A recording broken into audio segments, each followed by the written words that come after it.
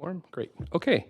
Thanks very much, everyone, for coming here this evening to this public hearing. I'll now call the public hearing to order. And clerk, can we have the roll call, please?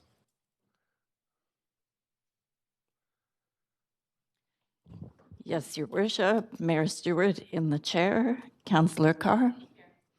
Councillor DeGenova is not in the chamber. Councillor Fry. Councillor Swanson. Councillor Hardwick. Councillor Wiebe. Councillor Boyle. Councillor Dominato is not in the chamber. Councillor Bly is on a leave of absence for civic business. Councillor Kirby-Yung. You have quorum. Thank you very much. First, I'd like to acknowledge we're on the traditional unceded territories of the Musqueam, Squamish, and Tsleil-Waututh people, and thank them for having care for this land for many centuries and are enjoying working with them as we move forward together building this great city. Also want to acknowledge the immense contributions of our fantastic staff here at the City of Vancouver, who do a wonderful job and impress us every day with their dedication. So we have a little procedural thing to deal with here first, which is a bit weird, but I'll go through it. In order to avoid procedural uncertainties which arose at previous public hearings due to loss of quorum while in committee of the whole, the city clerk has advised that while council is required under section 18.13 of the procedure bylaw to move a motion to go into the committee of the whole at a public hearing, it is not required to sit as a committee of the whole during the hearing. Therefore, it is their advice that the motion go into the committee of the whole be put to a vote and failed by council. So would someone like to move the motion, please? Councillor Kirby-Yung, seconded by Councillor Carr. Thanks very much. And all in favor? Okay. All opposed? Any opposed? There we are. Okay, it failed. Yippee. Okay, so before we begin, I have some announcements, just in terms of the procedures of the meeting. Speakers will have 5 minutes to make their comments and should limit their comments to the merits of the report being considered. Speakers should also state whether they are in support or opposed to the recommendations. Speakers may speak only once. Any additional comments can be submitted in writing to publichearing@vancouver.ca. That's publichearing@vancouver.ca.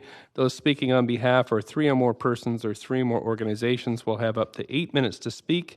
The person or representative of the organizations must also be present and identified and must not be speakers themselves. Finally, if council does not conclude hearing from all public speakers this evening, we will recess and reconvene the public hearing on Tuesday, September 17th at 6 p.m. here in council chambers. Just wanted to bring attention again to the speakers have 5 minutes. There was a story in the Globe and Mail by Kerry Gold, who erroneously reported that we were changing the procedures of these public hearings, and we're not. So it remains 5 minutes, and we'll do so. But I know a lot of people contacted us because of the poor quality of that reporting, and just wanted to say that the procedures are proceeding as they regularly do, as outlined in the Vancouver Charter. Great. Okay, so the first item we have is the text amendment of the 2019 annual rate adjustments to density bonus contributions, and the clerk will now read the applications. This is an application by the General Manager of Planning, Urban Design and Sustainability to amend the Zoning and Development Bylaw to implement 2019 inflationary rate adjustments for non-residential density bonus contributions. The inflationary rate adjustment to density bonus contributions are an annual process that allows the city to keep pace with annual changes in property values and construction costs and helps ensure the continued delivery of necessary growth-related amenities and infrastructure. Council has received no correspondence since referral to public hearing. Thank you very much. And we have Chris Clibben, the planner, Planning, Urban Design and Sustainability, here to present the application. And since we have no speakers, though, you might want to waive the presentation. It's up to you. Okay? Yep, we waive the presentation. Okay. We're going to make you bend over to say that into the mic. Great. You're going to waive the application. Thank you very much. Applicant team, there's no applicant team for... Oh, okay. And any questions from council? Could you put yourself on the queue?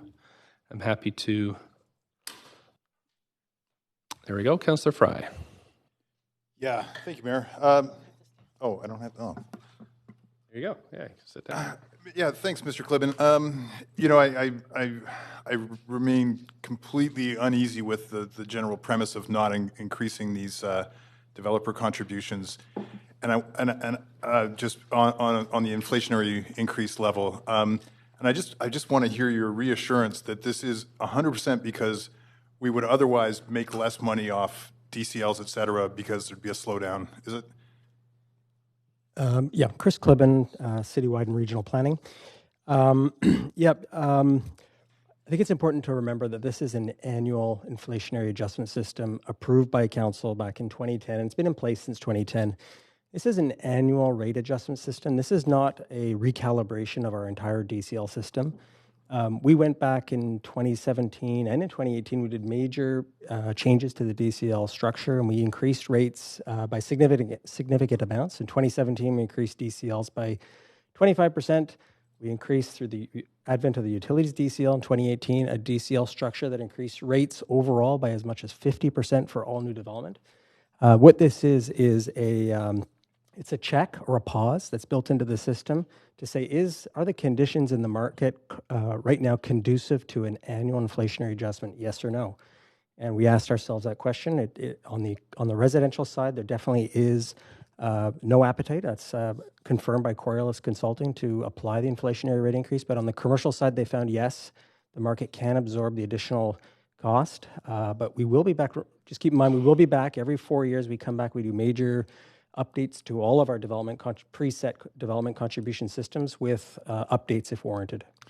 Okay, so, and further to that, as a bit of a follow-up, on the commercial side, I recall at a previous thing, we thought maybe we might even be leaving money on the table with some of the demand for new commercial build and the opportunity for public benefits to come out of that. Are we bound to just an inflationary increase through this process? I think I mentioned this the last time I came here in July on this topic as it related to DCLs and CACs. Our development cost system is already lifting heavily for commercial development. Our DCL system is the most expensive in Canada for commercial developers. We have a commercial linkage fee. I think what you were getting at is the commercial linkage fee. We did recommend, it was approved by council to do an inflationary adjustment on the commercial linkage fee. We are coming back to you later this year with our CAC policy update, where we will be reporting back on the appropriateness of that base rate on the commercial linkage fee. Okay, thank you. Great. Councillor Dijanova, up to 5 minutes, please. Thanks so much. I just had a question about the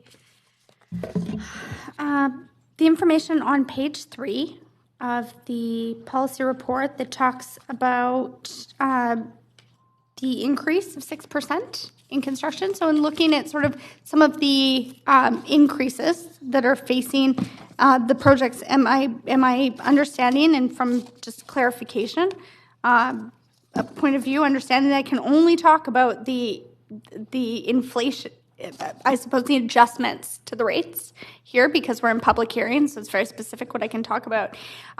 Do you consider the cost of construction and the increase of that in the rate that you recommend? Yeah, so the inflationary system, which is approved by council, is a blended system. So it takes the annual change in construction costs year over year, as well as the annual change in property costs. So that's using BC assessment data. It blends it together and recommends what the rate adjustment system is for all of our preset contributions, DCLs, CACs, and density bonusing contributions. So it is built into the system. Okay, and does it at all consider any strains projects maybe going through with financing at all?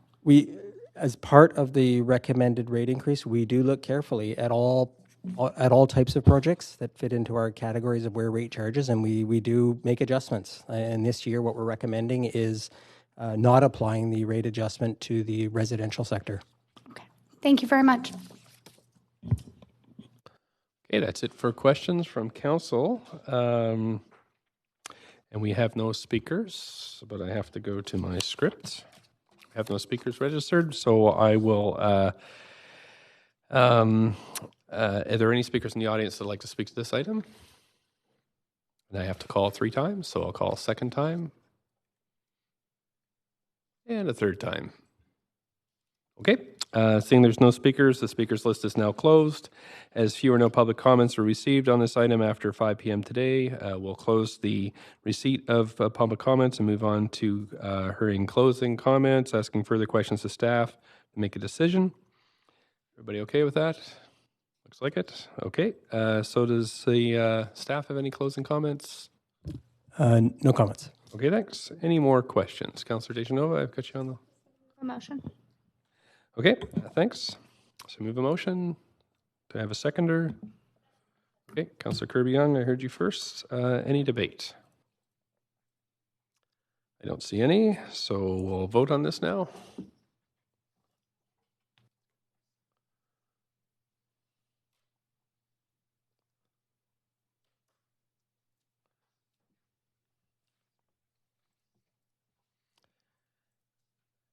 And Councillor Kirby-Young, just waiting for your vote. Thanks very much, and that's passed unanimously. Thank you. So we're going to move on to the second item, which is heritage designation on Trinity Street, and the clerk will now, once she's finished pushing buttons, will read the application. This is an application by the General Manager of Planning, Urban Design, and Sustainability to designate as protected heritage property the structure and exterior of the existing building at 2441 Trinity Street and to add it to the Vancouver Heritage Register in the B evaluation category.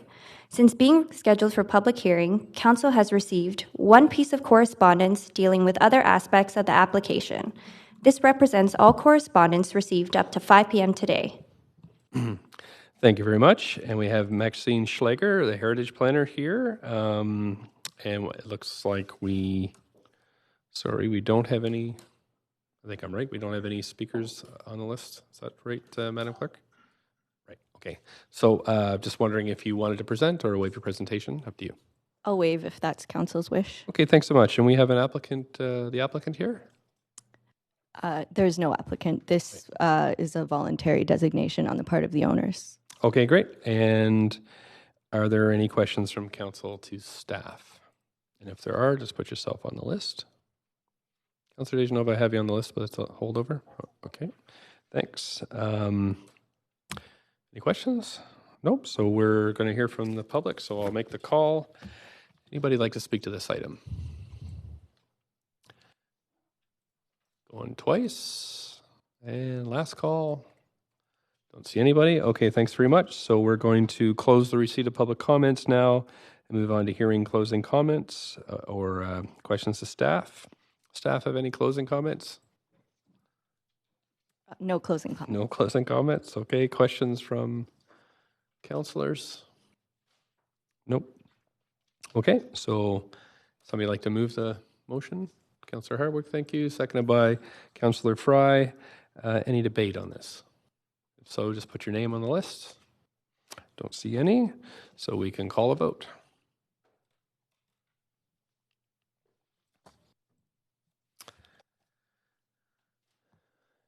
And just waiting for Councillor Wiebe.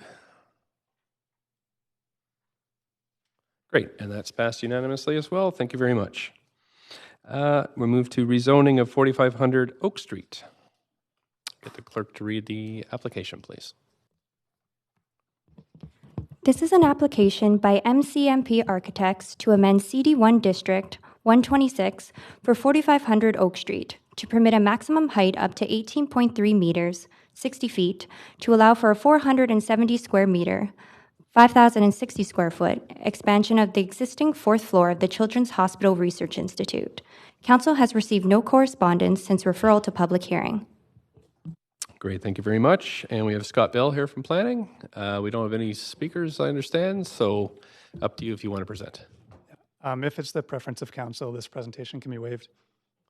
Okay, everybody okay with that? All right, thanks very much then. And do we have the applicant team here? Would you like to say anything? You're okay? All right, thanks. So are there any questions from council to staff or the applicant? Councillor Dejanova? No. Oh, okay. Sorry, I was going to move the motion. Okay, I just have to call I for, didn't mean to preempt you. that's okay. So I don't have any registered speakers, so I'm going to call 3 times for if there's anybody from the public who'd like to speak. So going once. If you are going to speak, just come up and say your name and whether or not you oppose or support the project. Going twice. Going 3 times. Thanks. So there's no public comments that received after 5. And now we're going to close the public comments and move to the closing comments or questions. So does the applicant have any closing comments? Nope. Okay. Staff? No comments. Okay, thanks. Any questions from council? Great. So somebody move the motion. Moved. Thank you. I think I saw Councillor Dejanova first, Councillor Boyle a second. And is there any debate on this? Okay, thank you. So we can move to the vote.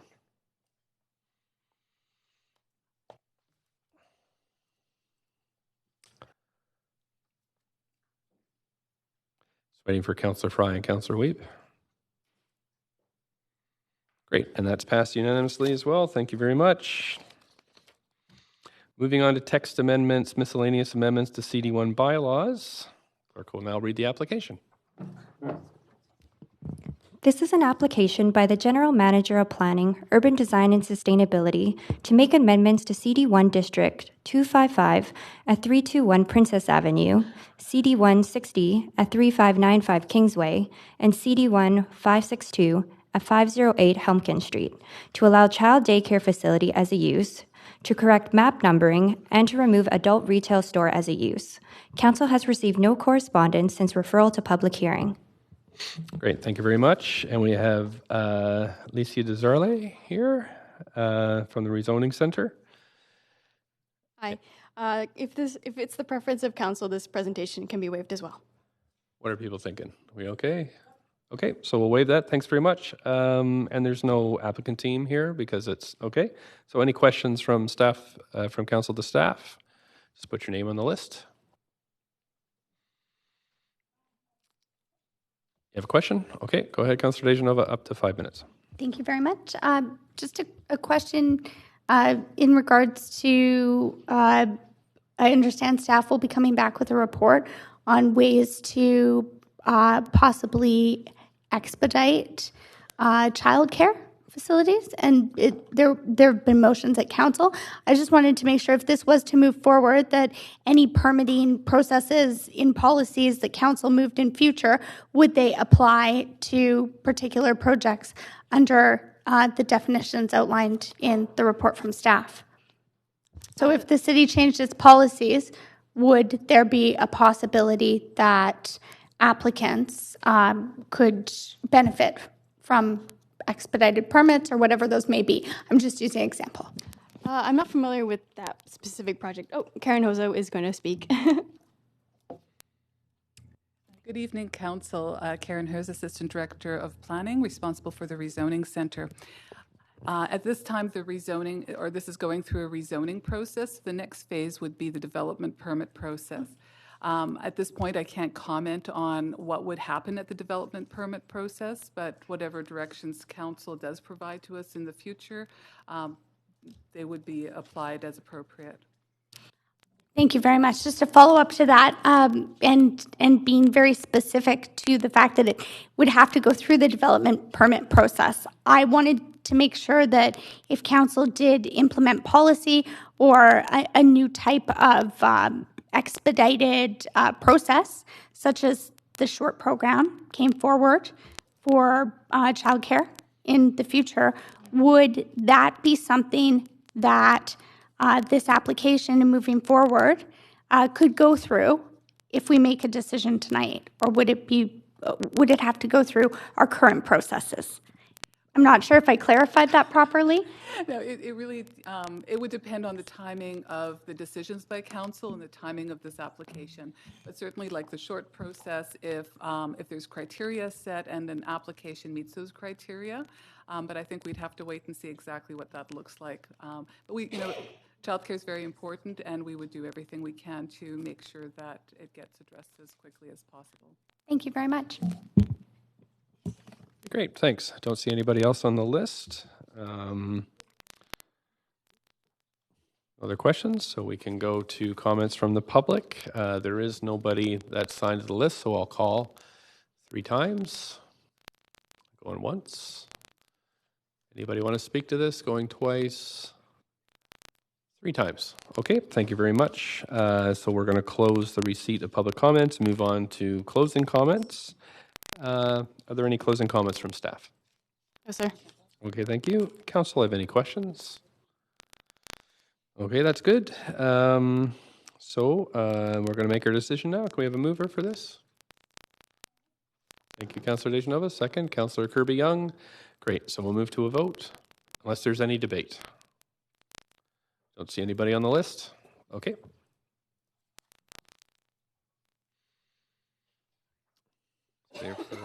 Councillor Wiebe. Perfect. That's passed unanimously. Thanks so much. Moving on to a heritage designation. That's item number 5 on 1517 Comox Street, the George residence.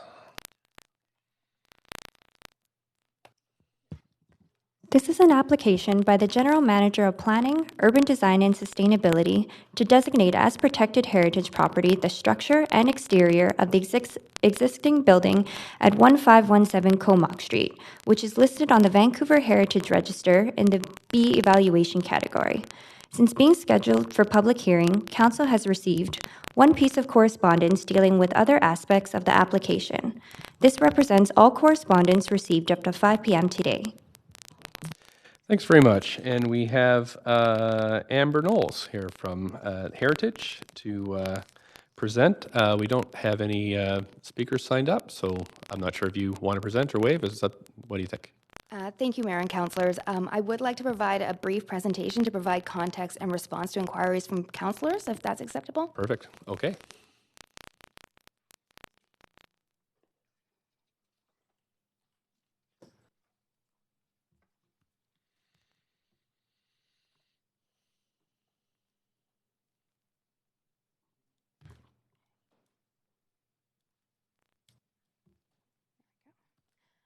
So this proposal is to designate 1517 Comox Street, the George residence, as protected heritage property. This is presented for public hearing today because the Vancouver Charter requires that a heritage designation bylaw, before it's adopted, Council must hold a public hearing on the proposed bylaw for the purpose of allowing affected parties and the general public to make representations respecting matters contained in the proposed bylaw. The bylaw before you this evening is to designate the structure and exterior of the building at 1517 Comox as protected heritage property under Section 593 of the Vancouver Charter. The heritage designation is a condition of a development permit application. The development permit application process has included the application, which was submitted in December 2017, proposing alterations to the Heritage House and to build 2 units of rental infill in the rear. The alterations to the Heritage House will include interior upgrades to ensure code compliance. The number of existing rental units on the site would increase from 6 to 7 and be secured with a housing agreement.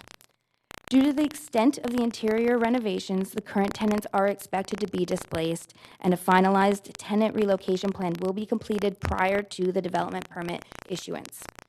This displacement is subject to the Residential Tenancy Act, which determines whether work is sufficient enough to warrant tenant displacement. There was a neighborhood notification of 737 addresses of this proposal. There were 44 responses, 43 opposed, and 1 in favor.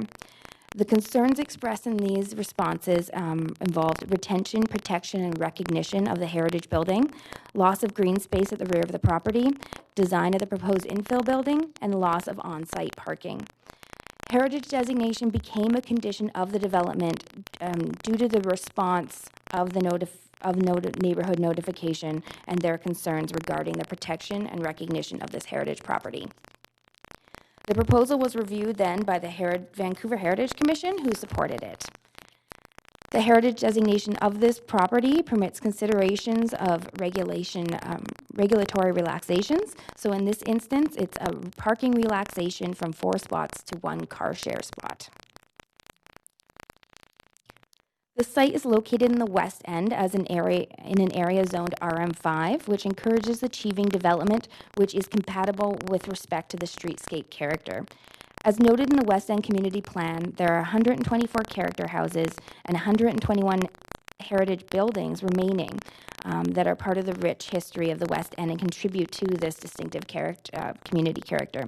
The plan seeks to protect these houses by allowing for new development to be built behind houses along the laneway while preserving the house and character of the area. The development proposal for 1517 Comac Street is consistent with the West End Community Plan, as it proposes retention and renovation of the heritage building and an infill building in the rear, which is permitted under RM5 district schedule.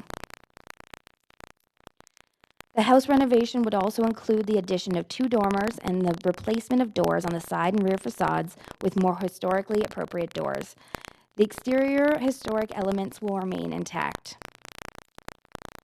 The George residence was built in 1907 by Thomas J. Lightheart and is reflective of the neighborhood evolution of the West End. The house is valued for its Edwardian-era details, including its bay windows, decorative wood finishes, and wooden windows with diamond-patterned multi-pane sashes. 1517 Comox is currently listed on the Vancouver Heritage Register as a B listing, and this proposal will protect the house with municipal heritage designation bylaw, and the exterior changes to the building would require a heritage alteration permit. It is recommended that Council approve the recommendations of this report and designate the exterior and structure of the George residence as protected heritage property. The applicant, architect Neil Robertson, the development planner, Susan Chang, the housing planner, Thor Coleman, and myself are available for questions. Thank you. Great, thank you very much. Councillor Carr, I have on the list for questions. Great, please go ahead, up to 5 minutes. Thank you. I really appreciate the fact that you gave that presentation. So I remember the concern that was raised by the public originally. But I note that now there were no comments negatively submitted to us about this. So what do you think has changed about the application? Is it the character home actual retention or the parking? What's changed that has created a kind of shift in the local public's antipathy towards now support? I would just say from my experience with having read through the notification responses and from the application currently, is the big change was that the original application didn't require heritage designation, and so many responses came back saying this is a treasured resource in the community. We'd like to see it protected. We'd like to see it recognized. A few people mentioned specifically having a plaque, which will be an outcome of designation as well. So that could potentially be a change in community response, but I couldn't speak directly for them. Okay, thank you. That's helpful. My second question has to do with the lane, and I remember concern about the lane. The lane is a very precious lane in that area. So, is the parking better there, or is the facade or the way the building is facing the lane? Is it improved in terms of the landscape? I do know that there were changes made to the infill building based as part of the process. I don't specifically know if was any changes based on its relationship to the lane. Okay, unfortunately. Okay, great. Well, thank you for your answers. Yeah. Great, thanks very much, Councillor Swanson. Up to 5 minutes, please. So you said that there was 6 rental units there now, and it's going to 7. Yes, so currently there are 4 units in the basement and 2 units in the main house. And then the 4 units in the basement are being reconfigured to 3 units. And then there'll be 2 rental units as part of the infill house in the rear. Do you know what the current rents are? I unfortunately do not. Our housing planner is here, Thor. So, Thor Coleman with Affordable Housing. I'll speak from here if it's okay. Councillor, I can speak to the rents on the 4 units. They are 572, 598, and 1,300 for the other 2. I don't yet have a tenant relocation plan for the 2 units upstairs, the full units, because that was a late addition to the application. But I have indicated to the applicant that I will be expecting that before development permit. If I could add to this, the previous 4 units at the lower level were housekeeping units. They were undersized and they were not, they cannot be supported today. They have shared bathrooms. So the application has reduced the 4 housekeeping units to more livable 3 units and upgraded the life safety code compliant upgrades as well. So do we have any idea, thank you, what the new rents will be? Councillor, typically an applicant will go to market rates at this point. That's what I would expect. What the market is at the time of this project's completion is sometimes difficult to determine, but presumably higher than what you're seeing, especially those lower rates that I just quoted you, would rise. Okay, thank you. Great, thank you. Councillor Daminato. Thank you, and thank you for the presentation. That was really helpful. I was just curious if in future the ownership were to change of the property, I would retain that municipal designation, the bylaw that's going into place or would go into place this evening. Is that correct? Yes, heritage designation is registered on title and continues with new owners. Okay, thank you. Great, thanks very much. I don't see any other questions from speakers, so move to public. I don't have anybody.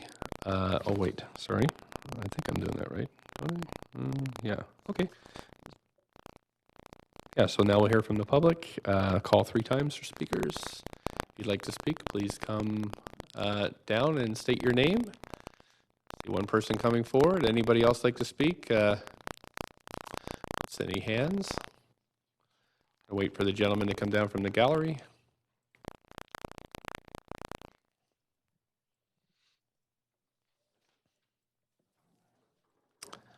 Great, welcome. If you just come up to the podium and you just state your name and whether you're in favor or in opposition and whatever reasons, and you have up to 5 minutes.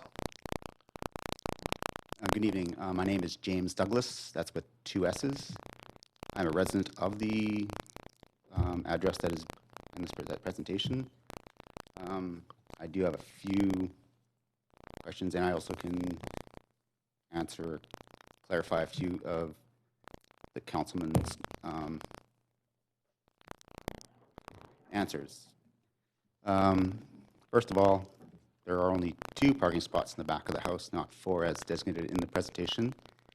There are 5 residents in the basement, not 4. There was a 5th one added in January of this year with no notification to anybody in the house. It was just done in the evenings. So, and for rent, I personally have been living there for more than 4 years. I was there before it was purchased by the new owners, and my rent is $598. The other 4 places on the basement are at $1,400, not $575 or whatever numbers that were given, and upstairs are a lot more than that. My concerns are basically, if this goes forward, will this house be, if there's any changes to the house, will they actually be done properly? Will there be permits? Will there actually be notification to the residents of this house? Or will it be continued kind of in the evening when disrupting our lifestyle? Okay, it's not really a question and answer session, so you're here to kind of make a statement, and so it can be, we'll take it in the form of a question, but if there's anything else that you'd like to say, you still have 3 minutes left to enlighten us. In regards to one other thing, the behind the house, I kind of oppose the laneway house due to the fact it's one of the last remaining refuge of a backyard in the West End, where at the end of the day, the residents in the house, we kind of use it as a place to get away from the city, you might say. So it's kind of nice, shady. It's kind of secluded. We enjoy our backspace. Thank you. Okay, thanks very much. I don't see any questions for you. Oh, I got Councillor Fry on there for you. Just hold on a sec. Councillor Fry, up to 5 minutes. Please go ahead. Yeah, thanks, Mr. Douglas with 2 S's. I just want to get a little clarification. Are you saying that there was like unpermitted renovations that had gone in and displaced earlier tenants and replaced them? Am I following you correctly? There's a space in the basement that was not used. Basically, it's an area that was basically used as a storage and a furnace area. And as of January this year, middle of the evening, some individuals who I'm sure the owners had offered came in. They cleared it out. They did some renovations, put a little kitchenette area there, put some cupboards and stuff in there, put a bed, cleaned it up into a residential suite, and then started renting it immediately. For $1,400? Or? That is correct. Okay. Okay. Just the one suite? They did that one, and they also, they also did the other suite, which they classified as number 6, when the individual there passed away over the holidays. So in the new year, they kind of went in there and cleaned up his place and did some renos in there. The extent of that, I don't know too much about, but the other one wasn't. No, I appreciate this because it's not in the text here, so I'm just going to quickly review that, and I appreciate you bringing it up. Thank you. Great, Councillor DeGenova, up to 5 minutes, please. Thank you. I have the option of asking questions of staff afterwards, but then I can't go back and ask questions of you. So I was hoping, and you don't have to answer my questions, but you've shared information that you have, and I was wondering if you would feel comfortable sharing with us how you have this information about the rents in the different suites, as well as the alterations and the renovations. I live down in one of those suites, and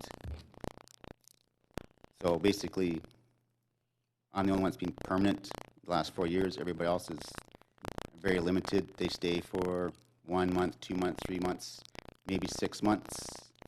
Some of the people I've got to meet in the hallway, and same bathrooms and same backyard. So, and due to talking, and well, I live there and I notice things and Thanks. Keep count of these things. Thank you for sharing that. Another question that I have, and maybe a follow-up question, is the renovations. Is there anything you can share with us about that? I know that, for instance, installing new kitchen cupboards or cabinets doesn't require a permit, but I mean, more extensive renovations could require a permit. So I'm trying to understand sort of your definition of renovations. It was just that there was the room when I moved in. It was basically just a square space where the previous owners kind of used it as both furnaces in there and the hot water tank, and the rest of the space was just as a storage space for whatever you wanted to put in there, and all that stuff was removed other than the hot water tank and the furnace. And then there was the walls were kind of redone, painted up. The one wall where they added cabinets, a kitchenette space, that was all added. That was all brand spanking new. That wasn't there before. So. Okay, so they added a kitchen. But when you said they changed a wall, was it painting or was it adding a wall? Sorry. Mostly just painting and probably fixing. All right, thanks very much. I'll be asking staff. It's good to know. But originally it wasn't a residential suite or micro suite. Okay, it was not a rental suite. Okay. But it had a kitchen, full kitchen? Not at the time until of January this year. Okay, in January of this year, it had a full kitchen. They put a little kitchenette area, basically a stovetop, a sink, everything So else. like a hot plate stove? No, an actual stove. Okay. That's the difference, I think. So I'll ask and staff kitchen some sink questions. and all the little bits and pieces. Just for Thank you. Thanks very much. Okay. Thanks, and there's no other questions for you. Thank you very much for coming in today. Anybody else like to speak to this? And one last time. Okay, so seeing that there's no public comments after 5, I'd like to close the receipt of public comments and then move on to closing comments and questions. And does the applicant have any closing comments?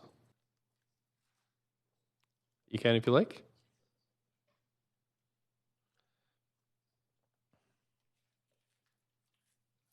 Good evening, Your Worship and Council. My name is Neil Robertson. I'm the architect for the project. I'm a little bit disturbed to hear that my client has put in what sounds like a non-permitted unit. As part of this, I want to make it clear to Council, though, that all we're talking about here tonight is a designation of this project. In terms of development permit and all those other items, that will be handled properly in due course. As part of this proposal, we are ensuring that these are all livable units. Part of the problem with those basement units is that they don't meet the threshold of what's considered a dwelling unit under the zoning and development bylaw. So part of our proposal and what we brought forward with the city staff was to make these all legal dwelling units with quantifiable horizontal angles of daylight, access to daylight, each with their own washrooms and everything that's required to qualify as a dwelling unit. So, as I said, I was quite disturbed to hear that my client or someone in his employ has done something non-permitted. But I assure Council that as part of this proposed development permit, we are intending to make all units up to code, up to the zoning development bylaw and living standards. Also, there was a question earlier from one of the counts. I apologize. Also, one of the councillors requested to know what the rents on the upper units are. I just did get a late email from my client responding to that because there was a question asked earlier. They rent for $3,100 and $3,300 respectively, and both tenants are as of late 2018 when they moved in. If I get any other questions from council, I'd be happy to answer them. Thanks.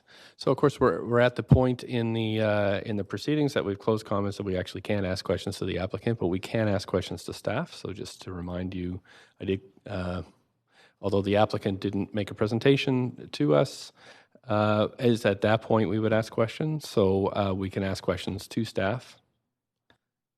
Can't ask questions to the applicant now after the comment section is closed. So,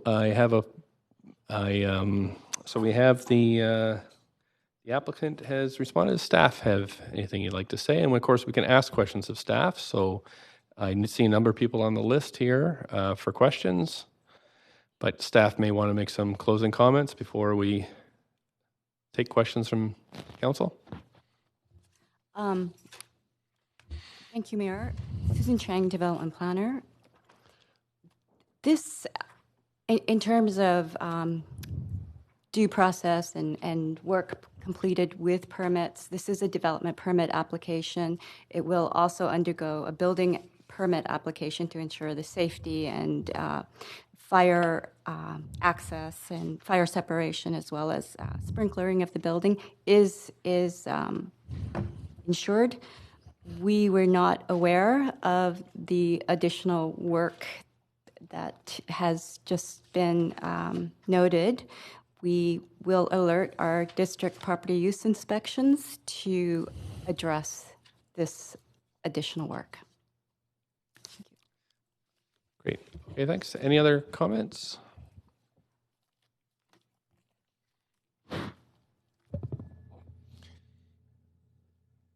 Madam Please go ahead. Mayor and There we Council. go. Thor Coleman, Housing Planner. A little bit of a surprise coming forward in this public hearing regarding the presence of a potential additional unit that may not be lawful. One thing I would like to stress to Council in your deliberations in this public hearing is, should you approve this project to move forward to designation and the project should get approval, the tenant relocation plan would require that a unit, even if it was unlawfully created, that tenant would be protected through the tenant relocation plan. I just want you to be aware of that in your deliberations. Okay. Thank you very much. Any other comments from staff? Oh, okay, so we'll turn to council now. I have a number of people on the list and just start going through. So Councillor Fry, up to 5 minutes, please. Just on that last point, then, with regard to tenant relocation policy for that allegedly illegal suite, that's only recently added, so it wouldn't really apply because it's only been less than a year, I understand from Mr. Douglas's testimony. So there would be no TRPP for that, correct? Correct. I just did realize this. While the policy would apply, that particular tenant would probably be ineligible if that unit has only been there since January of this year. Yeah. So I am concerned, and so clearly a kitchen added to a utility room that is not meeting our criteria, our current criteria for life safety, all that kind of thing. I'm safe to say, if the allegations are correct. I'm loath to make a determination on it on the floor here without having seen it. Sure. However, it doesn't sound like a lawful unit to me off the cuff. So procedurally then, if we were, I mean, I can appreciate the preservation of a heritage building. I know these houses, they're beautiful houses. Would love to see them preserved. I'd also like to see Mr. Douglas get a good relocation treatment and be well protected and having to move. If we give heritage designation at this point, can we add conditions that would follow through to an actual DP, or is this it here and now?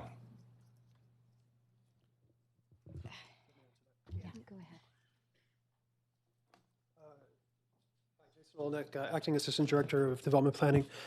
Just to outline process-wise, we're here for designation.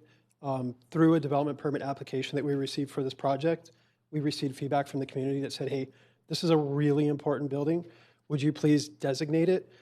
Designation requires council approval to add it as designation. So we could continue this process, but we want to get that designation. It's important for the city. It's important for us to move forward. To answer your question, can you add conditions?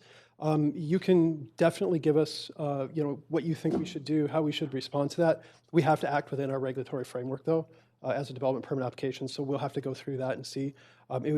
It'd be good for us to get your feedback, though. Okay, thank you. Thanks very much. Councillor DiGenova? Thanks very much. I have a question of staff, but it might also be a point of information. The point of information, first, if I may, Mr. Mayor, would be, I understand that we cannot ask questions of the applicant team.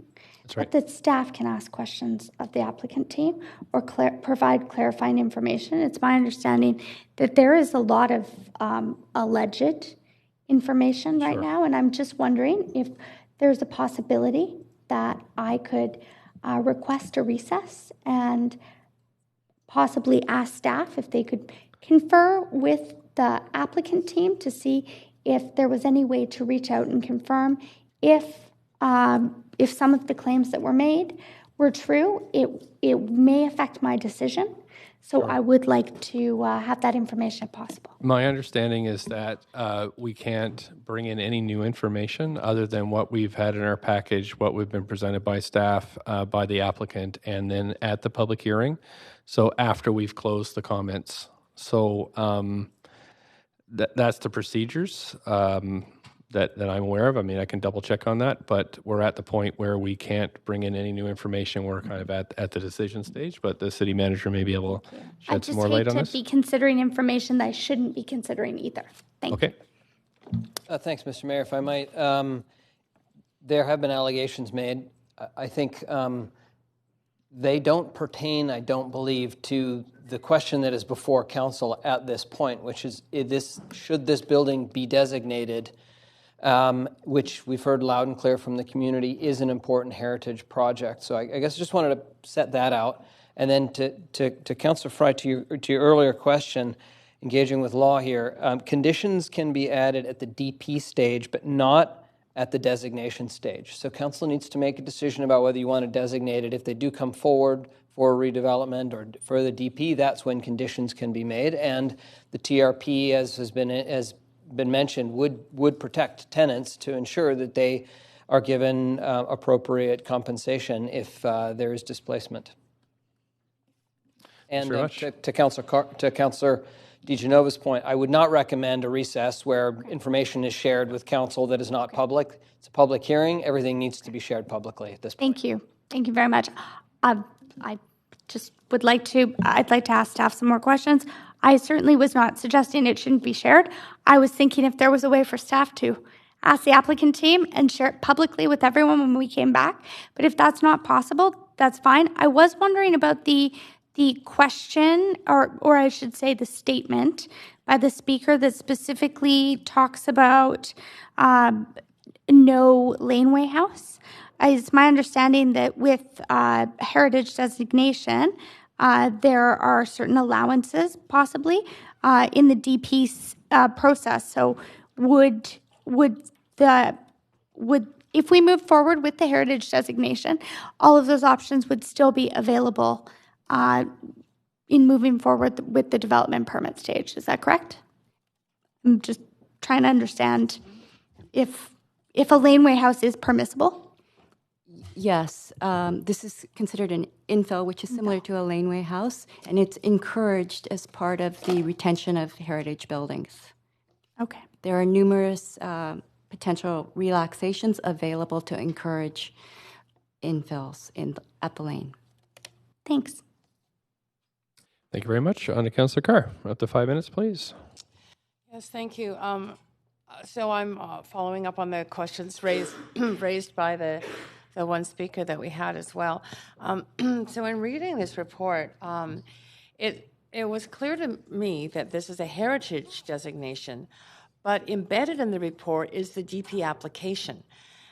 So I need clarification as to whether or not we, in approving this report, would be approving the proceeding forward with a development permit application, because it says in here that the development permit application, that it's going to convert, there would be an interior renovation of the heritage building.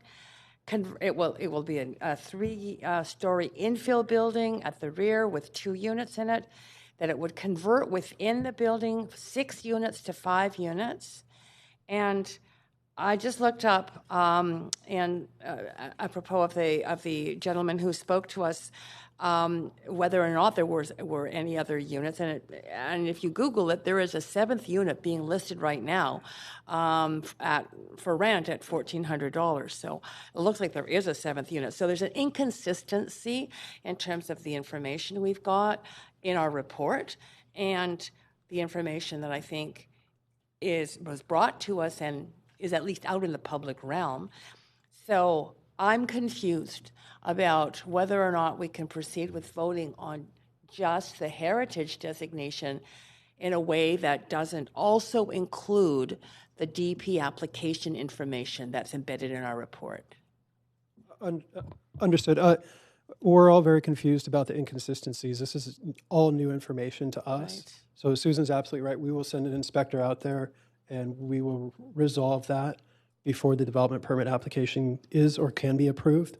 The condition, one of the conditions we've added to the development permit application is the designation in response to the neighborhood and community input. So the application as it stands right now will not get approved without designation, but the application could, in theory, stand on its own without designation. But we're not going down that route at the moment, and the applicant has agreed, in a sense, to volunteer the designation. That allows him a bunch of different types of relaxations. In this case, we've considered parking as a relaxation through heritage designation. However, there's other avenues to get to that.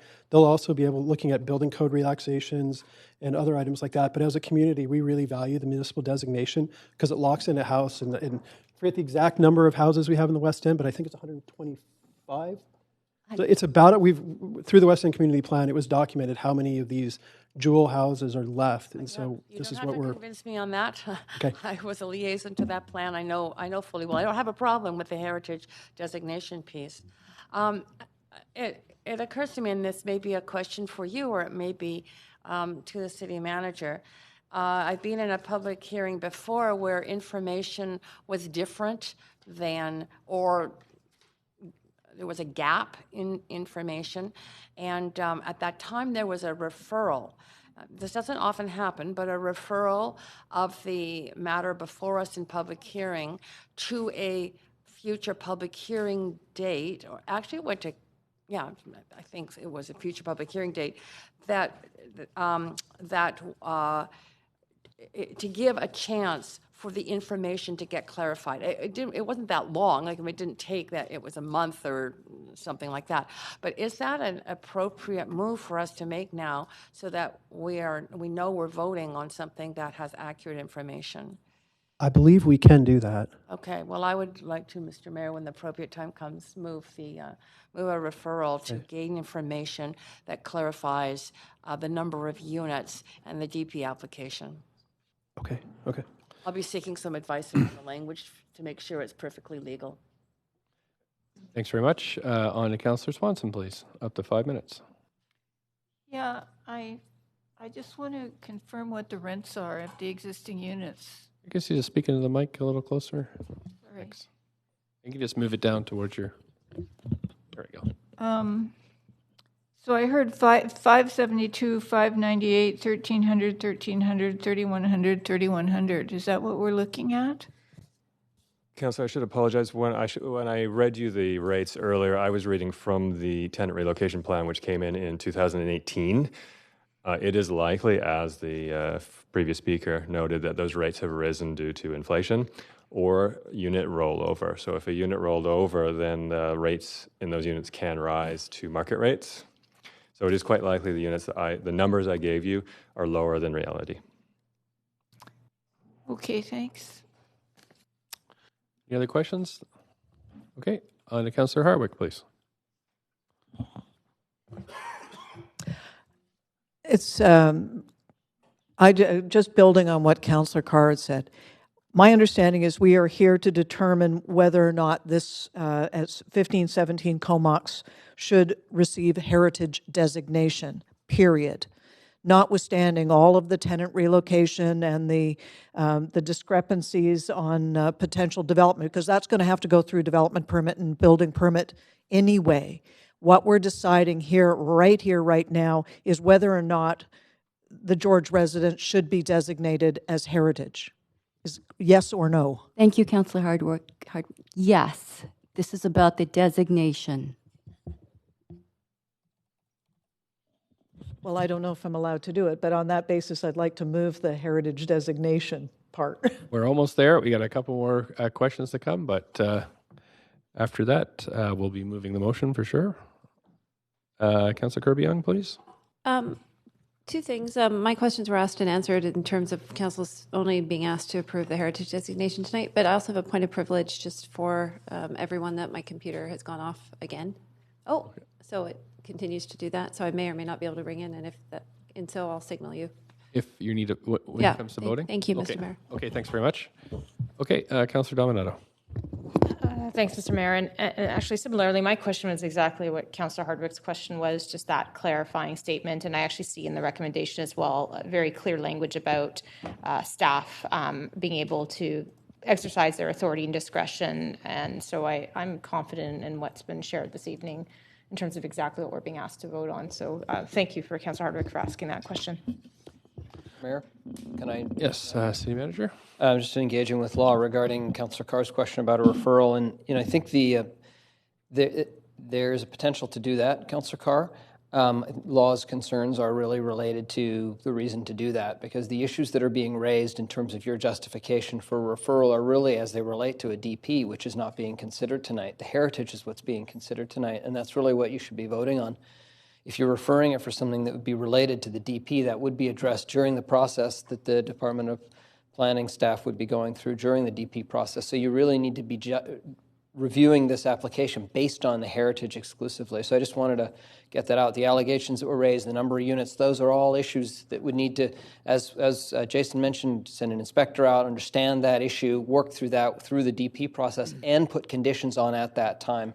This time, tonight, what's being reviewed, what's been consulted with the community, those are issues related to the heritage. And so I just wanted to kind of outline for you law's concerns with referring this back for reasons that aren't related to the heritage designation piece for tonight. Thank you. Thanks. Councillor Carr on the list for questions to staff with about a minute left. Yes, okay. So I understand the heritage. I mean, I fully support, as I say, well, when it gets time to vote. I know the community really wants the heritage designation. But again, I'm concerned about the details there. Is it possible, the recommendations are A and B. A is heritage designation. B are the conditions.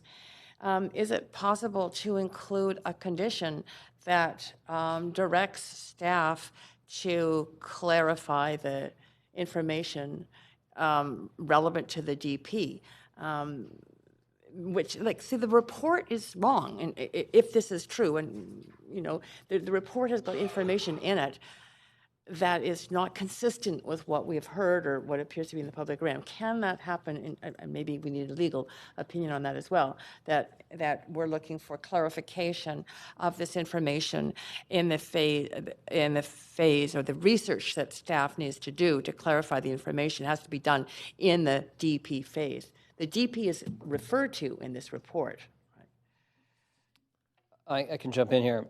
Again, I think the DP process will be undertaken, and staff will be working through with the applicant the issues that were raised tonight. That isn't the topic that you're voting on tonight, though. So the issues that are being raised will be worked through. What you're saying is what's going to happen next in this part of the process. The heritage designation is one of the conditions in the DP process that will be undertaken following this. And all of the issues that have been raised, rents, TRP, number of units, accessibility of those units, all of those issues would be resolved during that DP process. Okay. And how does the public have access to the resolution of those issues through the DP process? Sorry, we're way past the 5 minutes for the questions. So I guess I can put you back on the list, but we'll move on to Councillor Dejanova now for 5 minutes. Thank you.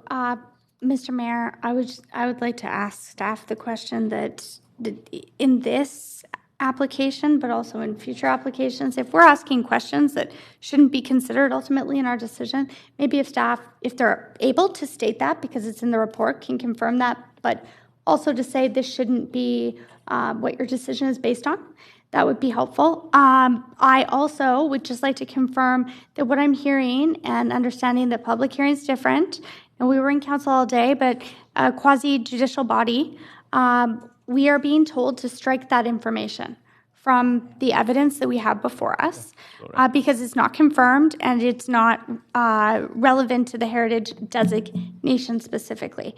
So yeah, could I just receive confirmation on that? Sure. Maybe the city manager would like to, it's along the same lines as Councillor Carr's questions. I was not saying you need to strike the information you heard. This is a public hearing. You're here to hear from the public. There were allegations that were made that we cannot verify. Staff need to investigate them. Based on what I heard, those allegations don't relate to whether this should be designated as a heritage or not. That's what I'm asking. You heard them, and you're hearing information. But does it change whether this should be designated as heritage or not? I think is the question that you need to be asking. That's what I was asking. So to not designate something as heritage for a reason such as that would not be something staff would recommend. We have to look at the heritage separately. I would recommend that staff investigate the allegations that were made today, integrate the findings from that into the DP process. The public can engage in the DP process if it goes through to the DP board the way that they do with other DP applications. Okay, and so sorry, Mr. Johnston, before you sit down, will the recommendations need to be amended to include that, or can council take comfort in the fact that staff will do that at this point now with the recommendations we have before us? Staff will do that. Okay. Going forward, as you've heard from Thank you. The PDS staff, that's definitely something we'll be undertaking, and I don't believe you need to make a change to the report as it stands before you in order for that to happen. And perhaps that investigation, we could, get it back to council before we have the DP process, just to confirm or, what we're hearing here, whether it's true or not, after this. if the designation is approved today, it will go through the DP process through the department, the director of planning. It will not come back to council. However, we could loop you back to tell you what we find in that investigation, if that would be of interest, which I'm hearing it is, and we can certainly send you a memo to let you know about that findings. Okay. That's okay. Thank you. Councillor Those Jason, were my anything else? questions. Okay, thanks. Councillor Fry. Yeah, thank you, Mayor. So, Ms. Chang, I guess as I read through the page 2 in the council authority, which talks about sections 5, 93, and 94 of the charter, which I don't think we dispute. It's an old building. Let's protect it. I think at issue, at least for me, is section 595 of the charter, which talks about compensation for a heritage designation, and specifically under 595A, transfer of increased density as compensation for a heritage designation, which is, of course, the infill house that would be proposed. So I'm wondering if, and maybe through the city manager to legal, can we apply a condition to the 595 designation within this? So we're okay with 593, 94. Yes, it's an old building. Yes, we want to protect it. The 595 might be a conditional further. The FSR complied with the RM5 regulations. The compensation in this particular case was the parking relaxation. Oh, interesting. Okay. Regardless, can that 595 be a conditional? I don't think that section of the charter was required for this permit, for this application. It is mentioned in the council authority on page 2. Right. Sorry, Amber Knowles, Heritage Planner. That's just meant to be the basic information of what's required in the Vancouver Charter and why it comes to public hearing. So when a property is designated as heritage property, according to section 595, there does need to be compensation for that designation unless the applicant waives it. So in this case, the applicant is willing to waive any sort of financial compensation to have that parking relaxation in lieu of that for heritage designation. So there's no increased density? No increased density. Finish, Councillor Fry? Yes, thanks. Okay, great, thanks. Councillor Swanson. So still kind of struggling with this. If the heritage goes ahead, that will enable the DP. But what if we don't like the DP? Like, I'm really worried about losing 2 units at 600 and 2 more units at 1300, which are pretty, even though they may not be up to snuff, they're better than the street, which seems to be the alternative for too many people lately. So I just perhaps I can clarify, Councillor Swanson. So this is a quasi-judicial hearing where we're slated to talk about the item in front of us, which is the heritage designation. The development permits are decided by staff and they don't come to council, and that's how that's been decided. So we're not supposed to weigh in on the development permit side of things during this hearing, and that's a kind of a legal constraint on us. But you know, however you judge this heritage designation, of course, is up to you. But I just wanted to make sure that we're all clear on this. And this is kind of we're all a bit thrown for a loop because of the new information that may or may not be true. But just wanted to, hopefully that helps. Okay. Do you have any other questions for? Okay, thanks very much. Councillor Carr? Yes. I hate to be a persistent thorn on this one, but I'm reading page 4 of, I think it's 4 of the report, and this is the language that concerns me, and that is in the middle of that page. The General Manager of Planning, Urban Design and Sustainability has considered the intent of the RM5 district schedule, the results of neighborhood notification, the condition of the heritage building, and the proposed relaxations, and is prepared to issue the development permit, subject to council approval of the recommendations of this report.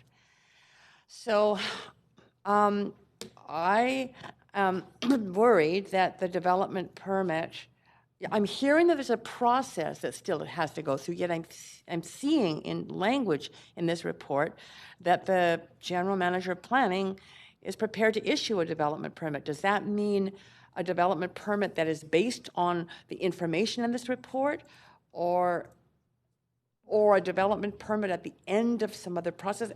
It's so clear to me that this would just go to the development permit, and I'm concerned that that development permit process has to include a review of, based on the information that's received today. So, I mean, I would just be more comfortable with a recommendation in B that says that the general manager review the details of the development permit before its issuance. Something like that would give me a lot of comfort. If it's not legal to do that, you have to tell me. Yeah, just before the city manager, I've got a point of information from Councillor DeGenova. I'm sorry, maybe I didn't understand. I understood that the city manager said that, in fact, that would be done and that the council would receive a memo. We don't. Perhaps we can. Yeah, I just understood that to be done. That would be great. Thanks. Thanks. Go ahead, city manager. Thank you. That's the work that needs to happen next, is to process the DP permit. That's doesn't come out of tonight and get a DP issued tomorrow. This is the work that is before the team if this designation goes through.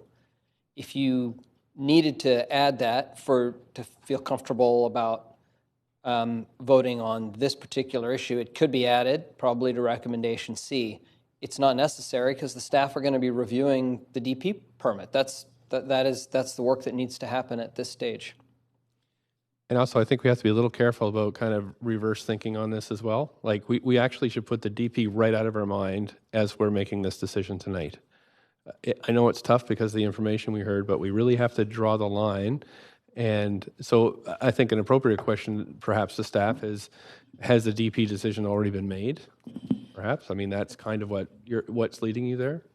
And maybe I can just say, you can include a recommendation or an amendment to this in recommendation C, and I'm just trying to answer your question, to assure yourself that the DP will be processed with the new information, or that it will be investigated. That's something you can add. You can add to it. But as the mayor has said, that's not the elements of the DP are not what's being considered tonight. And in fact, we're legally not really allowed to consider them. It's hard to get. I mean, we've been in council all day. I feel the same way you do. But did you have any other questions for staff? No. I'm just wrestling with this one. Okay. Thanks very much. On to Councillor Hardwick. I just wanted to say, having served on the DP board for a number of years, I can assure you that there is a detailed and rigorous process that goes around the development permit. And I just want to emphasize again, and correct me if I'm wrong, everything I've heard here, what we're supposed to be doing today is approving a heritage designation of a 112-year-old house that has significance. And what I am I'm seeing nodding heads here, that is what is at issue here, and the rest will go through its regular process. And I rather think, based on everything we've heard today, it's going to get a microscope on every last detail of this moving forward. Is that accurate? Nodding heads. Thank you.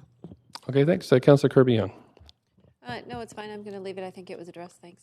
Okay, thanks. So I don't see any more questions to staff. So we're on to making the decision. So somebody want to move? Councillor Hardwick, yes. Councillor Kirby-Yung seconded.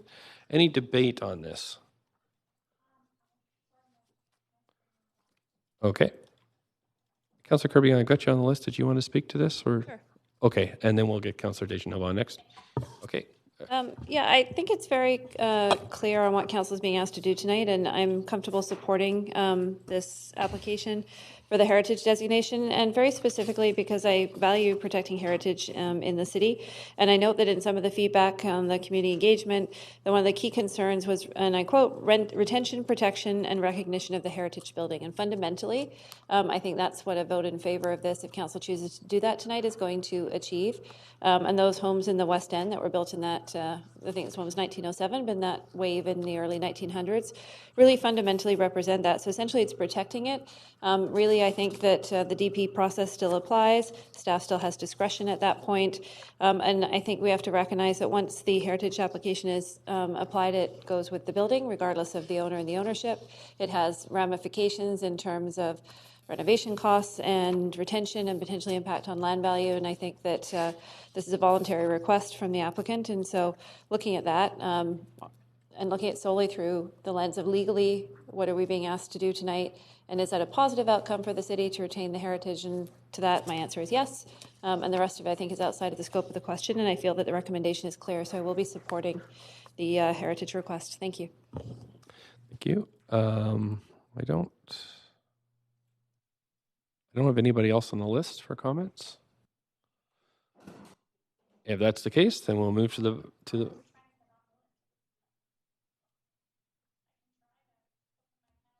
Okay. I put you on there. Yep. Okay. So go ahead, up to 5 minutes. I also wanted to say that considering the clarification from staff as to what we are to be considering here tonight, I too will be supporting this based on the what we are to be looking at, which is the heritage designation. I also have confidence in the DP board and comfort knowing that it's been said here tonight, just as something was said and now is a part of public record, as was stated by another councillor earlier. So looking forward to hearing back for our information only. But just curious as to how that goes. I don't feel that the recommendations need to be altered at all to achieve that. But again, I think that to points mentioned before, this is about heritage designation. We also have to remember that this is something that the owner is applying for themselves. And if we want to encourage more people to come forward and apply for heritage designations in our city, then I think we have to look at them separately than possibly other issues that we're hearing about. That's what I'm being told, so I will be supporting this. Thanks very much. On to Councillor Carr. Yes, thank you. I have no problem supporting the heritage designation. I mean, I've been involved for many years as a liaison, a councillor liaison to the West End, involved in the West End plan, involved in discussions with people in the Mole Hill area and the incredible importance of heritage buildings within the West End and within the city at large. So the designation is not at all a concern of mine. I am, though, only reluctant. I mean, I'm very happily supporting the designation. I'm reluctantly supporting the motion and the recommendations as a whole, only because of the language in the report, as I've stated a number of times, that talk about the Director of Planning being prepared to issue the development permit. I think that language, first of all, I'm comforted somewhat by the fact that we're going to get a report back. I think that's very important. I've heard staff commit to taking the information that was revealed by the public input at this public hearing forward into the development permit process. I would hope that in future reports, the language that's embedded in the reports where there's heritage designation coupled with a development permit process, which is rare, it's not happened very many times in the years I've been on council, but that language around the general manager of planning being prepared to issue the development permit, subject to just the recommendations of the report, is, in my mind, awkward language because it doesn't seem to leave room for the process of the development permit development itself. So I just would hope that in the future would be clarified so that it's clear to all councillors that the process is still underway for the development permit. It's not a fait accompli with language like that. So based on sort of those comments, as I say, I will be supporting, and it's great to see another building that is a beautiful and really wonderful addition to be retained within our landscape in the future will be protected. Great, thanks very much. And I have more speakers on the list, so we'll move to the vote.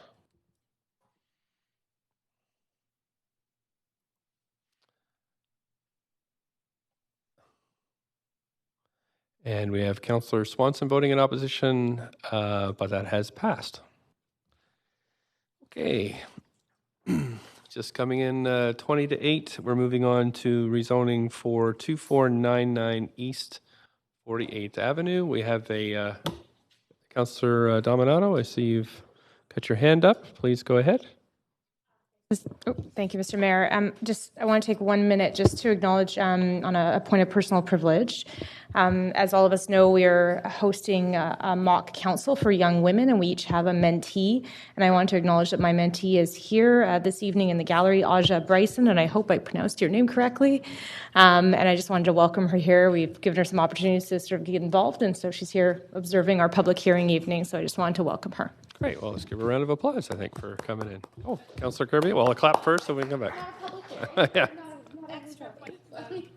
Go ahead, Councillor Kirby-Young. Thank you. I have a point of privilege as well, but I didn't think we could do this during public hearings because my mentee is also up there, Catalina De Castro. Right, so we're just switching up, so that's fine. I wouldn't want to miss her. So if we are permitted to do that, then I wanted to make sure she was recognized as well. Thanks. Great. And sorry, her name?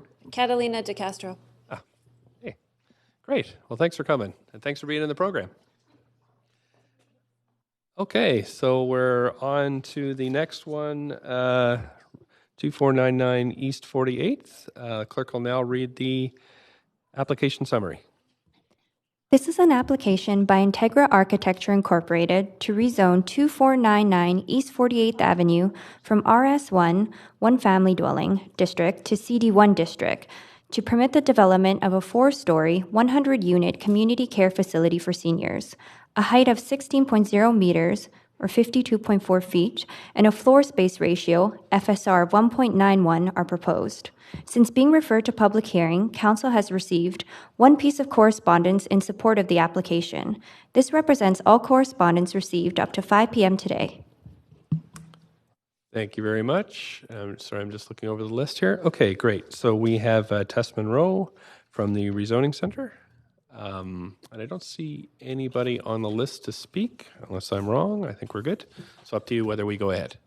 As there are no speakers, we're willing to waive the presentation, but staff and the applicant team are here to answer any questions. Great. Okay, thank you very much. So the applicant team, would you like to speak to this at all? Oh, sorry. No, okay. Okay, thanks for putting your hand up. Great. So are there any questions? And this is the point we can ask questions to the staff or applicant. Does anybody have any questions on this one? I don't see anybody on the list. So I'll move to public, call 3 times because we've, it's 3 times, going once. Somebody like to speak to this rezoning application? Going twice. Anybody want to speak to 2499 East 48th Avenue? I don't see any hands. So seeing there are no speakers, the speakers list is now closed. And we haven't received any comments past 5 p.m., so we're going to move on to hear closing comments, ask questions, etc. Does the applicant have any closing comments? Nope. Okay, thank you. Staff, have any closing comments? Nope, no closing comments. Any questions from council? Just put your name on the list. I don't see any. Okay. So now we'll need somebody to move a motion. Thank you, Councillor Wiebe. Seconded by Councillor Dominato. Is there any debate? Don't see any. Okay, so we can move to the vote on this one.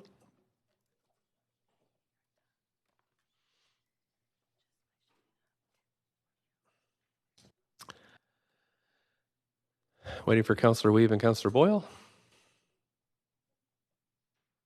Councillor Wiebe, I need to... You even moved it. There you go. Okay, that's unanimous. Good, thank you very much. Good, so we're moving on to the second last one of the evening, rezoning for 485 West 35th Avenue. And the clerk perhaps will read it out.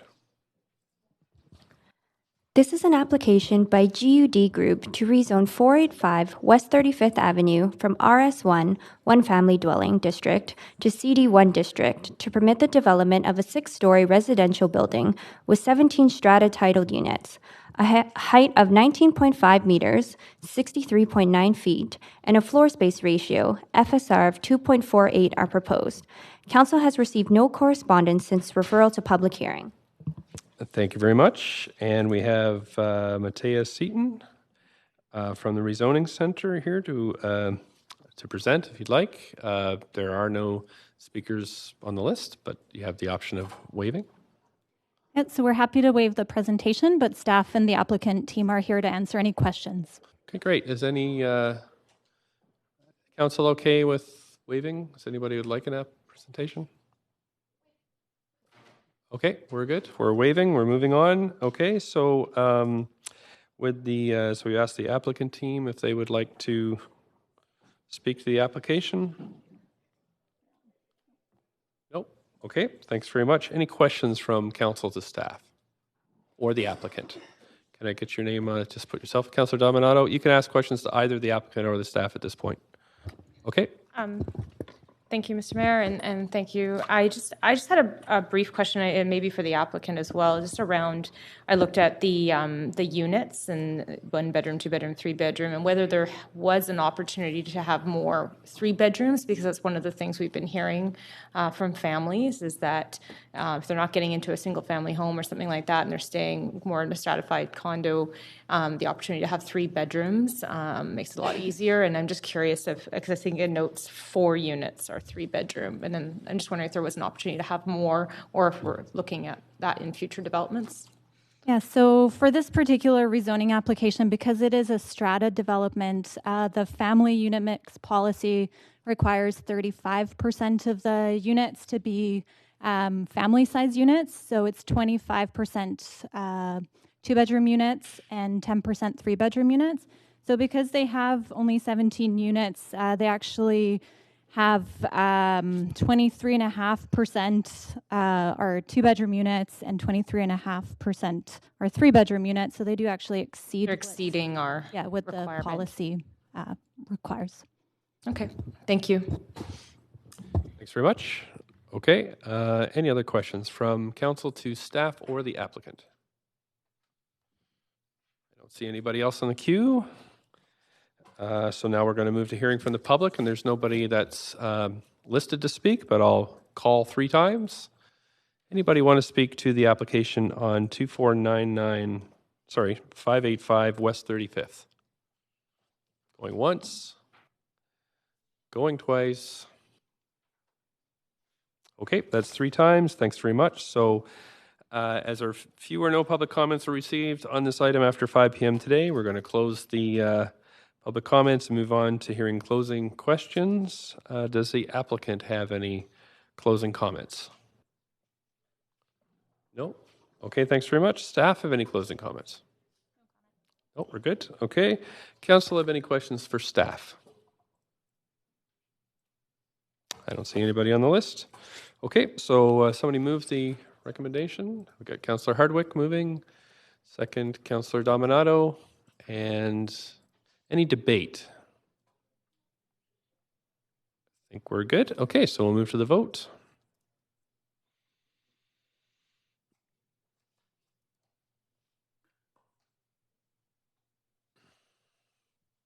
Just waiting for Councillor Swanson and Councillor Kirby-Young. Hey, that's unanimous. Okay, so that's passed. Thank you very much, everybody. And now we're moving on to number 8, which is the rezoning at 8656 Oak Street. Clerk will now, there we go, can read the application. This is an application by W.T. Leung Architects Incorporated to rezone 8636 to 8656 Oak Street from RM3A Multiple Dwelling District to CD1 District to permit the development of 2 6-story residential buildings with 91 rental housing units, a height of 19.8 meters, 65 feet, and an FSR of 2.50 are proposed. Since being referred to public hearing, Council has received 1 piece of correspondence in support and 46 pieces of correspondence in opposition to the application. This represents all correspondence received up to 5 p.m. today. Great, thank you very much for that. Okay, so we have Scott Erdman here from the Rezoning Center to present. And we do have a lot of speakers, so perhaps we'll move ahead with the presentation. Yes, great, okay.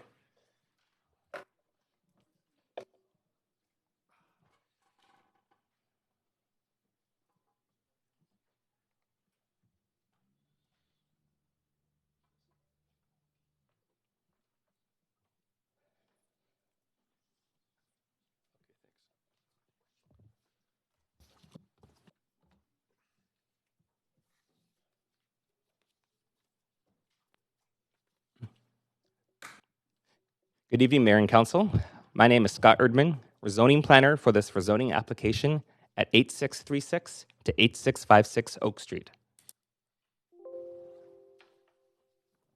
The site is located in Marpole on the east side of Oak Street, mid-block between West 70th and 71st Avenues. The site and surrounding area are zoned RM3A, and it is developed with low-rise rental apartment buildings. Eburn Park is just to the south. Oak Street has frequent transit service with the number 17 bus, and the Canada Line's Marine Drive station is about a 15-minute walk to the east. The site is currently developed with 2 rental apartment buildings. One is 3 stories and built in 1954, and the other is 4 stories and built in 1969. Together, they have a total of 43 rental units. The applicant is proposing to rezone under the Marpole Community Plan to construct 2 6-story rental apartment buildings with 91 units in total. 36% of these units are 2- and 3-bedroom units, meeting the family room housing mix policy requirements. A density of 2.50 FSR and a height of 65 feet are proposed. Again, this application is being considered under the Marpole Community Plan. Marpole is a neighborhood on the south side of Vancouver, located on the north arm of the Fraser River. In April 2014, following 24 months of detailed planning work, Council approved the Marpole Community Plan. Minor amendments were later approved in 2017. The intent of the plan is to guide and enable positive change in Marpole over 30 years from when the plan was approved, and it provides direction on many aspects of the community, including land use, built form, housing, and community well-being. During the public engagement process for the Marpole Plan, over 7,800 participants were involved, and 115 public events and meetings were held. Staff made use of social media, radio interviews, community-wide mailouts, and other methods to reach and engage with community members.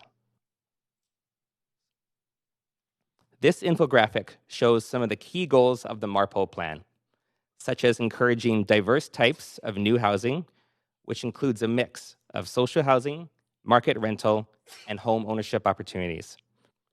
Future growth was planned for strategic areas close to transit, shops and services, and other amenities. The Marpole Plan offers direction to provide a diversity of housing options with a range of affordability in the neighborhood, as seen here on the map. Marpole contains a significant amount of affordable rental housing in the area south of West 70th Avenue, and the plan seeks to find a balance between preservation of this important source of affordable housing and the need for growth and renewal of this stock. This balance is sought by encouraging the retention of existing rental buildings, as seen in the purple-colored areas labeled as A on the map, while also allowing for renewal and expansion of new rental housing, as seen in the maroon-colored areas labeled as B on the map. The opportunities for considering renewal and expansion are limited to locations on West 70th Avenue and portions of Oak Street, Granville Street, and Southwest Marine Drive. This site is located within the Oak sub-area of Marpole, and here the plan allows for renewal of 100% rental housing at a monitored pace. At this location, the plan allows for consideration of height up to 6 stories and a density up to 2.5 FSR.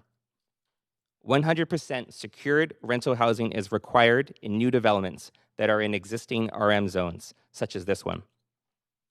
The rezoning opportunities in this sub-area are limited to sites fronting arterials, as noted in orange on the map. In all cases where there are existing tenants, a tenant relocation plan is required.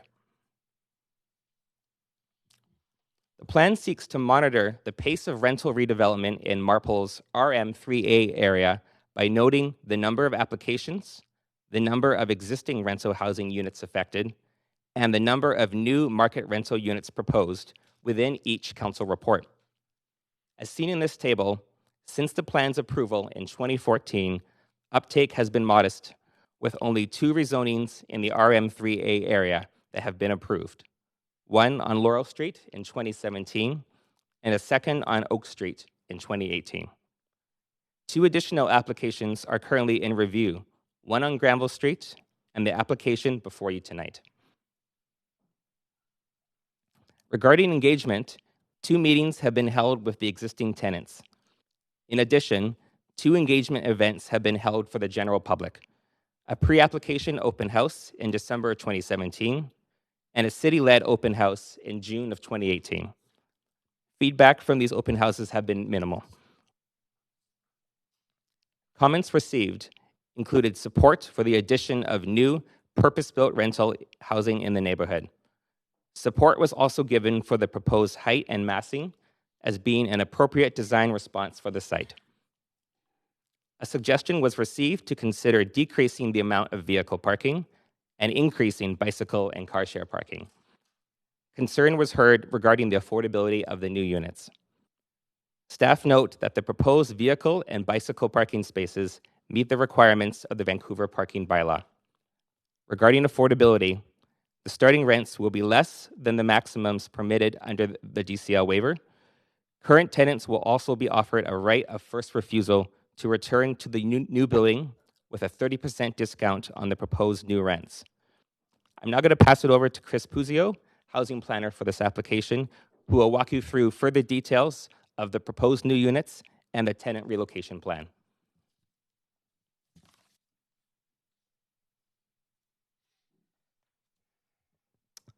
Thank you, Mayor and Council. My name is Chris Puzio, and I am the housing planner assigned to this rezoning application. I am also joined by Senior Housing Planner Allison Dunnett. We will be here to answer any questions you may have. I will briefly go over the housing components of this rezoning proposal, as well as highlight the applicant's proposed tenant relocation plan. This rezoning application is proposing 91 secured market rental units, which would result in a net gain of 48 units on the subject sites. With 33 2- and 3-bedroom units, the applicant meets the 35% required unit mix under the family room housing mix policy. As proposed, this rezoning application meets the eligibility criteria for a DCL waiver. As you can see, in the proposed average rents are coming in below a DCL maximum average unit rents for Vancouver's west side. Corresponding household incomes to which the proposed average rents are affordable to are also highlighted in the table's last column.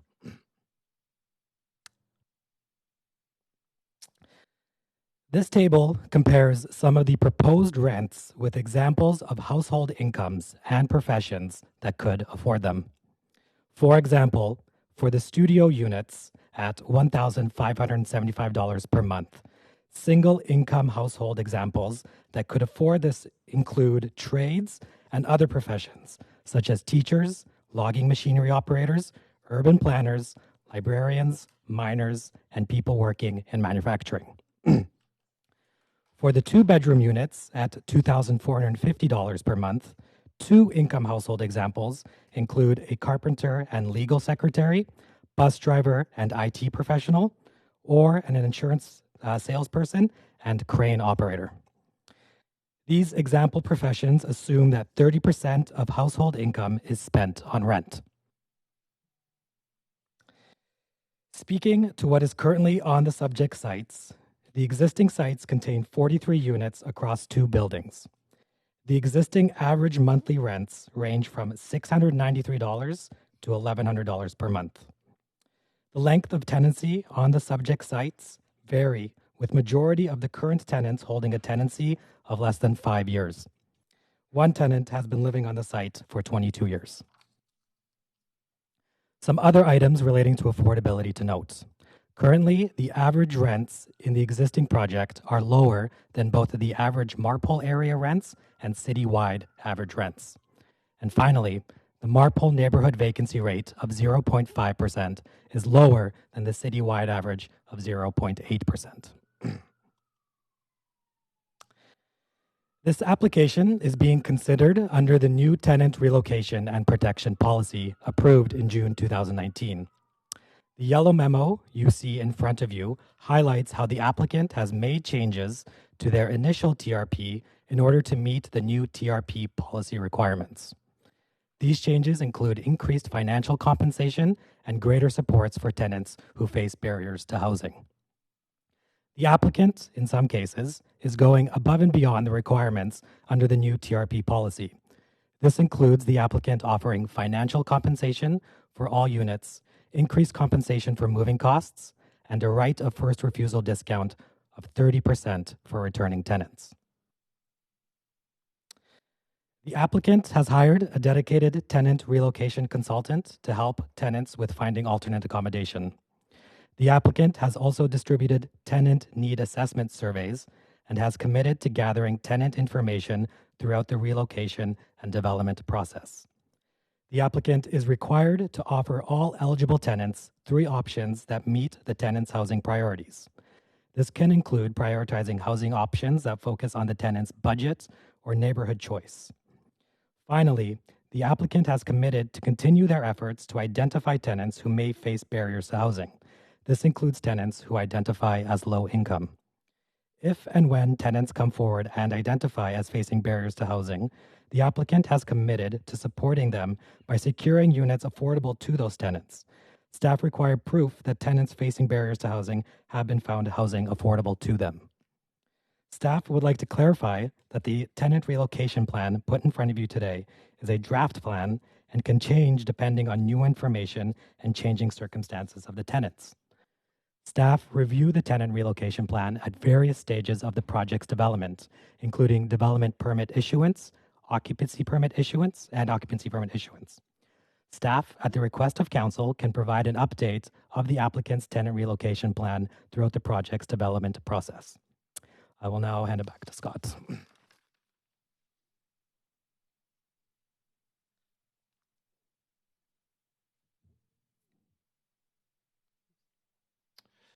At the time of referral, 2 questions were received from council, and so the following slides will now address these questions. The first question was regarding the condition of the existing buildings on site and if retention or retrofits were considered. Staff note that the site is located in one of the strategic locations where renewal and replacement of existing rental housing is anticipated in the Marpole plan.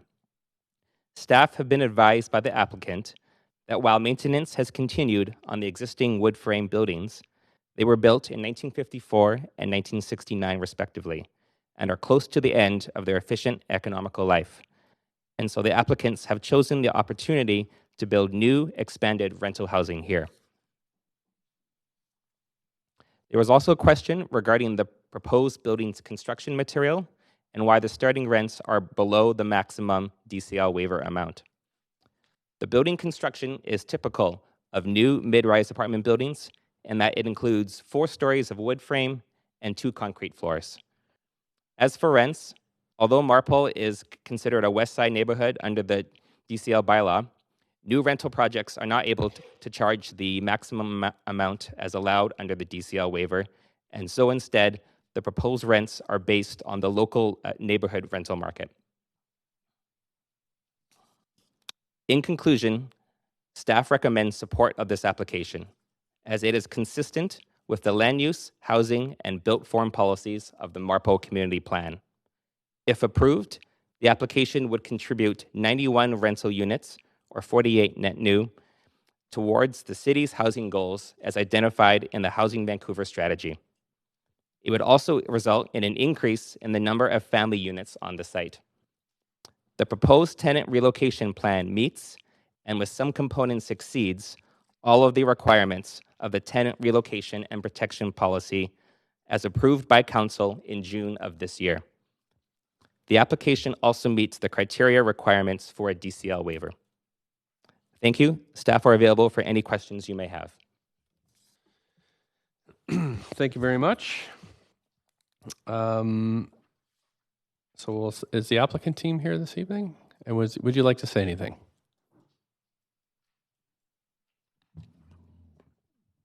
Thank you. Good evening, Mayor and Council. My name is Wing Leung. I'm the architect making the application that is before you this evening on behalf of our clients.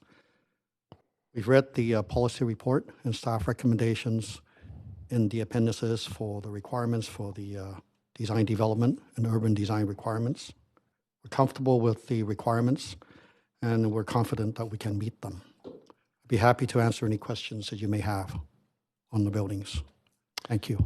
Thank you very much. And so we're at the point again in the hearing where Council asks questions to staff and the applicant. And this is the only time you can ask questions directly to the applicant. So if you want to, please go ahead. I have Councillor Swanson up to 5 minutes, please.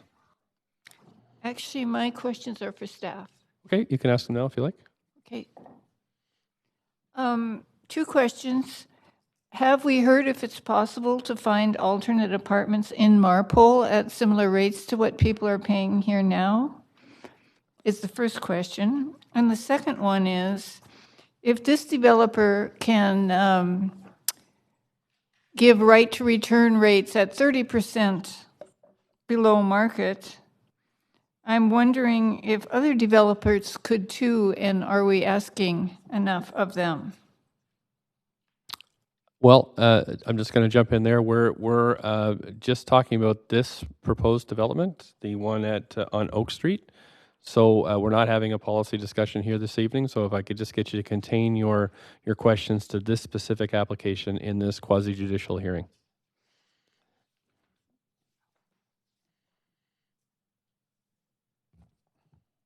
Good evening, Mayor and Council. Alison Dennett, Senior Planner, Affordable Housing Programs.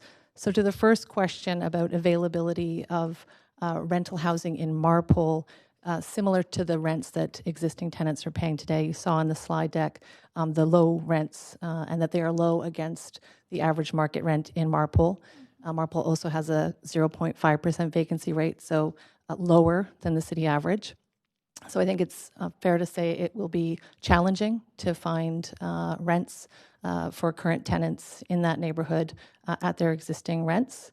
I can speak to what's in the tenant relocation plan under the policy, which the applicant is required under the city's new policy to provide for tenants who identify as low income or having special circumstances.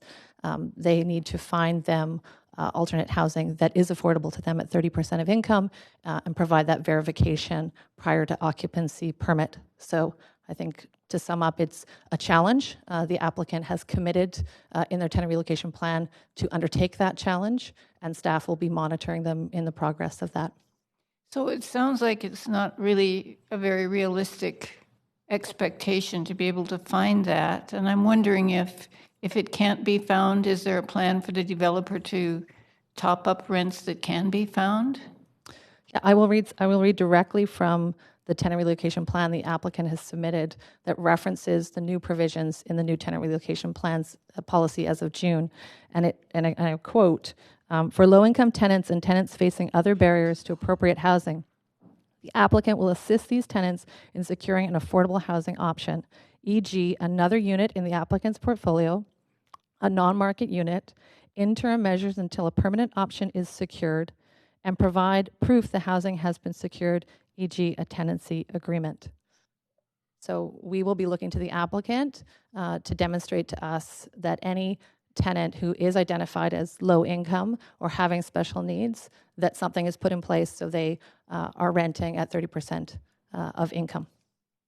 So if these tenants had to go into non-market housing, then that would take up spaces that other people would hopefully be able to get to, eh? I think there's, last I checked, there was many thousands of folks waiting on the 4,000 and BC some. Housing, social housing wait list. And we are supporting tenants to get their names onto that registry. And hopefully, I think many of them are interested potentially to get into BC Housing. But there's demand across the city, and much of that demand is in existing market housing as well, where people are struggling with rents, yes. Thank you. Thank you. Councillor Dejanova, up to 5 minutes, please. Thank you. I have questions for the applicant and for staff. Question for the applicant, in also looking at your tenant relocation policy. On page 10 of the report, it talks about the right of first refusal to come back, a discounted rate from 20% to 30%. So that would be a discount of 20% to 30%, I understand, for returning tenants, and an increase. So it's going above and beyond the provisions of what currently the City of Vancouver requires. Is that correct? Along with an extra $200 in the moving allowance? Perhaps this is a question for our staff or the applicant. I was just wondering if maybe also the DCL waiver allowed the applicant to feel that they were able to do this. Would they be able to do this without the DCL waiver? And then I have some questions. Yeah. I'm not seeing the applicant. If the applicant doesn't want to answer the question, I'm happy for staff to answer that question. I see here very clearly what the city requires and what we require.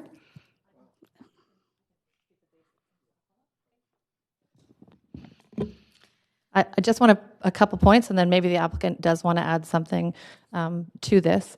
This application coming in Marpole doesn't immediately qualify for not being required to provide a community amenity contributions. So one of the things that happens with this application when it comes in is that Real Estate Services review the proforma to ensure that there isn't any additional community amenity contribution that should be made based on the analysis of the project's proforma. And that review was done and found that there was no additional CAC value. So the view was that the proforma in its entirety, including the DCL waiver, was needed in order for the project to move forward and be viable.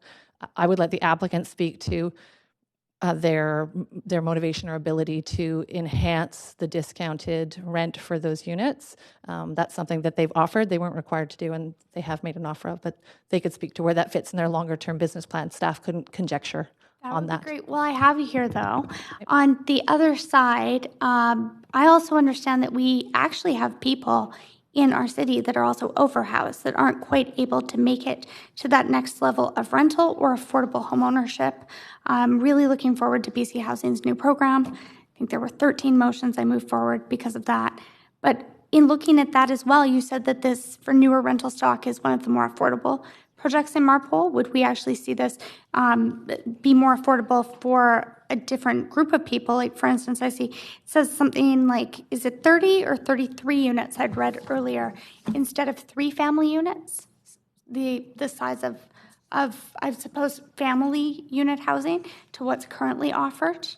Well, there is an additional number of units that will be developed on site.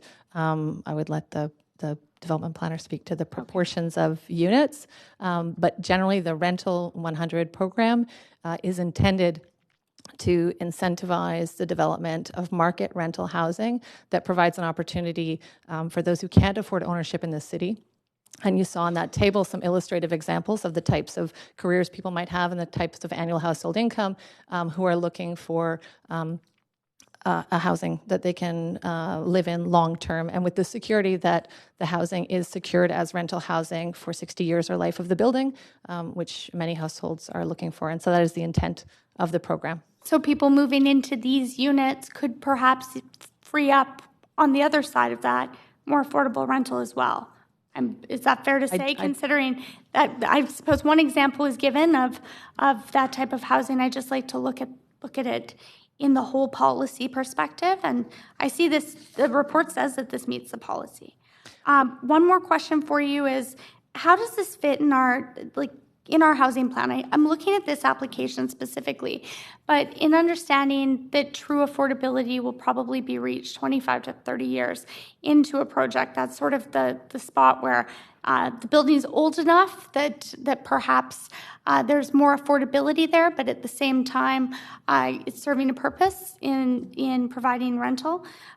If we don't move forward with that in our housing strategy and policy, I would assume if it didn't meet the policies listed here wouldn't apply, and there are a number of them that this meets. Is that one of the reasons that council is seeing this tonight from staff? The project meets all current city policy based on staff's review, which is why it's been brought forward for council's review. And I don't know if there's much more I can say. Thank you. Thanks very much. That's all. Thank you very much. Councillor Hardwick.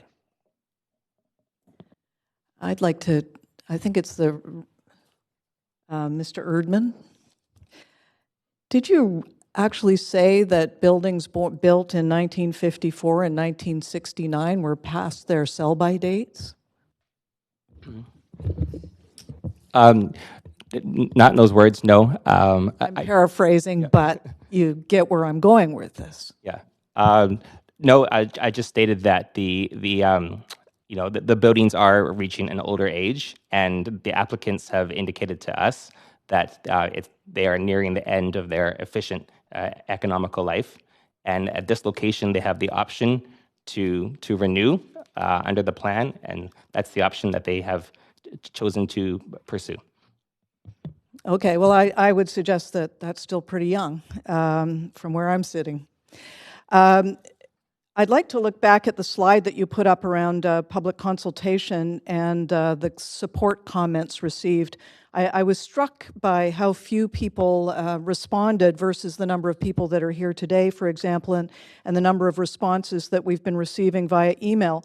And the very slim comments that were received were in support, and I'm curious to know where those few comments came from. Were they from residents, or do we know where they were coming from?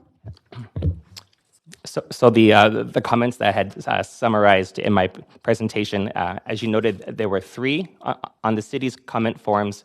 They are not required to identify where they live.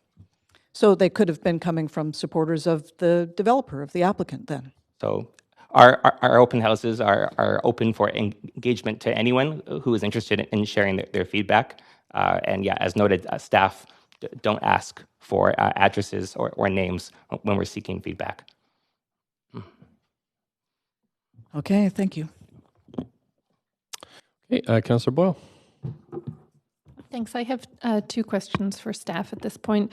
And the first is, can you give me a sense of what we mean when we say replacement is at a monitored pace? When we know the affordability of these units we won't see elsewhere? Sure. So the statement about the monitored pace refers to with council reports. Each one that comes forward for council's review, where a site in the city's RM3A zone in Marpole is affected, staff are required to have a table to bring to council's attention what's being proposed today and how many other projects have already been approved, and also how many are currently in stream.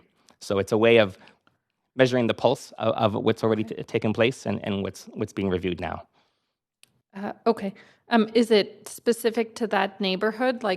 Yeah, it's a provision specific to the Marpole Community Plan. Great.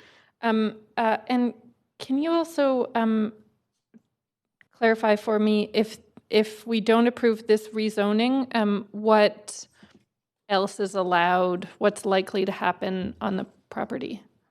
So I won't speculate on what the applicant's decisions may be, but under policy, if the applicants do not want to pursue a rezoning application as allowed under the provisions of the Marpole Community Plan, their other option is to retain the existing buildings and also to redevelop under the existing RM3A zoning. Okay, and it's rental. They couldn't redevelop as. Yeah, so under the city's rental housing stock ODP, even without a rezoning, these units are still protected under that policy and would be required to provide a tenant relocation plan for existing tenants. It's the Marple plan that provides the incentive for adding additional units by allowing for greater height and density at those limited locations. Okay, and actually I have one more question, which is, are there nearby sites maybe to the north of that stretch that aren't currently rental units, but where a similar project might be able to be built? Sorry, can you repeat the question? So I know there's that more southern stretch of the arterial where there are older rental stock, and then further to the north, single-family homes and whatnot. So I guess I'm curious in the Marpole plan, which I haven't read through all the details of, if there are places where purpose-built rental could be built where it's not to the north, where it's not replacing existing rental. North of this site, if you go further up along Oak Street, for example, you get into RT and RS zones, and those are not protected or don't have the same requirements to build under to build rental. So for new rezoning applications north of 70th, applicants would have a choice of housing tenure. They could build strata, or they could also choose to provide rental. Okay, thank you. Also clarify that RM3A also basically allow multi-residential family development. So I'm not quite sure the existing density for development is, but if the applicant choose to redevelop, they can reach the maximum density. And provided they provide the replacement rental unit, they can also develop condo on the site, right? With Yeah, an with existing under the density, existing, which yeah. So just say probably doesn't. Just, yeah. Makes sense. Okay, great. Thanks. Thank you. Councillor Swanson? Yeah. What percentage of the tenants are low income? And will the ones that aren't low income get the 3 options under the TRP? Or will they have to go to considerably higher rents?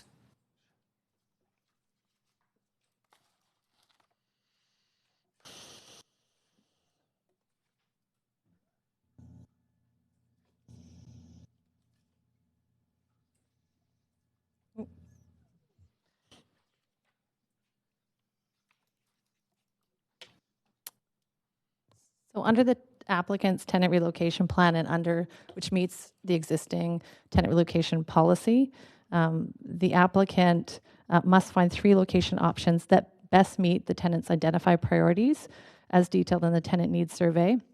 And where possible, the options should be tailored to the tenant. So for example, pet friendly. So the tenant needs survey under the new policy is the assessment tool for all tenants to understand what their needs and priorities are. This replaces previous provisions in the old policy around just three options in the local area.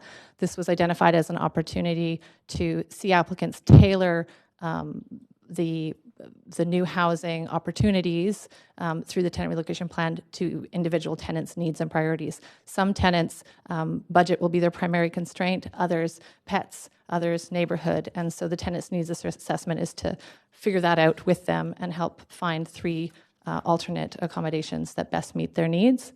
The need to provide housing at 30% of income in the new policy is linked to a tenant being low income based on the new definitions. So under 50% for dual income households and under 30% for singles. So it is only in those situations where the applicant would be required to demonstrate that the tenant has rented a unit or moved to something that is affordable to them at 30%. The new policy has prioritized ensuring that those who are low income are found housing that they can afford. Do we know what percent are low income under your definition? For this project, at this point, they have a draft tenant relocation plan proposed. Staff went through the table that showed the outreach that's been done. I guess I'll remind council that this applicant was referred before the changes to the policy. Subsequently, they elected to wait to see what council's new policy would look like, and they've now come forward on the other side of your new tenant relocation policy, and they're meeting all of those requirements. There's been a bit of a midstream change for them in terms of the bar they need to meet, and they have demonstrated that they're going to meet that now. So There's time for public comment later, so we'll have to wait for that point. Thank you. Yeah, just one second. So they've done 2 surveys to try and reach tenants. At this point, the response rate is low, and staff are encouraging the applicant to continue to outreach to staff or outreach to tenants to understand their needs. I guess in terms of context, I would just kind of let council know that what we do see often with things like this, where an applicant is reaching out to tenants to get information from them, many tenants will wait until after a rezoning decision. They have a role as a community member to comment on the application and comment on whether or not, to council, on whether they think they should support it. So what we often find is we don't hear as much from tenants and get as much of a response in the lead up to rezoning as we do subsequent to a rezoning that gets approved. And it's just important to understand that even if a tenant hasn't identified themselves, hasn't responded to the survey, they have all the way up to the tenant relocation plan coming in as a final requirement at occupancy permit. So they have a considerable amount of time to let their issues be known. And if they don't want to speak for some reason to the applicant directly, they have a contact through Arts Community Services staff team, have a tenant relocation rep they can meet with. So our staff have gone to all of the public open houses, and they have been at the tenant meetings to observe. And we would hope and expect that we would find out more information and have a stronger sense of how many low-income tenants are in the building as if this project was to proceed. Okay, thanks. Thank you. Councillor Weep. My question's on the inability for the proponent to deliver a CAC or to help provide the amenities in the area. So I'm just wondering, what was the city's use, or what cap rate did we use to determine that there was no financial viability in the project? So this application qualified under our CAC review exemption because staff are very familiar with the rental project economics when it's in this height range from going from the RM3A or RM4 to a rental. So we didn't require pro forma, and I don't have the expertise to speak to the cap rate. What we do know is so we did review the pro forma, and concluded that that there is no land lift. In fact, I think the DCR waiver is pretty critical, as we understand, to make project like this in a less, more affordable rental area in the city viable. So what was the cap rate we used to determine that there's no land lift?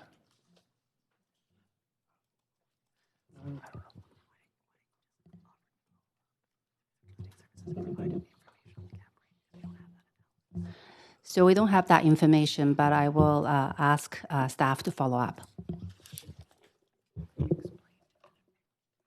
Is there not a traditional cap rate we use for doing these analysis? Well, I'm just saying that we don't really have the expertise right now, but I can certainly try to get that while the public hearing process is going on. Councilmember, that analysis is done by a real estate group. We don't have a representative here this evening. We'll try to contact them as the questions continue, but we don't have the expertise here tonight to answer that question. Okay, thank you very much.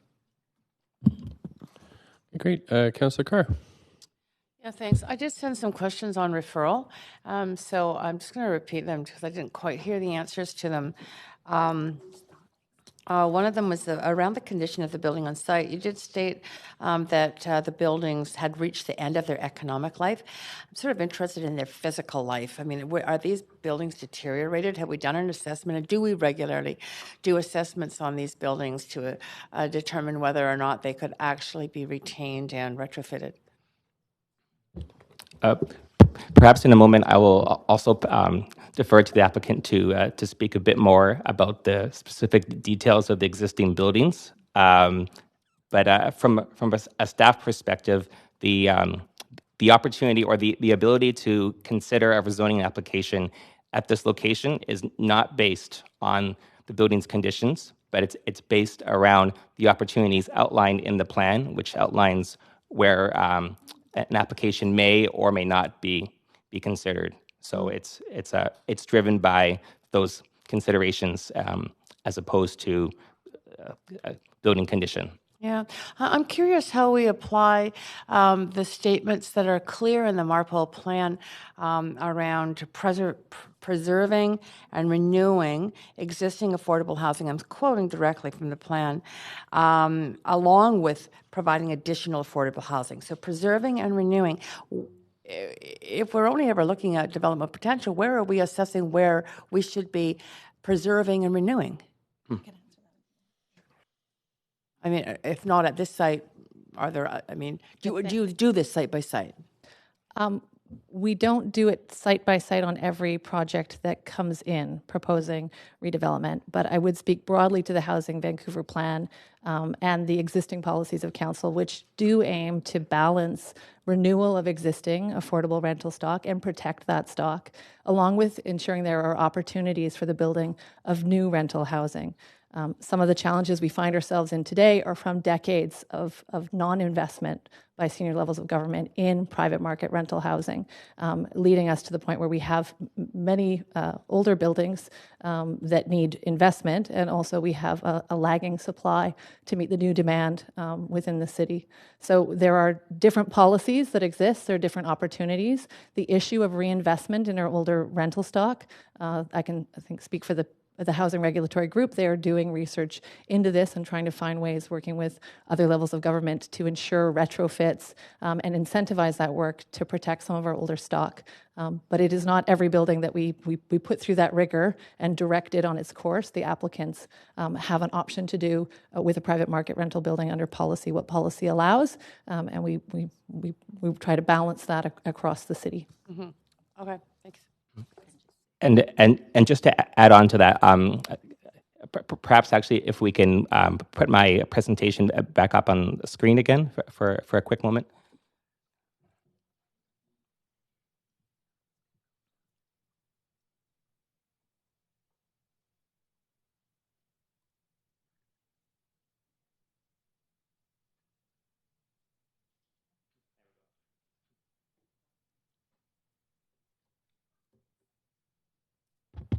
Okay, yeah, so I just want to bring us back to this map here. And so again, how the Marpole Community Plan sought to achieve that balance was based on location. And so the opportunities to consider replacement or expansion was really outlined on these key arterial sites. So that's how the plan enables which areas we can consider this kind of change and which areas we're not able to. Okay, that's clarifying. Thank you. Okay. Thanks very much. Councillor Corbière?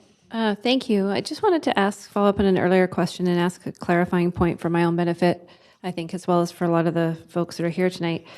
So if this application was not approved for greater clarity and the applicant proceeded to redevelop the property under the RM3A, which would have to be rental, I understand, how many units would that be permissible? Because you had referenced specifically either rental or rental and condo, but I'm wondering if it's a one-to-one replacement, would we essentially be displacing the existing tenants anyway and ending up with the same number of 43 units versus the proposed potential 91 here? I'm trying to get a sense of that, if you can comment.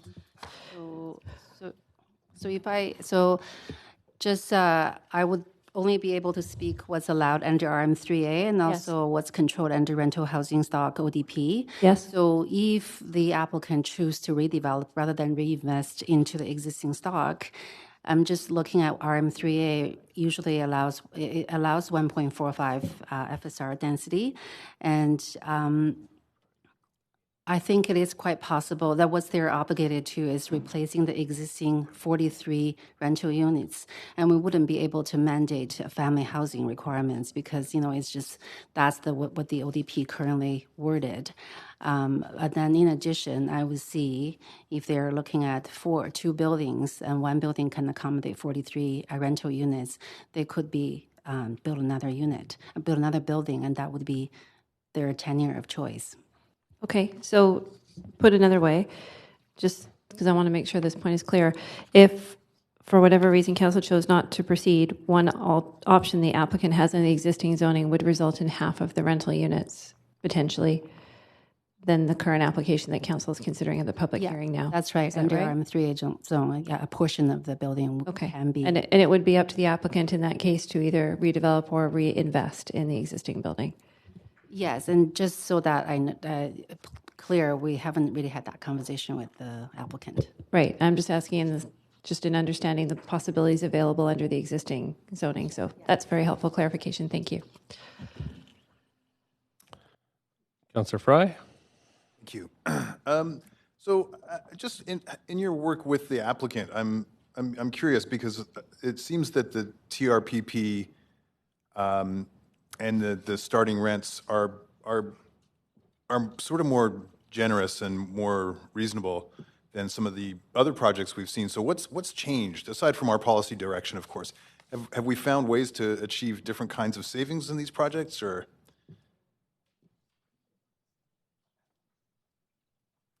Just clarify, Councillor Fry, what you're asking is why the rents in this proposed project are lower than the average West Side maximum DCL rents. Correct, and that also that the TRPP is more generous than that we've seen in the past, even exceeding what we've proposed in the new policy. Right.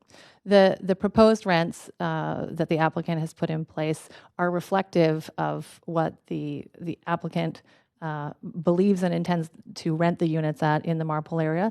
While the Marpole is in the west side of Vancouver, the rental market there, for example, is not the same as the Kitsilano rental market. And so they have developed a project with rents they believe are achievable in that neighborhood.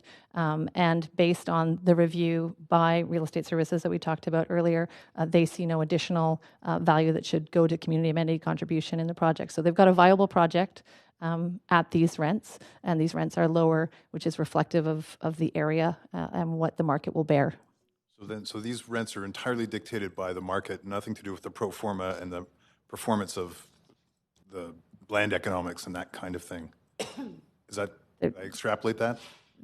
They come out of the pro forma, which is based in the land economics. So I don't know. I mean, we could ask the applicant how much they want to share about what they paid for the land and their construction costs and those things, but that was shared with Real Estate Services and reviewed to assure us that there wasn't any additional value being left behind, and those are the starting rents that they believe they'll be able to achieve. And they're reasonable for new market in that area based on our review. Okay, thank you. I was going to put myself on the list. So again, just following on Councillor Kirby-Young's question, in terms of options, there's this one that's in front of us tonight. There is a potential reinvestment in older the buildings that exist. And then there's, under the current zoning, there is basically some kind of building that would about half the units. But in all cases, except reinvestment in that, so the TRPP applies to this building that's proposed.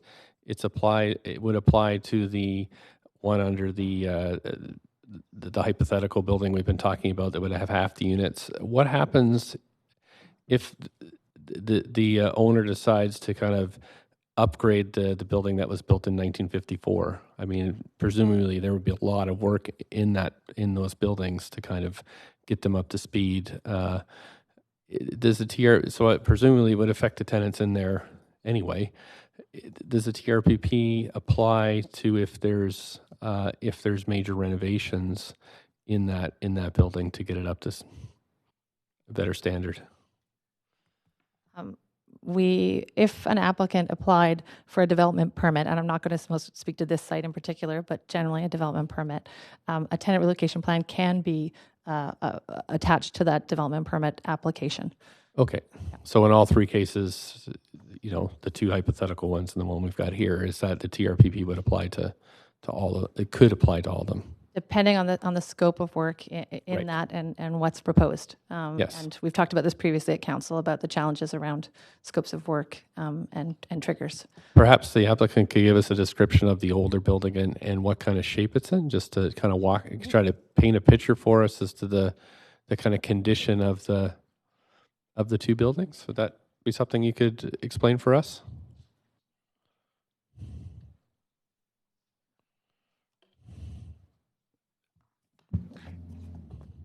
Thank you. During the initial study for the rezoning application, our client has actually owned the property for a number of years. The first one was about 15 years ago, so it's not a new purchase. When the Marple plan was first proposed, the owner came to me and asked, is this something that is advisable to do? And I guess in planning's presentation, he saw a number of public consultation.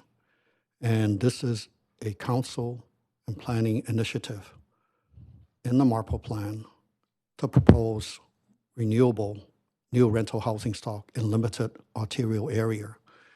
And we're following that plan. When we first started looking at developing this, we ourselves look at the building as architects, the existing buildings. But we also retained building envelope, building science engineers to look at the building and do an extensive report on the condition of the buildings.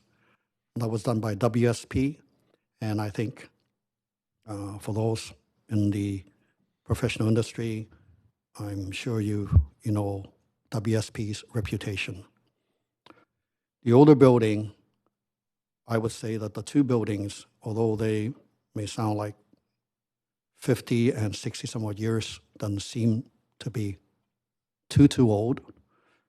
But unfortunately, the buildings were built at a time when building science and energy requirements and building envelope requirements are much less stringent.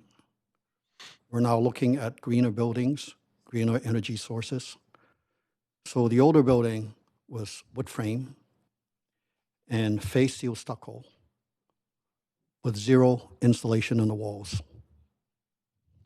So the building, essentially, there's tremendous leakage in energy.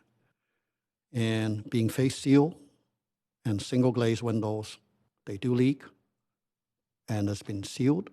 But by leaking energy, heat into the building cavity, we know back in the 50s how buildings were built, that the heat would dry up the leak in the building.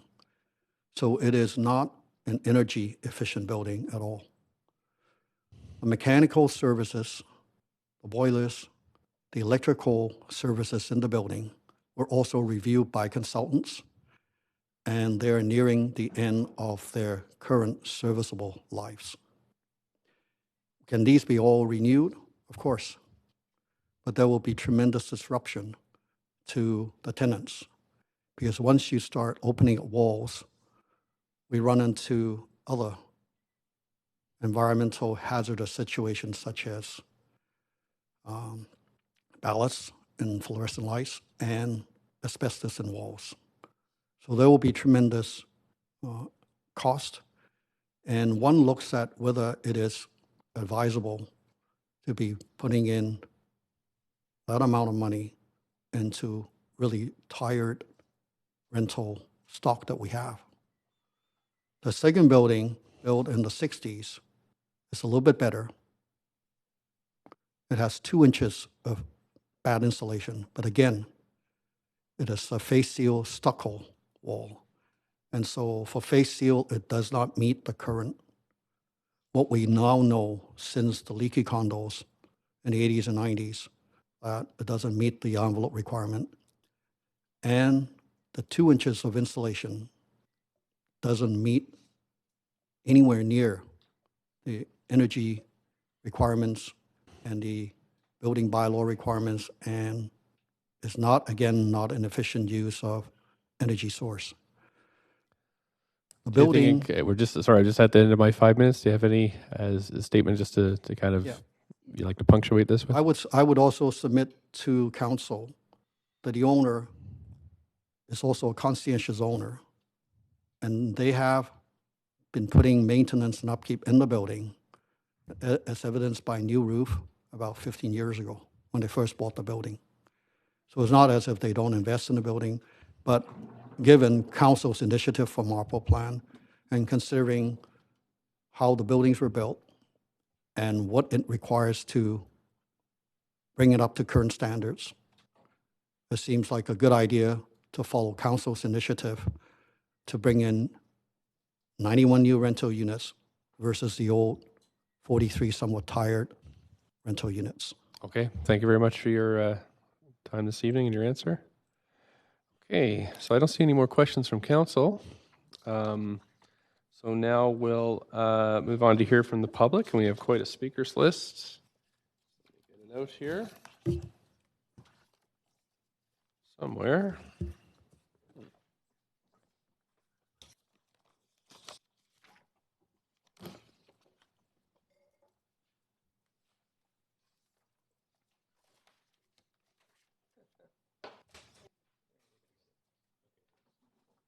Yep, oh, good. Thanks. Okay, so we have 17 speakers, starting with Kenneth Skidmore, then moving to Eric Lescarbro, and then Meredith Sargent. So, Mr. Skidmore, you have up to 5 minutes. You may have questions from councillors. Please go ahead. Thank you. I'd also like to quickly thank Councillor Fry for coming out to our rally we held before this meeting. About 35 to 40 people, media, tenants, and other members of the Vancouver Tenants Union, of which I am a part, took place in a demonstration decrying this rezoning hearing and collectively asking for us for council to shut down the rezoning hearing. So just a second, sir. I will stop your timer, but I have a point of order from, I have Councillor Dejanova on the list.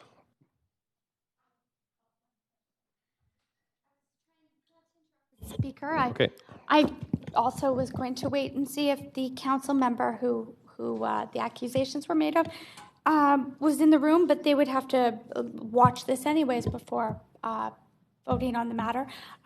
Mr. Mayor, I was just hoping that you might remind us as council members if we were speaking with anyone about an application that is in this process, we would no longer be able to vote without bias, perhaps, on this item, unless we told them specifically we couldn't speak, including the media.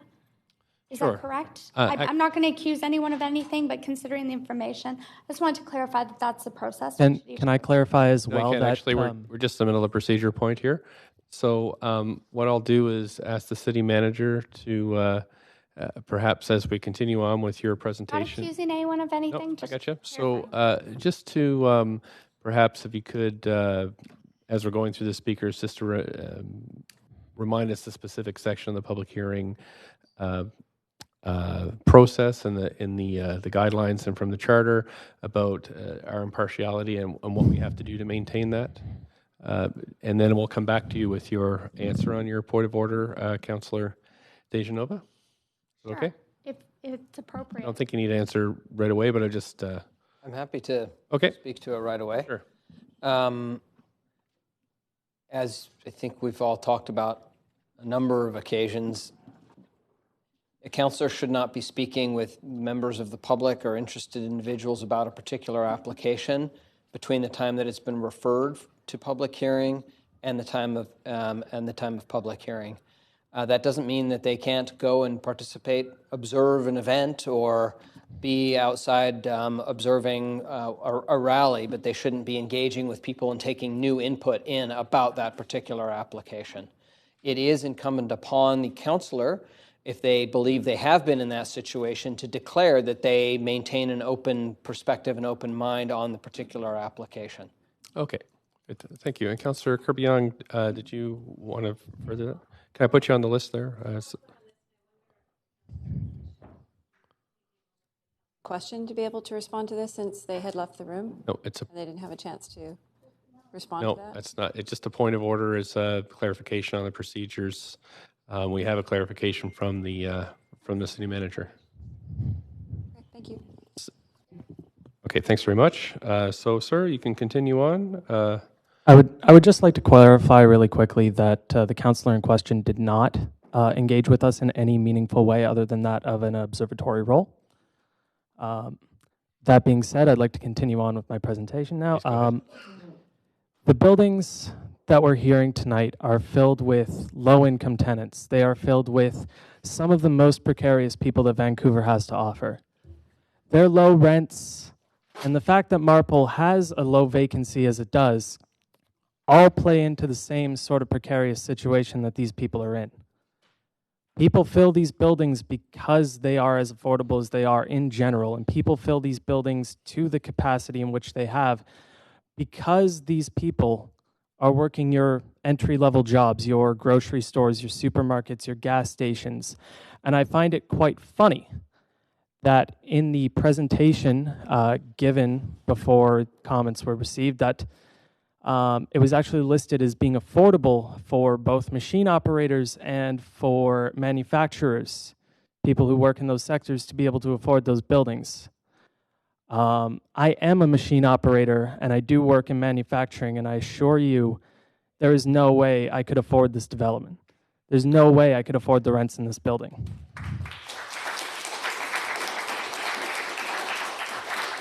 The Marpole Community Plan, as it's been drafted, it's funny because this site is already existing rental stock when just to the north of it, I can see it right over there, there are places that are available for apartments which are currently single-family dwellings. And furthermore, I find it funny that under the Marpole Community Plan, we're talking about a time scale of affordability that lasts 30 years. You, council, tonight are going to hear from many people who do not have 30 years. You are going to hear from people who have families, who have children, who go to church in the neighborhood, who work in the neighborhood, who have devoted their lives to making Marpole the beautiful, safe community that it is. This rezoning hearing and any attempt to displace these tenants from this building will be one step in what looks like a long process of bleeding this neighborhood dry, of killing it of all its personality and restoring it with new buildings that are no more than 3/4 full because nobody will be able to afford them. You're looking at replacing existing rental stock and a community that exists in this building with a barren shell. The 8656 and 8636 were the two buildings that I organized first within the Vancouver Tenants Union, the first buildings I entered. And I had no idea what to expect. But what I found from these buildings is a verdant community, a multiracial, age-spanning community full of people willing to help each other, care for each other, care for the building around them, care for the community around them. They're engaged in their churches. They're engaged in the schools. They care so deeply, not just for cheap rent, which granted this building provides, but also for the larger picture of the community as a whole. This neighborhood and these buildings are very special. They're important because they represent what Vancouver is. Working class people who need homes and who cannot wait 30 years to get them. The environmental argument made is also funny because we had people in these buildings already that have moved out and displaced themselves to Chilliwack. They commute every day to Richmond for work. I don't think that sounds like a very environmentally friendly solution. And I think no matter how inefficient this building is, building a new one is going to release much more carbon into the atmosphere, use more materials, and be generally more damaging than any amount of single-paneled leaky windows. Thank you. Thank you.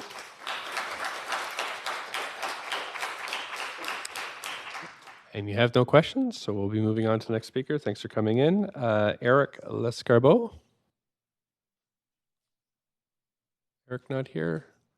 Okay, thanks very much. Meredith Sargent.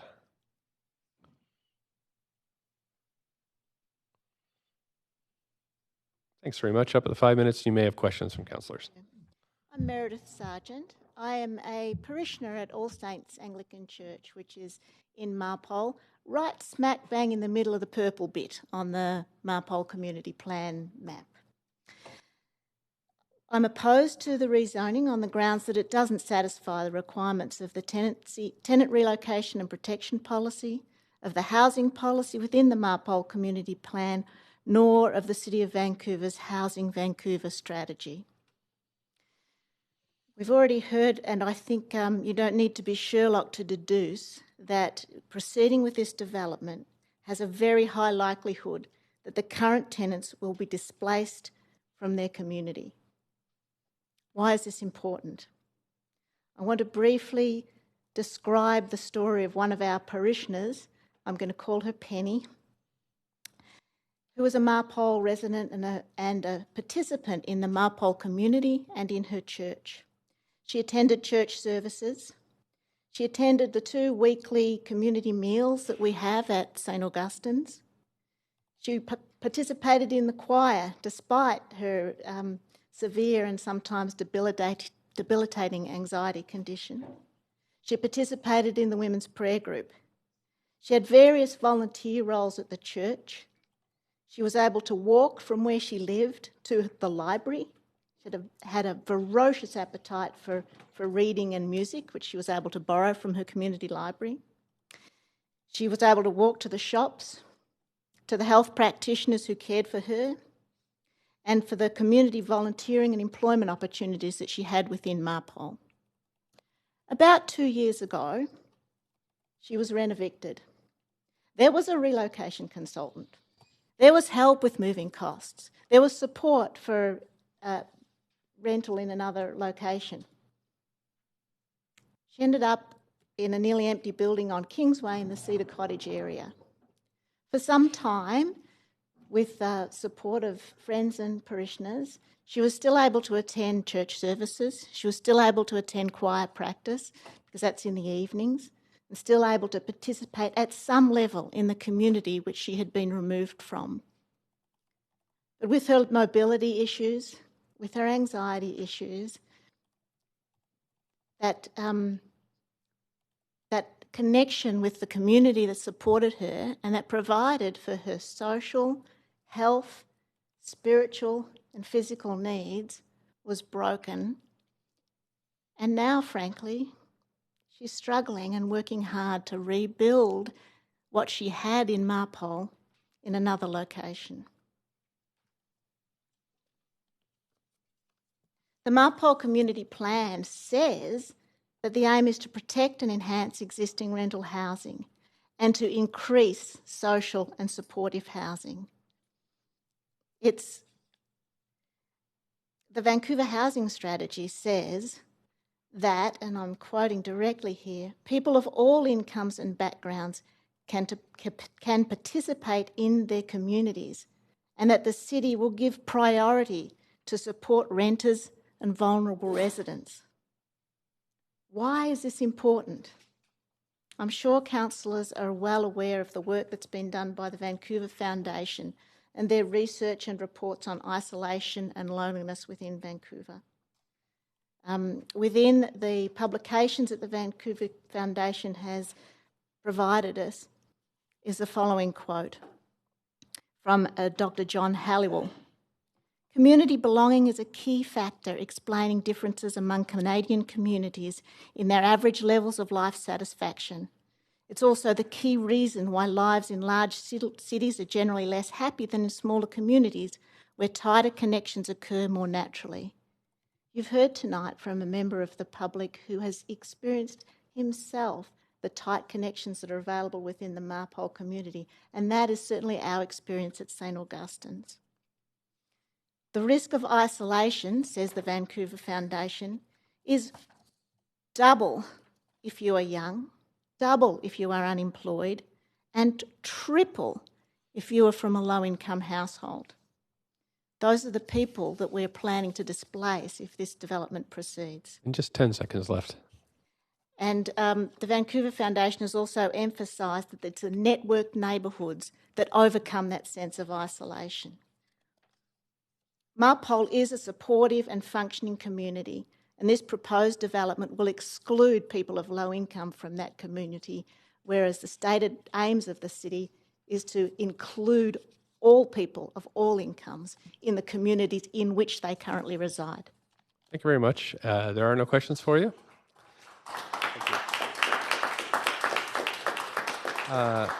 So next is Alfonso Samenez, and then Bing Kondi with Siring Dolkar. So Alfonso. I don't see Alfonso. Okay. On to Bing Kondi.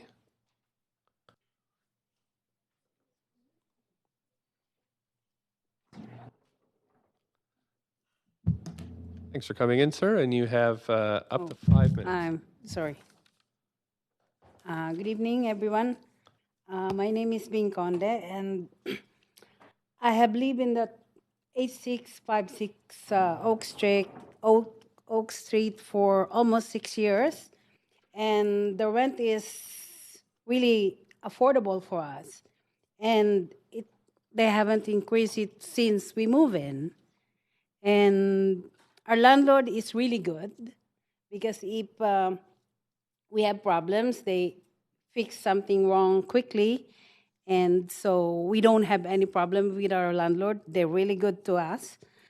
And yet, if the building will be knocked down, we'll be probably moving to a smaller place or maybe renting, because we wanted to kind of go back to the building if it's knocked down, and because we're thinking that it will be affordable, because that's what they're saying, it's affordable. But now that we're saying it's $1,500, I don't think we be able to afford it, right? It will be too much. I'm nervous. You're doing great. So, my work is just don't have that lots of money, so it's just affordable for like what we're renting right now. We're renting $720, so it is really good for us. We could save some money. We could buy some food, but sorry, I have to read this, but. No, fine. Don't worry about it. Okay. You're doing very well. We love Marpole because our family is close by, and we go to church. I go to church to St. Anthony, and it's safe. It's convenient. It's close to the airport because we like to. Once in a while, we go home to the Philippines. So, and the building is old, but it's still very nice. If we started looking for different places, and our building is still much nicer compared to the places that we're looking right now. So it's just, I think the building just needs some fixings or a little bit of maintenance, but it's still good. And we know mostly of the tenants. We have a very good, let's say at the elevator, say good morning, and everybody knows each other.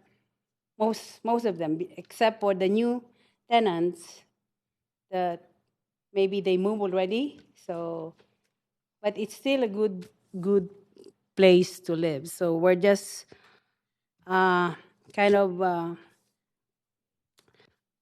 It's like when we got the eviction, like that they'll be knock it down. I was kind of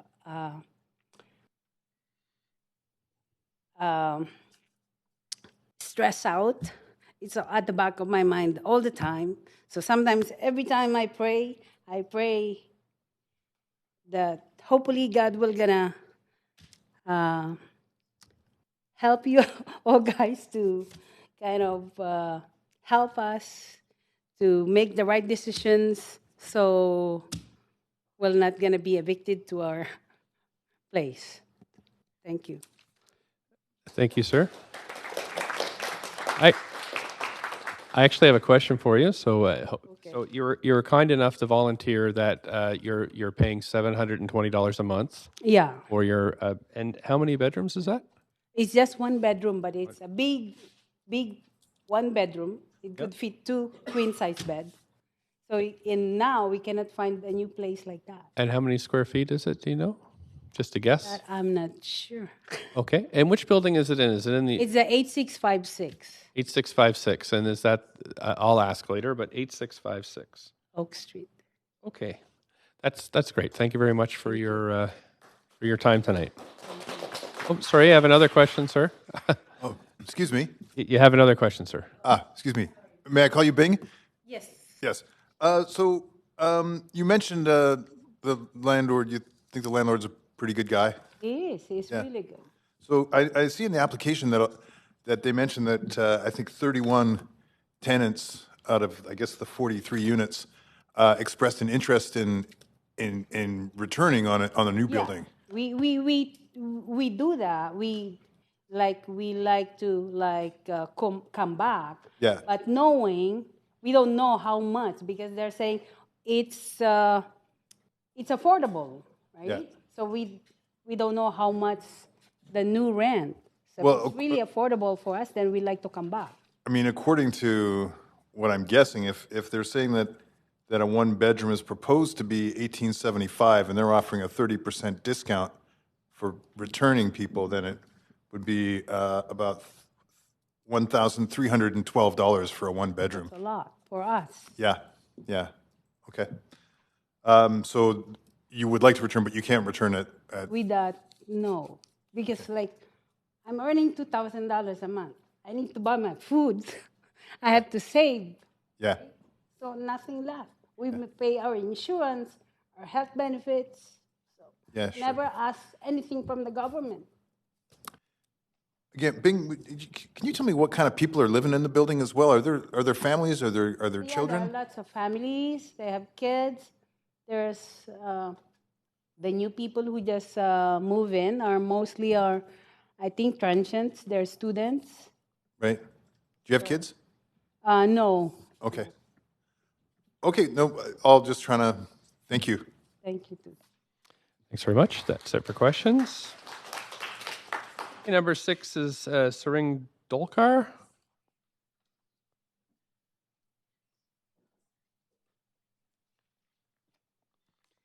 Hello, my name is Sering Dolkar, and I live in building number 8656 Oak Street.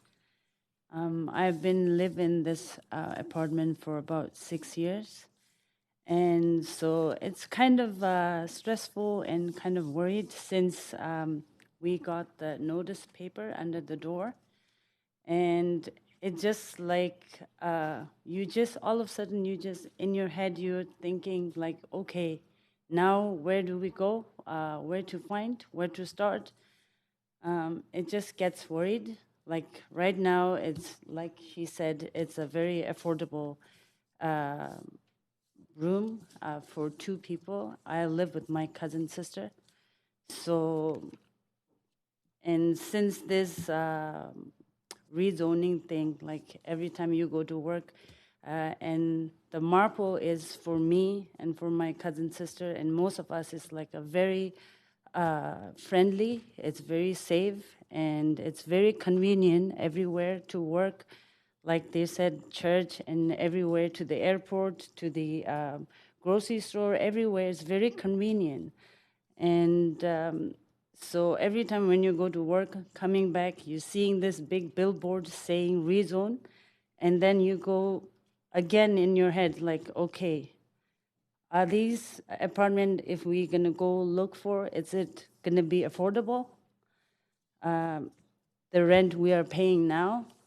So, and then I have also talked in people who live in the building, and we talked about this building is not really, it doesn't need to be rezoned. It's not really livable.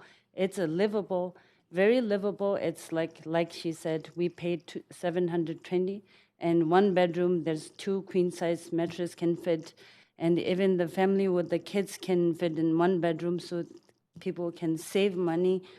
And people in the building works like we talked about since we heard about the rezoning we talked about, and then it's like some people, they work like 2-3 jobs to save money, send back home. And so this rezoning is, even if rezone, like even we have to look for apartment, I don't think we can afford that much money to live even in the Marple. Now it's very expensive. Everywhere the rents are so expensive. Now it says it's affordable, it's 30% off. Even the 30% off, it's like 1,500 something. No, we can't afford. Even a monthly payment, it's not that much. So, and we were really hoping, I think, small things that needs to be fixed or maintenance needs to be done. But other than that, we really don't think it has to rezone. So we are really hoping that this building can, and personally me, I have already moved 5 times. And every time I move, I feel like, okay, now I want to feel this apartment or a basement, wherever I want to feel like home. So this, until the rezone thing, I feel this is home. But now it's where to go and now what to do. The rent is too high, and this building is really livable, and it's all in the building. Everybody is very friendly. So we are really hoping, please, just to make us a livable and affordable. Thank you. Thank you very much. And we have Lisa Descari, number 7, 8, Elizabeth Blackwood, speaker number 9 is Scott Sorensen. So Lisa? Yes. Okay, great, thanks. Up to 5 minutes, please go ahead. My name's Lisa. I'm a public school teacher. I'm a member of the BCTF, and I'm a teacher union activist and a social justice activist. And I've come to know the tenants in Marple really well over the last 2 years. And honestly, if you approve this rezoning, I can't understand it. As we're a social justice union, I think my union colleagues are going to be horrified, and some of them have already talked to me about it. On the surface of things, I'm sure it sounds good. Oh, you're going to have 91 units. Yes, but you're going to displace all these people. A lot of people couldn't come tonight because they're working at night. It's very hard for them to get time off from a job. They're nannies, they're caregivers, they're cashiers. They work really hard, many of them 2 or 3 jobs. Many of them are working often double shifts. That's why it was really hard for us to get together and meet. And many of them are immigrants. I know one of my colleagues who's a teacher said, of course, she's from the Philippines. When you're Filipina, you scrimp and save, and you send money back home to your family in the Philippines.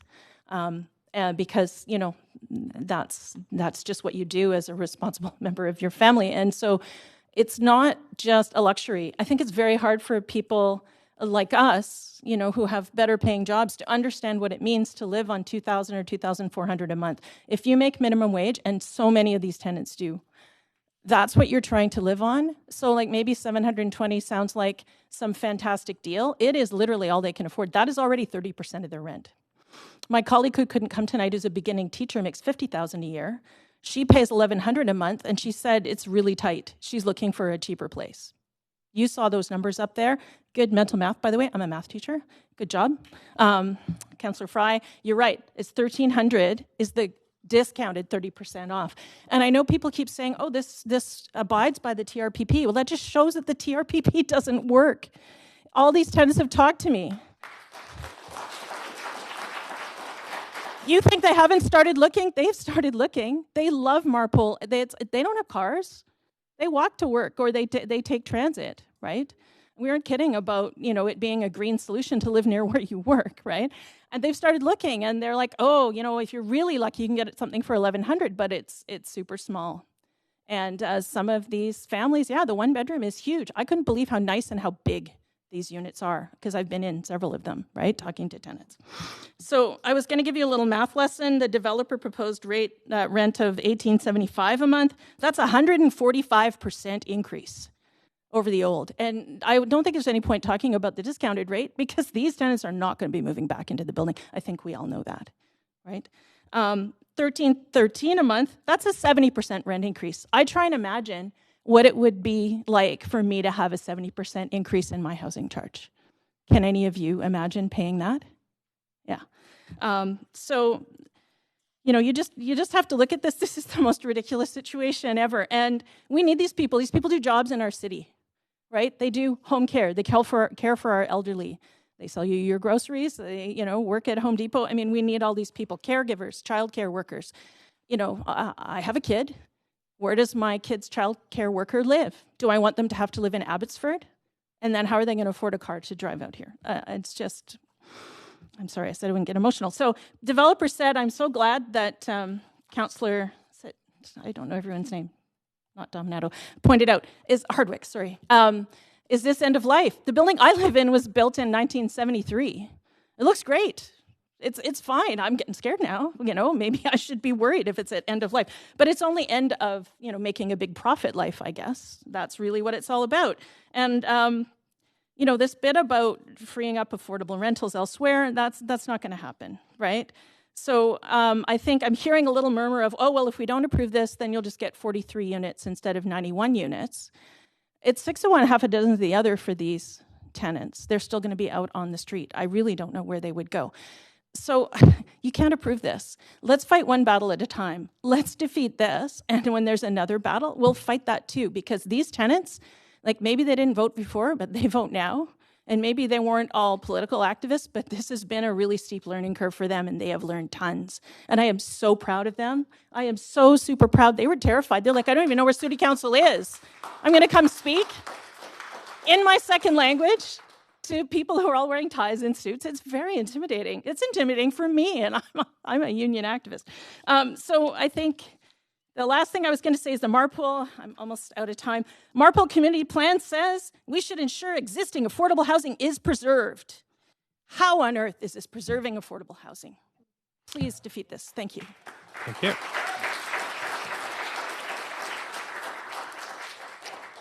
Thanks. We've got Elizabeth Blackwood next. Okay. Scott Sorensen. Scott. Thanks for coming. My name is Scott Sorensen, and I'm here to support the recommendation. I think it's been tough hearing some of the conversations we've just heard, but the reality is there's a report that indicates the building's at the end of its life. They're saying, no, it's livable. It probably looks livable. That's because I know that the landlord has done as many renovations as they can. But there's also a report out there that says there's asbestos, there's rot. The property is coming down. Is it all about profit? Is the landlord making profit? Well, at the rents that they are, probably not a lot of profit, especially in today's real estate market.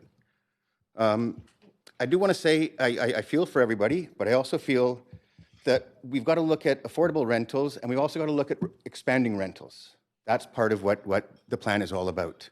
That's what City Council has decried has to happen, and that's what this developer is suggesting.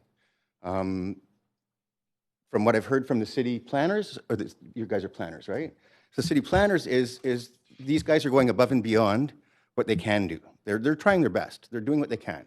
But they've got properties on a main artery that can be expanded and really should be expanded.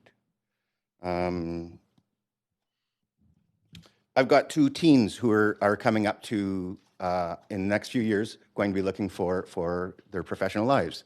And if we don't create more rentals in the city, they're going to be living outside of the city and they're going to be commuting.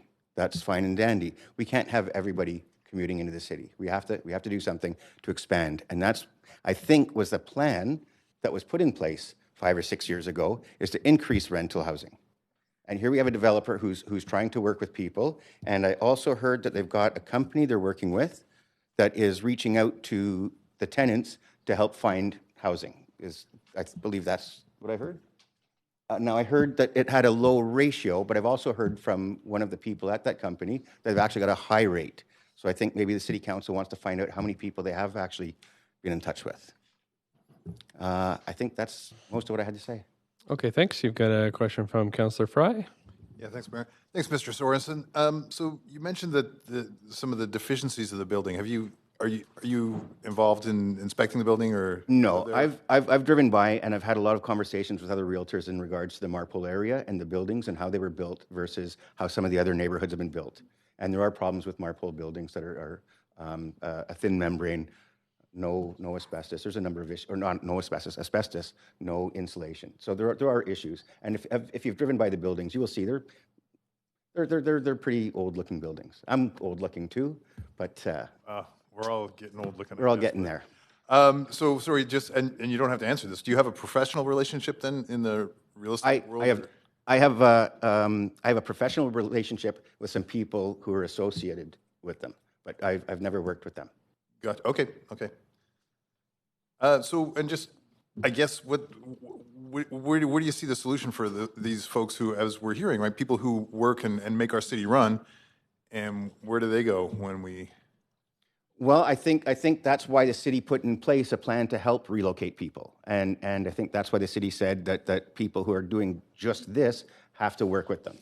And I think that what this development company has done is said, we'll go above and beyond what we're supposed to do, and try to make sure that everything does work out. Okay, thank you. Thanks, Councillor Kirby-Young. Up to 5 minutes. Hi, over here. Thanks for being here. I just want to follow up on Councillor Fry's question, and if you feel comfortable answering it, I'm just wondering what capacity you're here, and if you're a resident of Marpole, live in the neighborhood. I'm not. I've done some business with people down in this neighborhood.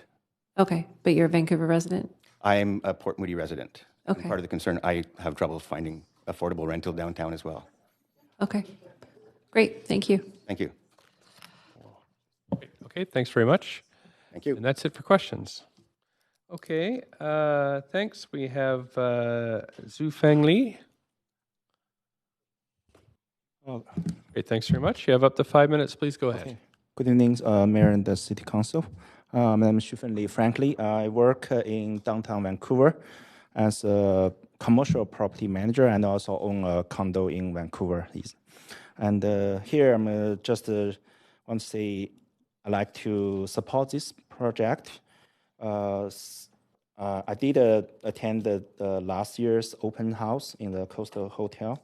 I checked their design and talked with the developer, and basically, I know there's almost 2 years City of Vancouver has extensive consultation, research, communication with the local community, and approve Marpole Community Plan, which is a focus on make the positive change for the next 30 years.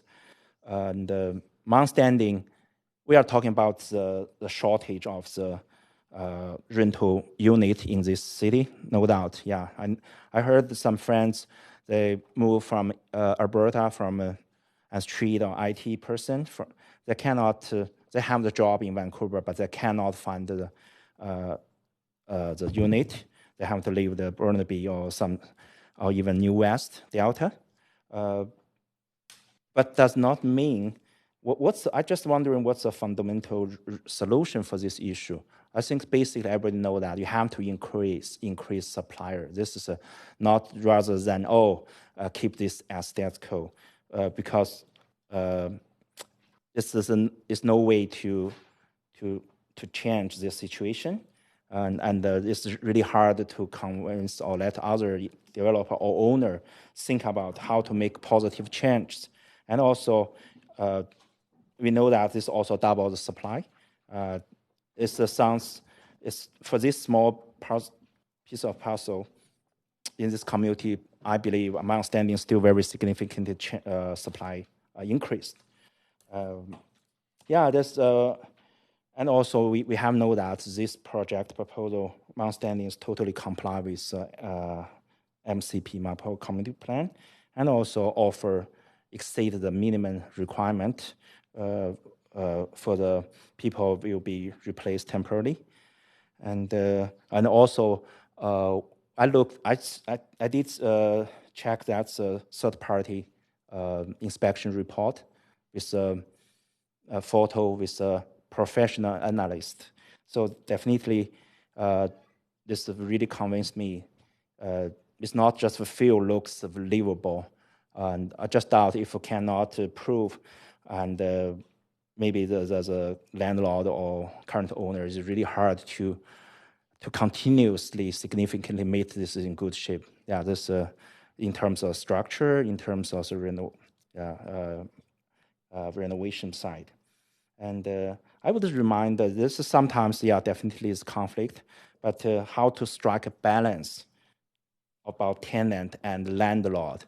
It's not just one way request landlord, one way to keep this cost down. But another outcome, either we have no more supply increase. Also, it's hard to improve, how to improve the current building situation, condition. And I know that's this area is extremely low vacancy, and that's why I think that even 48 units increase, that help a lot. And also, this is just the start. I was told, I think in the previous presentation, this be probably a third or fourth similar project in this area. Again, this is a kind of how we're going to give the signal to other people, how to interpret this is a plan in the future, in the 20, 30 years. Because it's something challenge, but we simply said, oh no, you cannot do that. How about other part? This definitely, my understanding, is different from the community plan we want to do in the future. Yeah. Thank you. Thanks very much. There's no questions for you, sir, so thanks for coming in today. Okay, we have Liam McClure is number 11, and we have Maria Sandra Bananel, number 12. Liam McClure. Hi. Sorry, I'm just going to get some water. Sure, go right ahead. I'll wait to start the timer.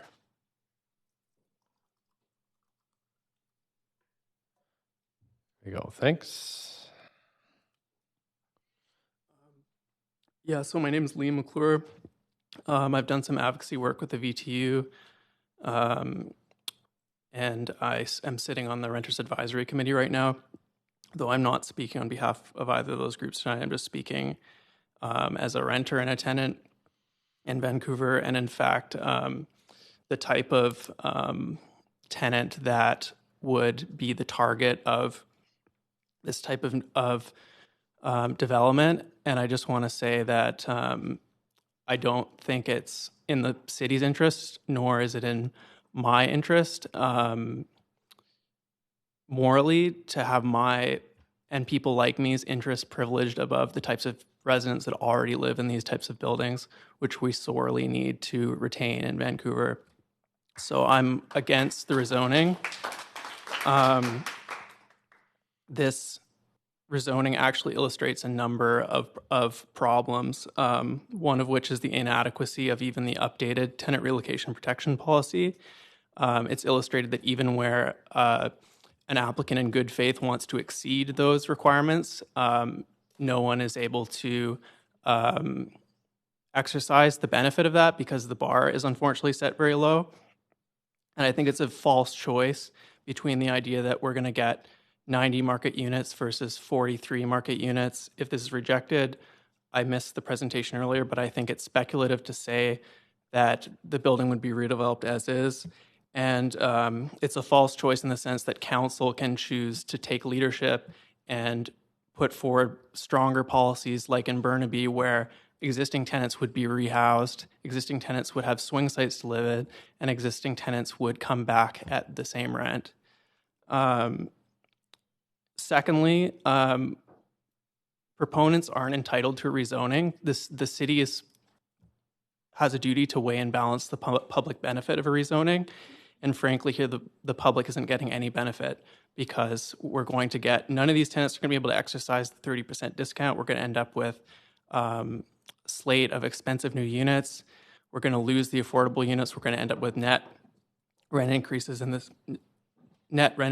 city, and the city is giving up. The public's giving up the DCL waiver that's being given to the applicant. Again, I would say that, as you've heard, the tenants living in the building, not just driving by. The building is well maintained and has lots of life. As an advocate, I've seen a lot of buildings a lot older than this purchased and simply superficially renovated and rented back out. So I think when we say buildings that are end of its economic life, we need to be a bit skeptical. You know, maybe the owner isn't getting the rent return they want on it, but it's the law in BC that tenants are entitled to the benefit of the existing tenancy agreements they have, and I don't think we should accept that type of argument.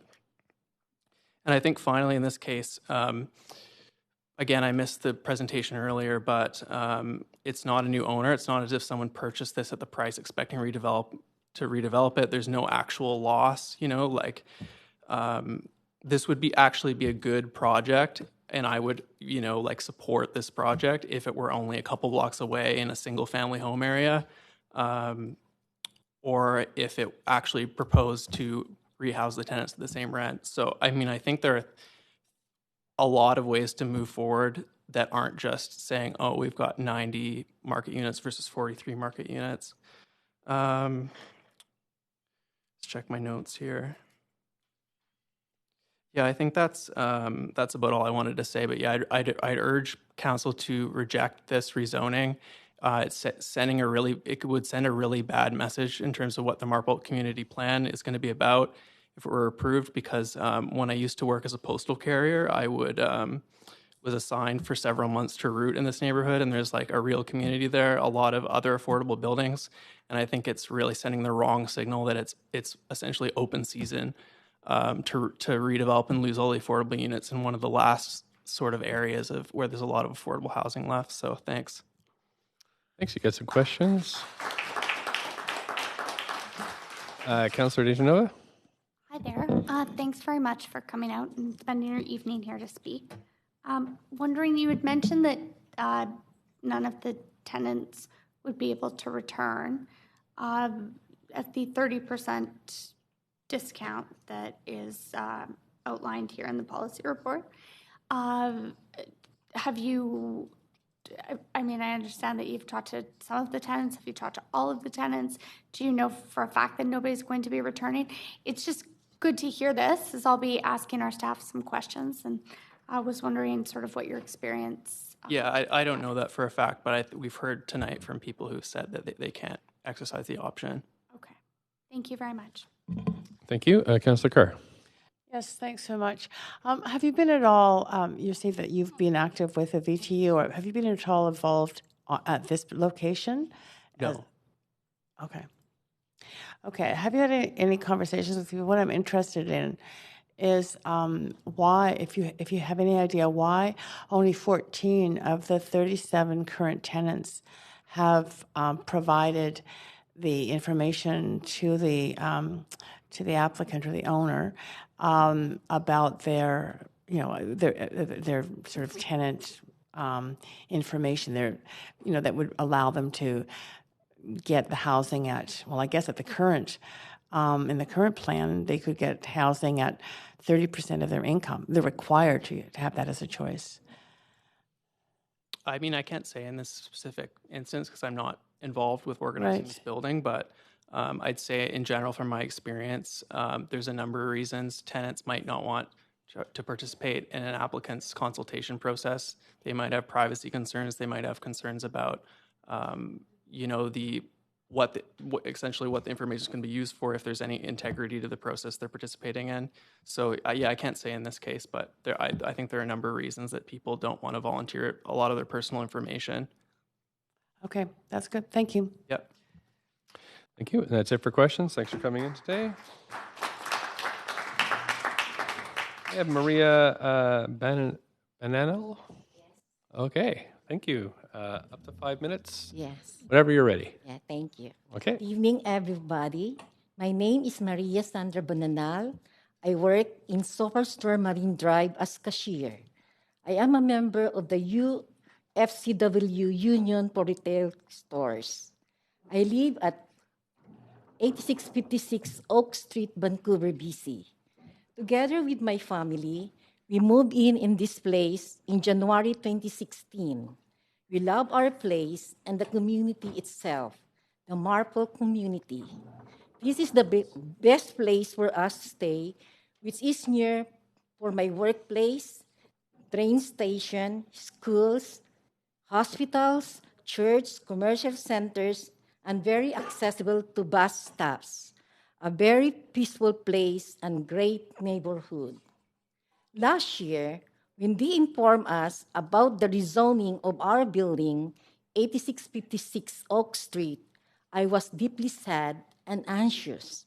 What I can do, anything, since we do not just renting this space. Suddenly, it came to my mind this question: where can we stay with my family?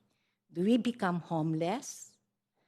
So I started looking for a place, and I found out that the rentals are extremely high for a unit that is relatively small, like a cage. The rate for the one bedroom ranges from $1,200 to $1,500 or higher, depending on the location. Rentals are not affordable anymore compared to what we're paying now, which is only $730 a month. Some landlords will require credit check, pay stub, bank statement, referrals, aside from the half-month security deposit. We belong to a low-income family working with a rate of $14 per hour. Although we came from a low-income family, we value hard work and good work ethics. We are doing our best to be productive citizens of this province and the community. My family arrived here in Canada 5 years ago. We got our citizenship last November 2018. All of us are just starting our life here in Vancouver. We are more grateful if the building 8656 and 8636 will not be demolished.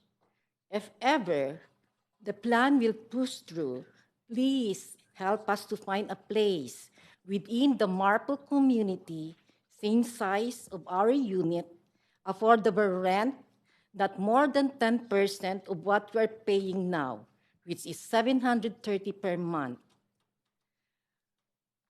We need also to relax, not just work and work to meet our monthly obligations. May we help one another to make Vancouver a healthier, reasonably affordable, and inclusive city to live in for all, regardless of ethnicity, race, gender, social, and financial status. Lastly, thank you so much for giving this opportunity to voice out our concerns. Have a good night, everybody. Thank you. Actually, got a question. A question from Councillor Carr. Good evening. Thanks so much, Ms. Bananal.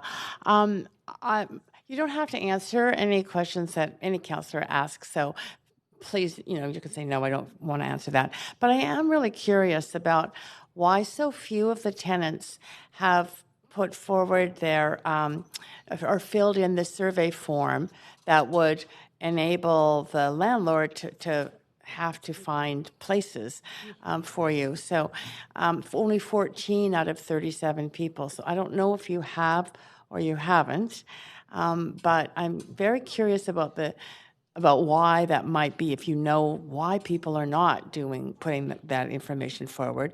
I did get one answer on that already, but and secondly, in terms of, you said that you would love to have a place that is, very close to within 10% of what you're currently paying. Under the new tenant relocation plan, the landlord's required to find a place for low-income, and you called yourself low-income tenants, that is would be at a rent that is 30% of their income. So if you earn $30,000, for example, at low income, that would be a rent of $750 a month. They're required to do that under the plan. So are you aware of that? No, you weren't. Okay. That's interesting. Yeah, okay, thanks. I actually have a question for you too, because thanks very much for coming in. I just had a quick, sorry, I've got a question for you. Thank you. You were kind enough to volunteer that you're paying $730 a month rent. Yeah. Is that for a one bedroom? Yes, it's a one bedroom, but the space is big because the living room we divided with a divider that my daughter can stay. Okay. And how many of you are living in there? It's just two? 3. My husband, me, and my daughter. Okay. 3 living in a one bedroom, and you can divide it. Do you know how many square feet it is by any chance? Like how? Just like, in case. I just my estimation. That's fine. Like 800 to 1,000 square foot. Okay. That really helps me. Thank you very much. Thank you so much. Okay, thank you. Okay, so now we're on to the folks who signed up a little later in the day. So we have Drew, number 14, Drew Weselak. Number 15, Don Larvent. 16, Caitlin Beck. So are you Mr. Weselak? Sure am. Okay. Oh, yeah, I recognize you. Okay. Honorable Mayor, honorable councillors, thank you very much for returning our 3 minutes to 5 minutes. That's very, very It's never changed, actually. appreciative. Well, I was here a couple of times ago and it was only 3 minutes, but that's Just in for the past. council. Just for council. Public okay. hearings always 5. I'd also like to thank the developers for their opportunity to displace people as being described as fine and dandy. That was really nice to hear from you people. Okay, we don't need to harass the staff. Yeah, well, it got brought up, so I'm bringing it up. Okay. I am here to support the people of the Marpole residents at 8638 and 8656 Oak Street. What they've got to look forward to, and unfortunately, I'm finding out from being here all evening that these 7-month figures are really, really out of date. February 2019, a furnished micro suite was advertised on Wednesday for $1,150. On Thursday, that same furnished micro suite was advertised for $1,350. The West End next week was being advertised for $1,700 on Thursday. On Friday, that same one-bedroom apartment in the West End was $200. You can do the math. Each month, the rents are going up crazy and crazy. Leaky condos are okay to repair because you own them. But if you're a poor person and living below the average wage, you are going to be kicked out and they're going to be replaced by people who can actually afford to live there. Some of the things that these people are going to lose is their rights to own furniture. It's happened to me. Have pets. Happened to many. Play acoustic guitar in the Saturday afternoon, which I was evicted for. Create communities. The rights to sublet, as defined by RTB rules and regulations, will be lost. Along with the residents of Marpole, the rents will continue to go up, and the figures being presented to us today will probably be of no importance after this project is finished if it goes through 2 years later. The attitude of young people in this city about their future is abysmally frightening. I know two people who have chosen to live in vans. There have been 3 people in my business who have suffered from exhaustion, 2 sent to hospital for trying to make ends meet. The company's response to that was, we can't afford to pay all that overtime. Not, are you okay? How are you?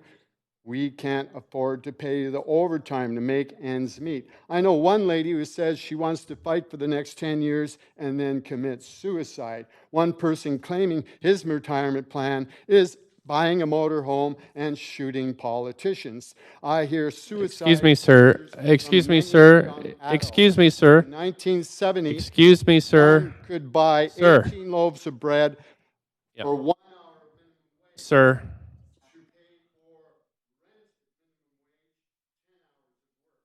Sir. Sir. You're talking about shooting politicians in a town hall settings.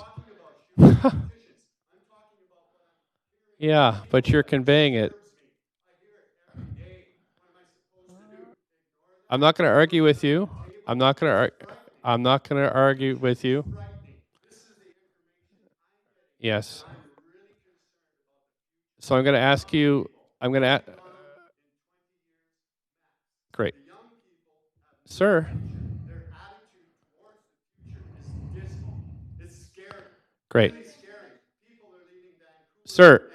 Sir, you're just going to shout, are you? Are you just going to shout at me? Okay. Well, I think we've heard enough from you this evening. Thank you very much for coming in. You actually don't, sir. That's enough. Sir, if you don't stop, we're going to recess the hearing. If you don't stop, we're going to recess the hearing. If you don't stop, we're going to recess. Okay. You have 10 seconds or we are recessing. No. Okay.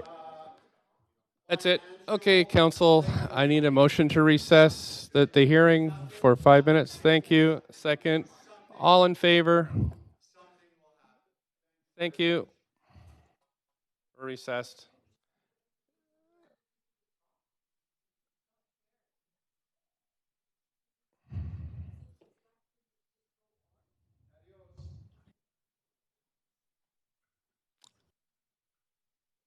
Okay. That was unpleasant. We have 4 speakers left. We are in recess. So maybe we'll just give everybody 2 minutes to kind of shake it off, and then we can come back and make a decision of whether to proceed. Yeah. So we'll take 2 minutes and come back. Thank you.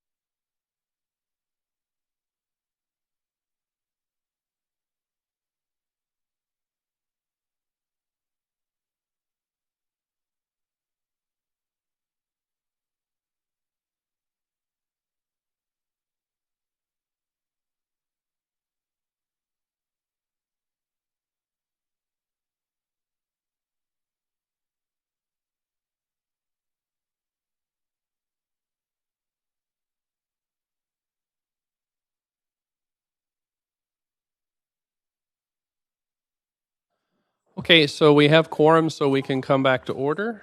So we have next on the list Don Larvins. Don Larvins as speaker number 15. Don't see Don. Okay, Caitlin Beck, number 16. Caitlin? Thanks very much for coming in. Up to 5 minutes, please go ahead.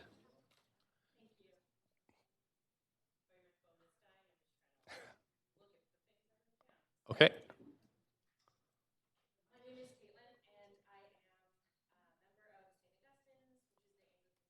Marpole, and I'm also a resident of Marpole for the past 5 years.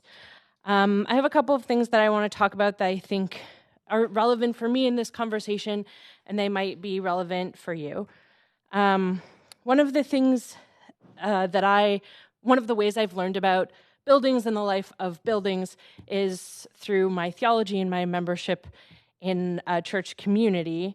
And so I'm going to talk a little bit about how we think about our church building and the land that it's on, which is in Marpole. So our church building is located on the traditional, ancestral, and unceded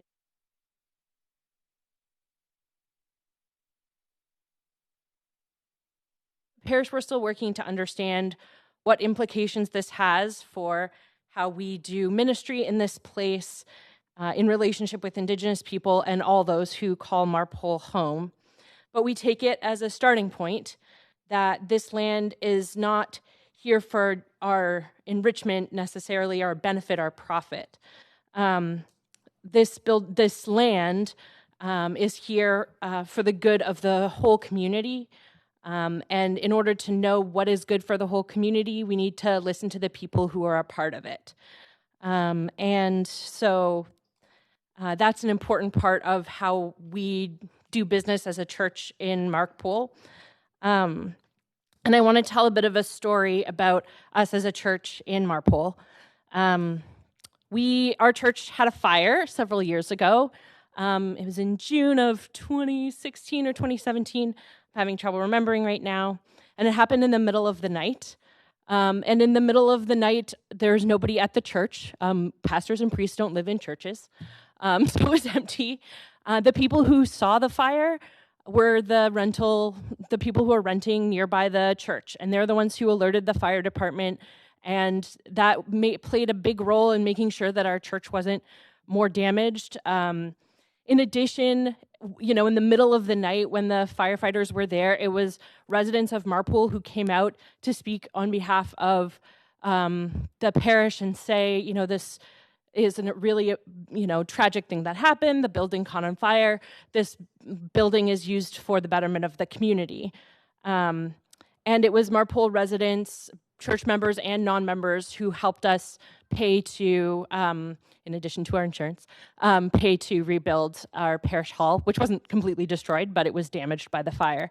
And that's an important story for us about the relationships that exist in the Marpole community, in the Marpole neighborhood. We think it's important for us to look out for the people of Marpole the way that they clearly have been looking out for us as a church community. And so that's partly why I'm here today. Marpole,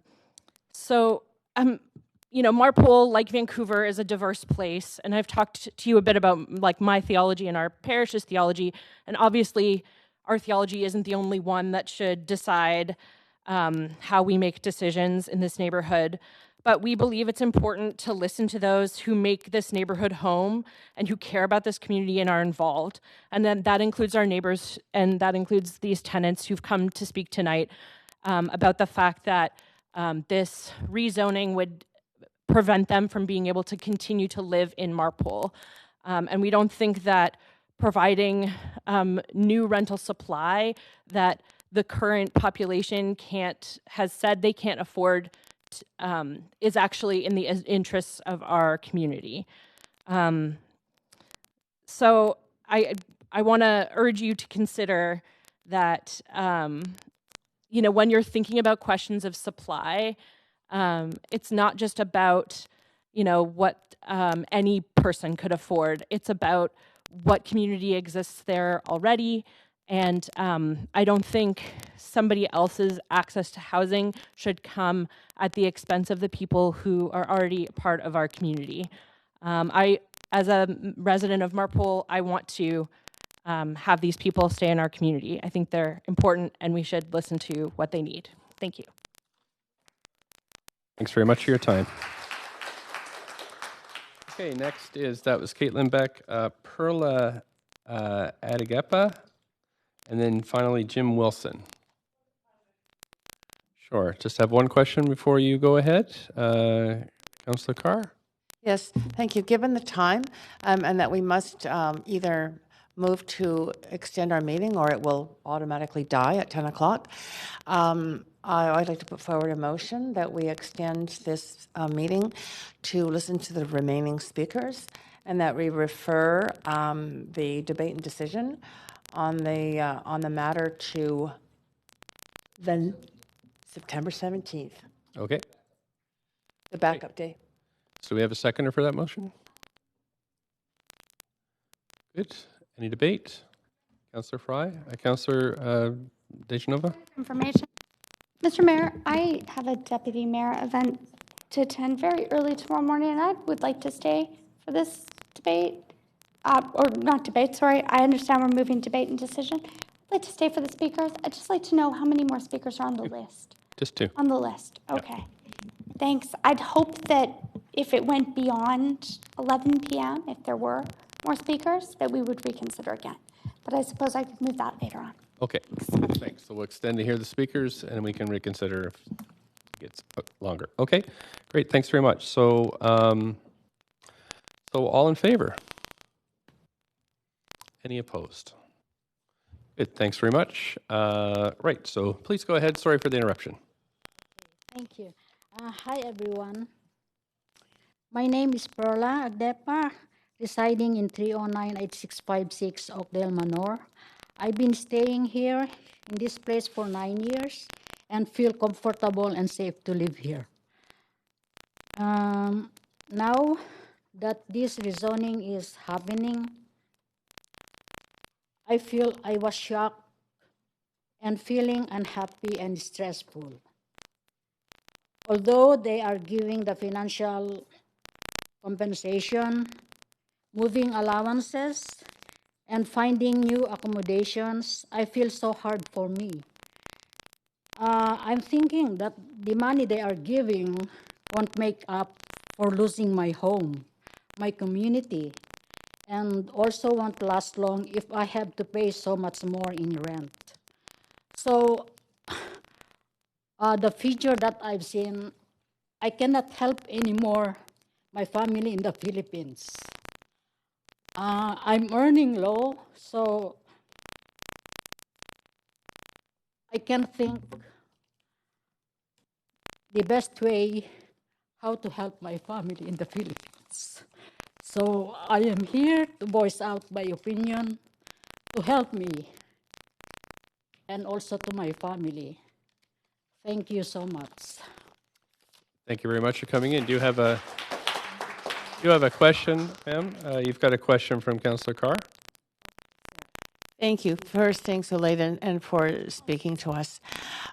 So you did say that you're very worried about the rent being so much more.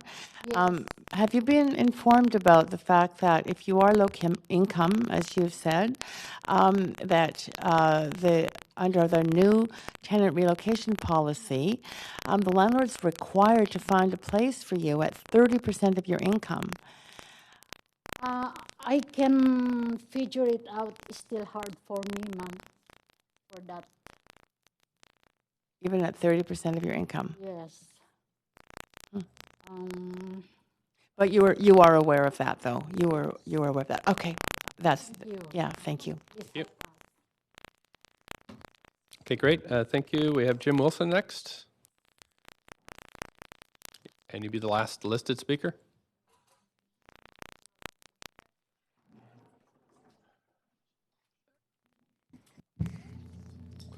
Thank you, Mayor and Council. Thanks for coming in. I don't live in the area, but I'm here as I do not support the rezoning application, as I myself am a victim of rent eviction. In September of 2017, in September of 2017, my nightmare started. We got our first of 5 notices to rent evict. And then at Christmas of 2017, my 86-year-old friend had an accident while I was at work because he was stressed and fell down, spent 6 weeks in hospital. The rest of that year, till about August, we were having meetings, fighting, speaking, having RTB hearings. I think we had a total of 3 or 4. And eventually we learned, because on the basis of the evidence provided by the landlord, the building was built in 1921, and it was stucco and wood frame, and they said, there was extensive repairs needed, and the electrical and the plumbing did not meet code. My friend and I lived in that building for 20 years. We started rent at $650 a month, and the ending rent was $925 a month for a 2-bedroom with a balcony on the 3rd floor. After that, because we had a cat, it was almost impossible for us to find a suite in Vancouver that we could afford. So we spent a month in a motel because the landlord said he couldn't give us any more time because we were already beyond the end date. After about a month in the motel, we moved to a rooming house. And we spent $900 for the 2 of us in a rooming house in East Vancouver. And basically we survived, but because of the hotel, the storage, the moving, all the unfortunate problems with the rent eviction, I took on a lot of personal debt, even though we were compensated for our time in the suite by the landlord. And I'm still paying all those bills off today. I'm still about $10,000 in debt. Now my friend had a stroke on May the 4th and is now residing in the care home in Vancouver, and I'm still residing at the rooming house. And basically, I can just say trying to find affordable suites, even for working people, is almost impossible in Vancouver. And God help you if you have credit problems, or if you have a pet, or if you have a small child who makes a lot of noise. Because I remember somebody was telling me somebody in New Westminster got evicted from a strata unit because their 12-year-old was running around the floor in the wood floor building, and they had 10 days notice. So all I can say is we need heaps of more affordable housing, not renovate the building and then double the rent to whatever price that was in the matter, like for previous, because these people obviously cannot afford the new rents, even at the 30% discount. Our landlord under the previous administration and TRPP said he could not come to an agreement with a right of first refusal, so that was blocked completely, and we were just compensated and told, well, you can see if you can get into subsidized housing in the Lower Mainland. Thank you. Thank you very much for coming in, and I don't see any questions here, so much appreciated. Okay, thanks. So that's it for speakers that have signed up to speak. And now I'm going to call and see if anybody else would like to speak to this. Great. So my first call, and if you'd like to come up and speak, could you just state your name, and you have up to 5 minutes. Thank you very much. Good evening. My name is Eric Adernack. I've lived in Vancouver for the last 17 years. In fact, I drive by the site as well as Oak Street every day. Thank you for the chance to speak today. I just wanted to look at this. I should mention, by the way, I do have a planning degree background as well as a development background in terms of interest. I just want to look at this at a little bit higher of a picture in terms of mentioning and reminding everybody we have a housing affordability crisis. I think everybody here would make that assertion. And what we're talking about here, as well as other applications, is proposing more supply, and particularly more supply of housing, and in this case, rental housing. And I think that is something that we should really be trying to focus our efforts on, and this is an example of that in this case. I don't know all the details of the application, but it seems like it's abiding by the city's policies in terms of requiring accommodation for the existing tenants, as well as the development program is providing that, as well as the right to move back. I certainly think that they're following that, and my suggestion would be that this is an opportunity to have, by my math, an extra 50 units that are affordable housing. Whether they're affordable now or not, they seem to be at discounted rates. And I also will point out the fact that, as we well know, many units become affordable over time, and that perhaps when they're new, they're more expensive, but later on they become more affordable. And then lastly, in terms of any types of development, I've experienced it as well. When there is redevelopment, intensification, there is disruption and displacement. And I think the best we can do is try to accommodate that as part of the evolution towards higher densities and more housing supply in our city and in our region. And we certainly don't want people moving out of the city. In fact, having higher density and more housing supply within the city over the long term can provide more options. So thank you again, and those are my comments. Thanks. I have a question from Councillor Fry. Yeah, thank you. I didn't catch it. Was it Mr. Ackerman? Adderneck. Adderneck. Thanks, Mr. Adderneck. Since you brought up the idea of more supply being sort of a panacea here, what about the folks who can't afford this new supply? I'm doing the math. One of the earlier speakers, Ms. Bing Conde, mentioned paying $720 a month. She'd been there for, I guess she'd get a payout for 5 years on TRPP. So that would be about $3,600 she would get. And by, even with the discounted rate for a one-bedroom replacement in this unit, that would get her about 2 months in a damage deposit. What happens then? Like, how does this supply idea work for you? Well, Councillor, with all due respect, I'm not looking to solve this particular application, but I would suggest that over the longer term, which it is the duty of the city to consider, and the bigger picture, if we are to agree that there's strong demand for housing, and if there is more supply over the longer haul, not per individual transactions necessarily, then prices, unless would not increase as much as otherwise would be the case. And so, and again, some of the housing that is building new now will increase the stock of supply in the future. Do you then feel that we have a duty to protect housing affordable to folks who work here today, not in the future, but what about the people who are here today? What is our duty of? A little theoretical here. We are focusing on this Well, one building. Kind of Yeah, well, that, sir, is the challenging balance that is your job. But I think the reality is that if we want to accommodate, and we are accommodating more population growth as the future goes on, which is simply reality, the question is where can they best be accommodated, and locations within the city by infrastructure on major roads that have older buildings could be intensified. Thanks very much, and that's it for questions. Thanks for coming in. Next speaker, again, up to 5 minutes. Please state your name. Good evening, Council. My name is Craig Jorgensen. I'll try to keep this quick. Sorry. The thing that catches me about the analysis of this proposal is that what it measures isn't what the community here is concerned about. And as we know, what measures is what matters. What the community is concerned about is displacement. What the community is concerned about is the presence of affordable housing in the neighborhood. The rate of change analysis that MARPOL has in place doesn't measure those. It doesn't, it goes, what is the number of rezoning applications that have been received for rental? That is it. It doesn't measure how many rentals have been built. It doesn't measure how many new social housing units have come online. And it doesn't measure how many rental units have been lost. Those are the things that actually matter for renters. And we need to actually measure those in our analysis. And I hope that you will look at those metrics and consider them and find the proposal lacking as a result. Thank you. Thank you very much, and no speakers. No questions. Any other speakers? Just come up and just state your name, and you have up to 5 minutes.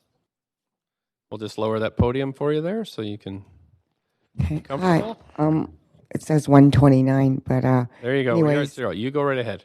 Thanks. My name is Teresa Dolores Gray. I've been here many times since the 2002 Woodward Squat, where I now live.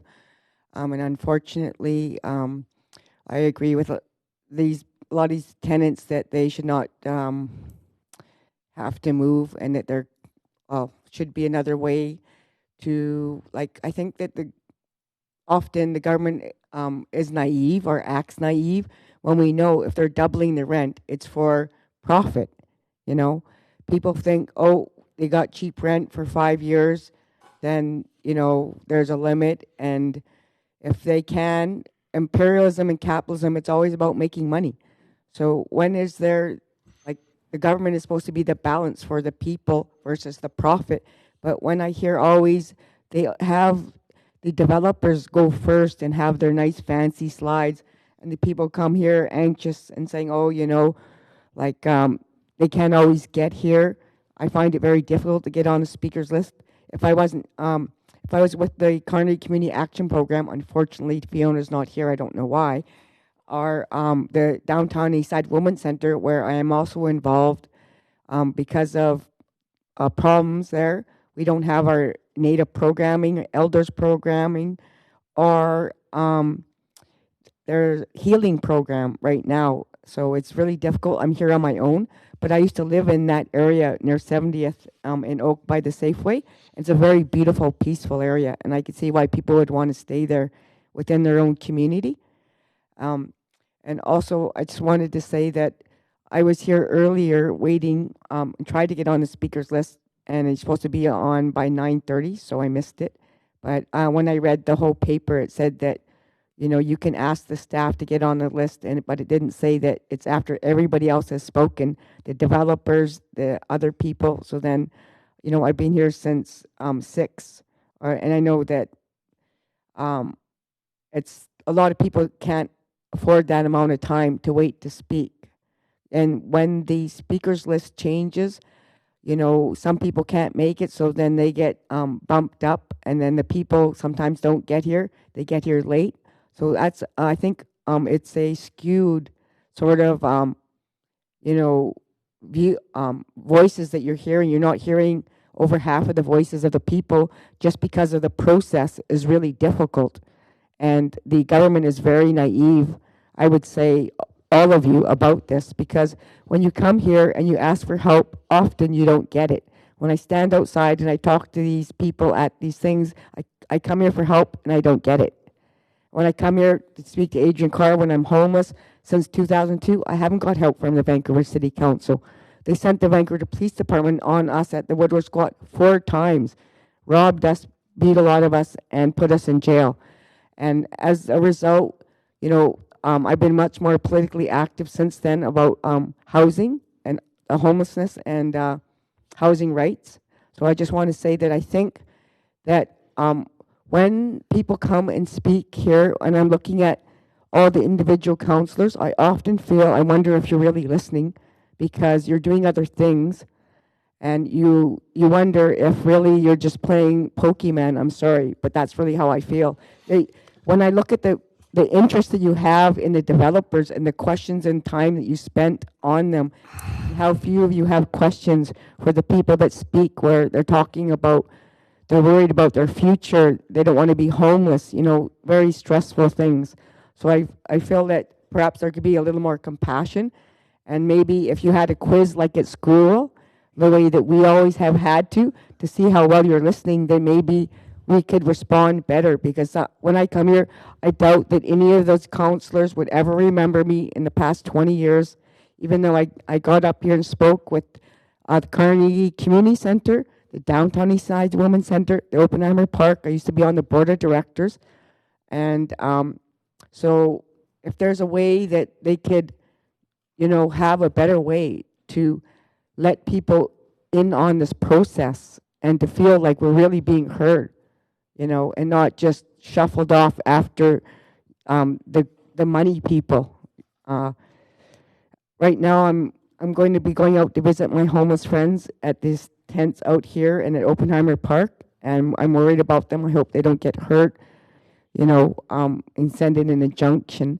We're just Okay, at but 5 thank minutes. you for this, and I would like to say that I really hope that these people get justice, and perhaps you can invite some of the Musqueam people, because I know they had the big protest for that Marpo Midden, which they now made into a park. So thanks, and I Thank you very much. invite everybody to come out and visit the people outside on the corner here with the tents saying "End Homelessness Now," and thanks to Jean, I hope you'll visit too. Good Thank luck, you very everyone. much. Good night. Okay, thank you. Anybody else like to speak, sir? Okay, up to 5 minutes. Please go ahead. Hi there. My name's Kelvin Weber. I've lived at 8656 Oak Street since 1995. When the application for redevelopment came out, of course, like everybody else here, we just got stressed out, because it's a big upheaval, especially I've lived there for so long. Now it's like, where do I start? Where do I go? What do I do? It's just going to be a big change for me personally, having to move, having lived there for so long. But I'm torn because I've lived there since the original owner owned the building. And then when the current owners bought it, they lived in the building for a couple of years. So I got a rapport and relationship with them, and they're really nice people. So I'm kind of torn, and I don't want to, I want to give them every opportunity to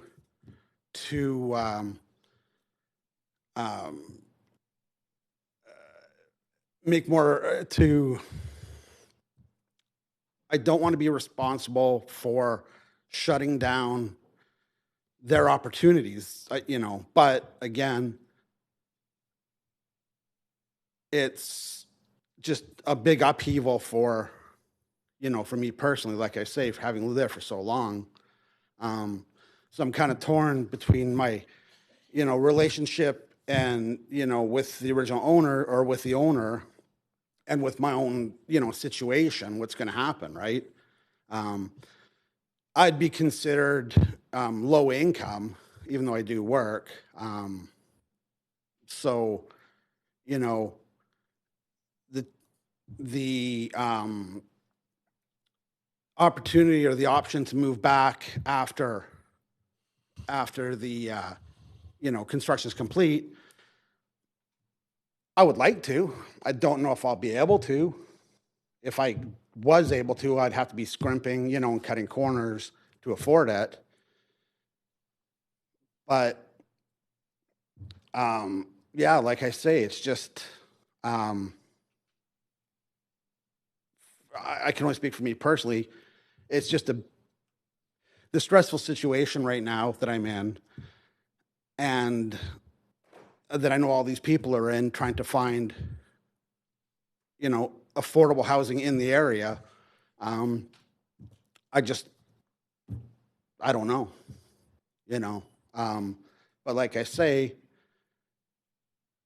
I like the owners. They're good people, but the upheaval that this is going to cause, for all these people, for me too, it's just tough. I know you guys don't understand because you don't have to do this, but we do. So, yeah, but the building is nice. Yeah, I could use a little TLC. When she was talking about square footage for her husband, and her daughter, the actual units are about 650 square feet, a corner unit that I live in. So, and as for people not filling out the sheets, the information sheets that have been requested, I don't know if other people have.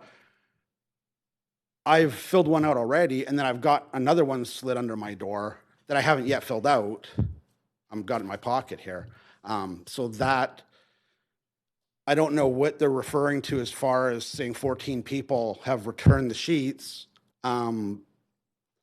If I'm included in that 14 because I didn't fill out the second sheet, or was there more people that filled out the first sheet that didn't bother filling out the second sheet yet? So, yeah, like I say, just I'm torn here, like I say, because the owners are good people. But the building, as far as I'm concerned, is actually still a decent building, So that's basically all I've got to really say. Okay, thanks. Could I ask you a question? Yes. So you've said you lived there quite a long time, and you're living 24 years. Right, 24? Yep. Okay. 24 years. So what I find with these situations too is we do have a brand new policy, and this is the first building that's going through it. And so I don't think everybody, and what we're getting here tonight is I don't think everybody's getting the right information. And a lot of the stress is around the uncertainty.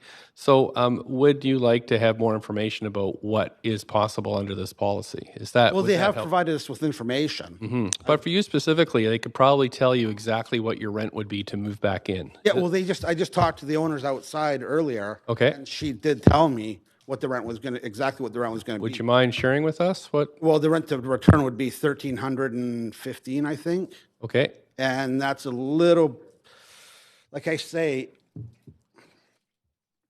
I could probably make that, but I would have to basically, cut everything else down.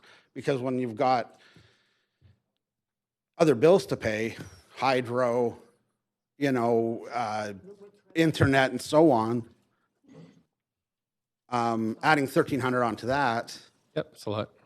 Do you mind me asking if it's just your income? It's your single income household, or are there two incomes? Single. Single household. Yeah. Okay. Under 30,000. Right. Okay. So that helps for sure. I mean, this is what we're trying to puzzle through. No, I too, understand. is Yeah. what is the impact on all the good people that have come in here, and how do we kind of judge this? And that really helps. So I really thank you for coming in. Well, like I say, I mean, they have, like they've said, and like other people have said, they have, kind of gone a little bit above and beyond what is required, but still it's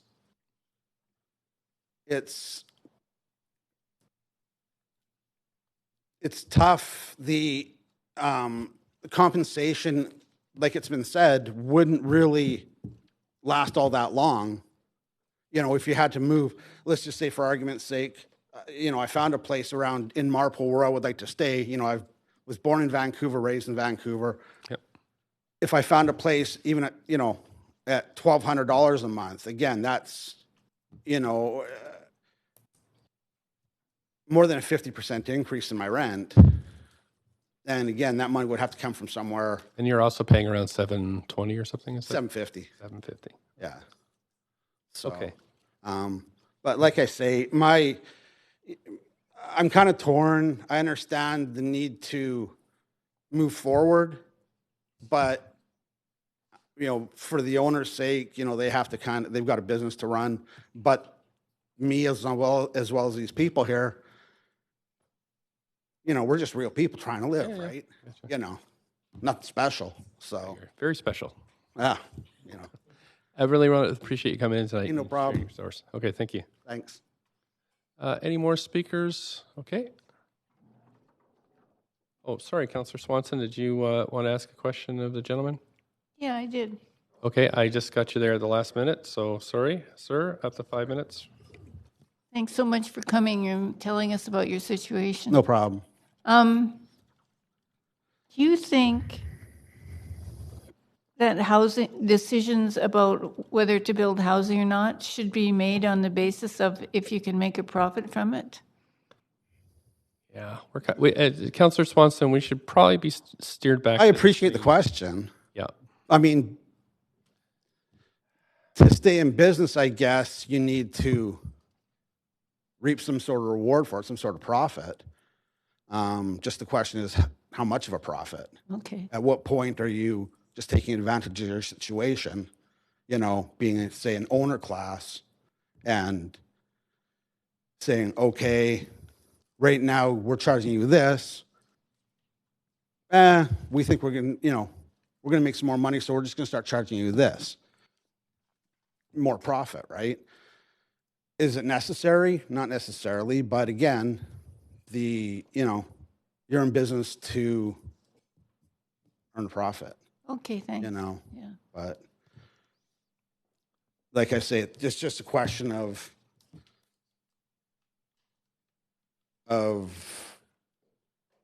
how much of a profit's enough. I think we're getting kind of into a whole new thing here, but yeah. Okay, thanks. Yeah. Appreciate it. Thanks very much. Okay, have another speaker. Hi, my name is Christine Womack. I just wanted to say that I think the reason that the people didn't fill out all the paper is it asked about income and what rent you were able to pay, and I think people just didn't fill it out. I filled it out. Okay. But most of, like, I'm in a 2-bedroom. I've been there for 15 years, and the rent is $1,036. So there's nowhere in Marpole that you can find a 2-bedroom for that rent. 2 bedrooms are $3,000 and $2,500. So filling out the paper doesn't really do anything. They can't help us. Okay. Thank you. Thank you. Anybody else? Okay. Hi, my name's Robert. I just wanted to make a couple comments. I've got no affiliation with the developer. I am for the development of the rezoning. I'm not a tenant of the building, but I am a business person. My mother-in-law is a low-income person, lives in subsidized housing. And this is, I think there's, you know, do I feel bad about sort of the displaced tenants? Absolutely. But we have a problem, and I don't think anyone would disagree that there's a housing shortage. And I tell you, without the private sector, you know, people make the developers as if they're evil. But if it isn't for the private sector, who's going to build? The city can't build all this housing. And to say that, oh, you know, the developer's making oodles and oodles of money, that's not the case. I mean, sure, do they have successful businesses that they've done something else with and they're making an investment? Could they potentially make money? If they didn't have the potential to make money, why would they go and drop 10, 15, $20 million on building a 91-suite building thinking, yeah, you know what, I might lose $5 million. No one in their right mind is ever going to do that. And then here, and I know this for a fact, this is a low-income housing in Vancouver, Alice Saunders Place.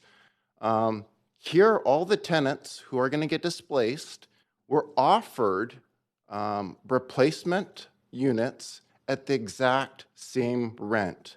When they come back after the building is complete, the rent is exactly the same. Very different. Obviously, this is low-income subsidized housing. This is not private sector. And all the tenants, or not all the tenants, there's some of the tenants that are rallying to all the other tenants oppose this redevelopment. So here, we're trying to increase subsidized housing to solve the problem. And here, you know, the city's saying, we're going to keep your rents the same. You get to come back into a new suite at the exact same rent. And tenants are actually saying, hey, I don't want to be inconvenienced to the extent that once I pass away, then fine. But if everyone has that attitude, we're never going to solve this problem. So, I mean, at the end of the day, I get it. You know, there's a problem. But at the end of the day, to say no to this rezoning, we're not solving any problems. That's all I've got to say. Thanks very much for your time. And sorry, sir, we didn't catch your last name. What we just need it for the record. Lee. Lee? Okay, thanks very much. Anybody else? Great. Thanks for coming in. Up to 5 minutes.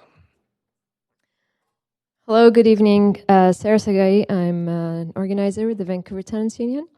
And I would also like to spend a little bit of time on the question that Councillor Carr has been asking about why people haven't filled out the forms.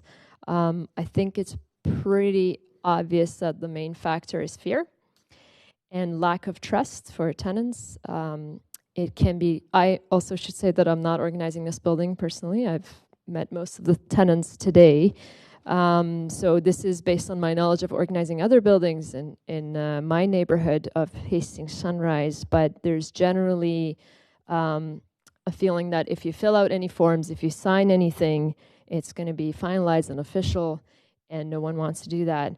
And one thing that's important is that tenants under BC law, tenants have the right to dispute any eviction, and they have the right to question it. And the TRP process actually closes in on that and doesn't allow any questions to be asked about what's going to happen. They just kind of ask tenants to accept that it's going to happen and they're going to have to move, and that they should just trust that somebody somewhere is going to find them relocation, and they just know their mind and heart that that's not possible because there isn't anything that's comparable to what they're living in. So who's going to find that? Relocation specialists are not magicians. They're not going to be able to find a place that is within 30% of somebody's who's so low income. Usually, I mean, my guess is that means they would just go on a waiting list for non-market housing, and we know how crowded those lists are. And that means they won't necessarily be in their neighborhood. They would just have to go wherever. But one thing that I wanted to emphasize was that the TRP process is set up in a way that it doesn't really reduces the stress of the person going through the process. So what you're hearing from everybody is that they're completely stressed out. They're anxious. Since they got the letter, I'm just imagining from every tenant that I've spoken to that it just becomes the main thing that you think about. It takes up so much space of your everyday life that you just have to think about your housing constantly.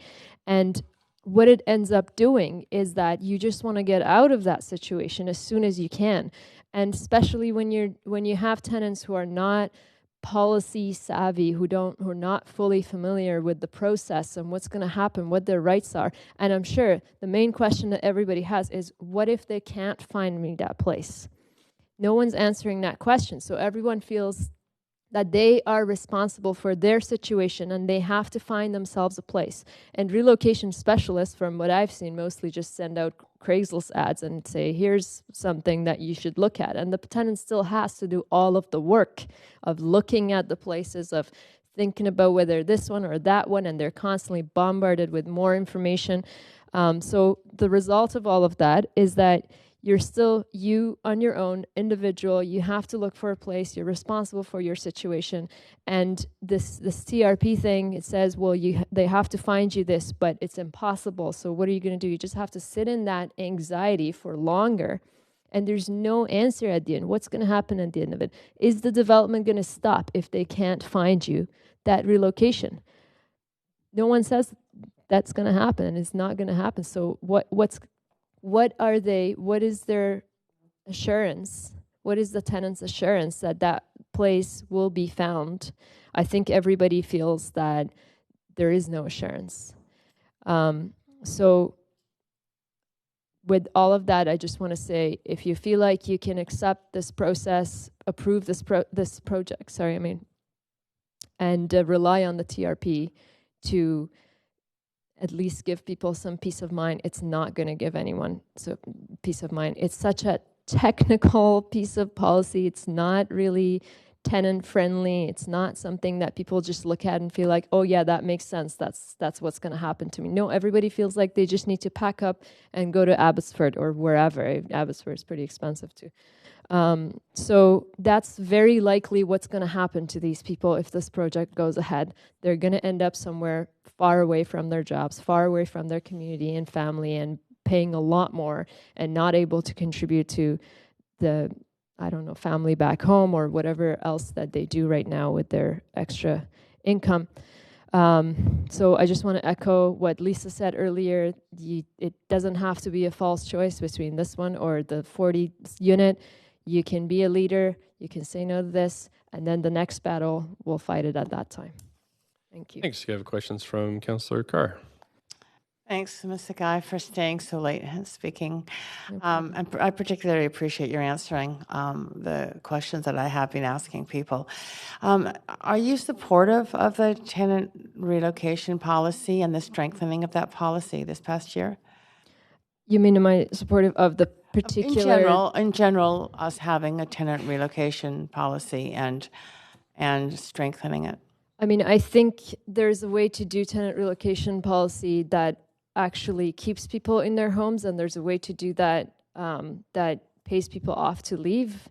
And we can see those two things. We can see that what Burnaby is about to approve is actually keeping people in their homes and their communities and have them support them to return to the new buildings. So you can both update the buildings and you can have people come back at rents that they can afford.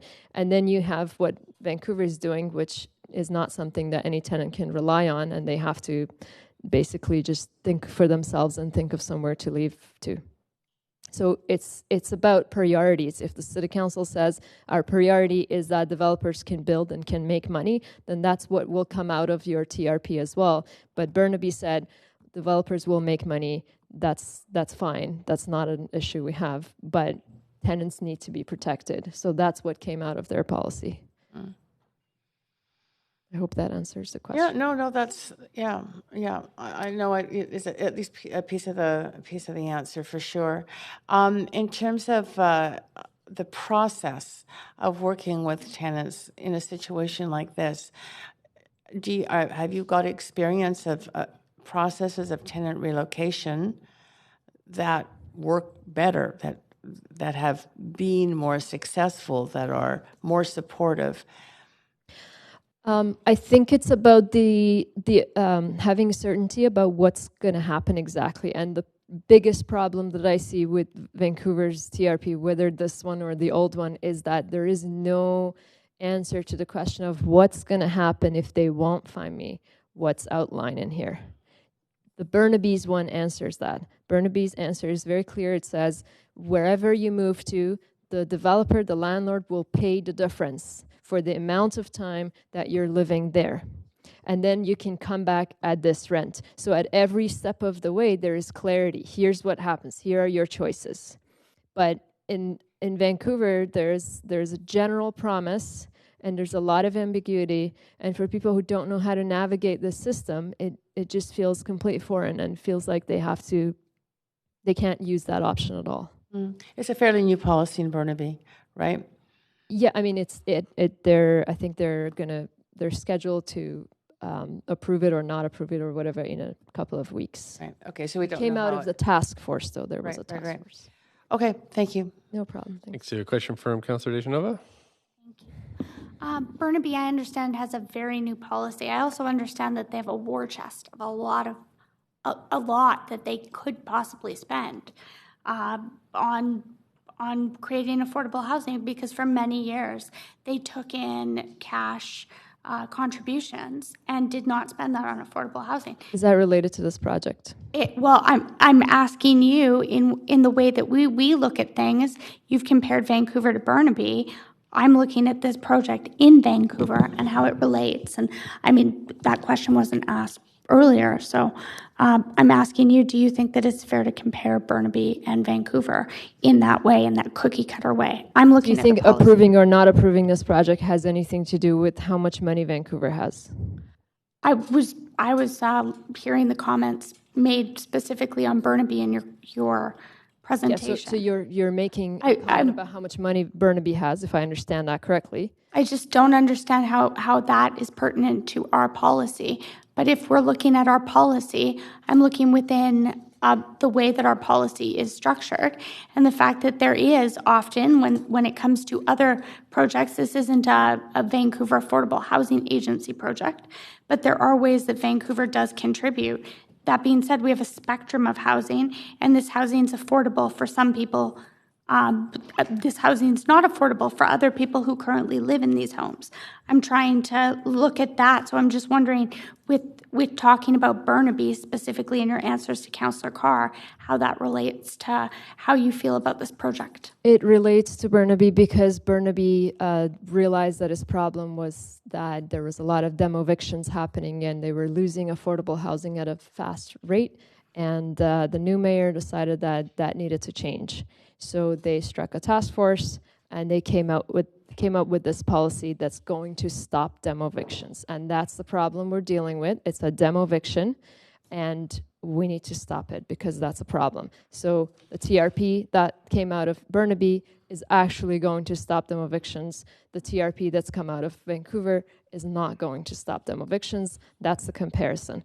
If you feel like you can, I'll stop there. Thank you. Thanks very much. Great. Anybody else? That's 2 calls. One more time. Anybody else want to speak to this? Thanks very much. That's it then. 3 calls. So seeing there are no speakers, the speakers list is now closed. As few no public comments were received in this item after 5 p.m. today, I suggest we close the receipt of public comments and move on to hearing closing comments, asking further questions of staff. But actually what we're going to do, so the list is closed. Move debate and decision to the. Oh, I didn't know you could until it was closed. Actually, we will need a different motion. Yeah. Move debate and decision to unfinished business at the October. We actually have to move it to a different. My apologies. We have to move it to a different day. Sorry, yeah. We have to move it to a different day, which is tomorrow night. It goes to tomorrow night at the regular council meeting after the standing committee meeting. And then if we don't get it then it goes off to the next day. Sure. Thank you. I already did include that, a referral, which was to the date that the city manager suggested. We had the date incorrect. Well, okay, do we have to rescind that then and replace it with this? I just wanted to make sure we're following the process we need to. I don't know. Do we have to rescind it, clerk? Point of parliamentary procedure. Because we'll have 2 different dates sent, motions with 2 different dates. Point of parliamentary procedure.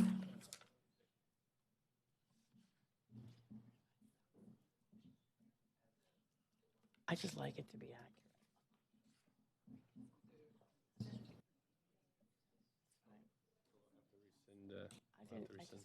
I just asked.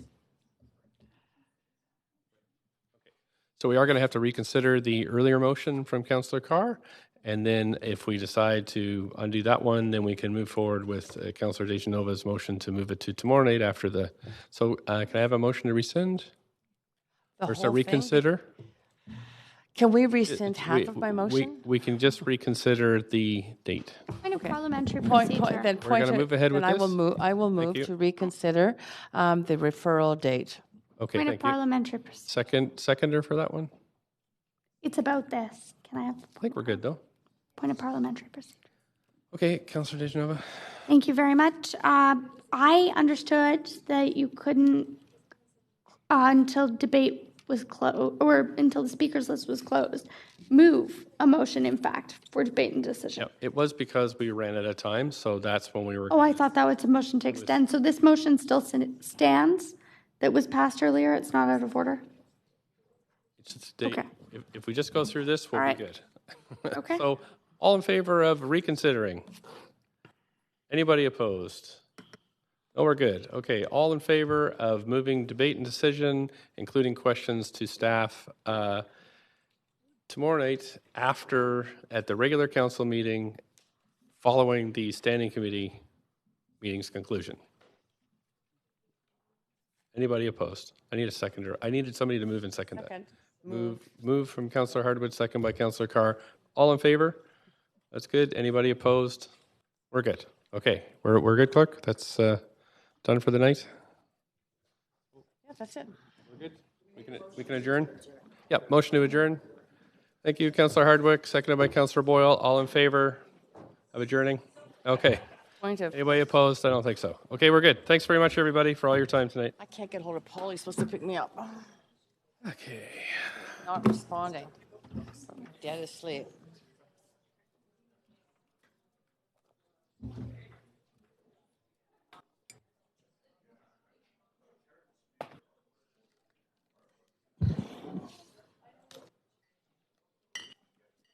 That's what happens when you have 2 speakers.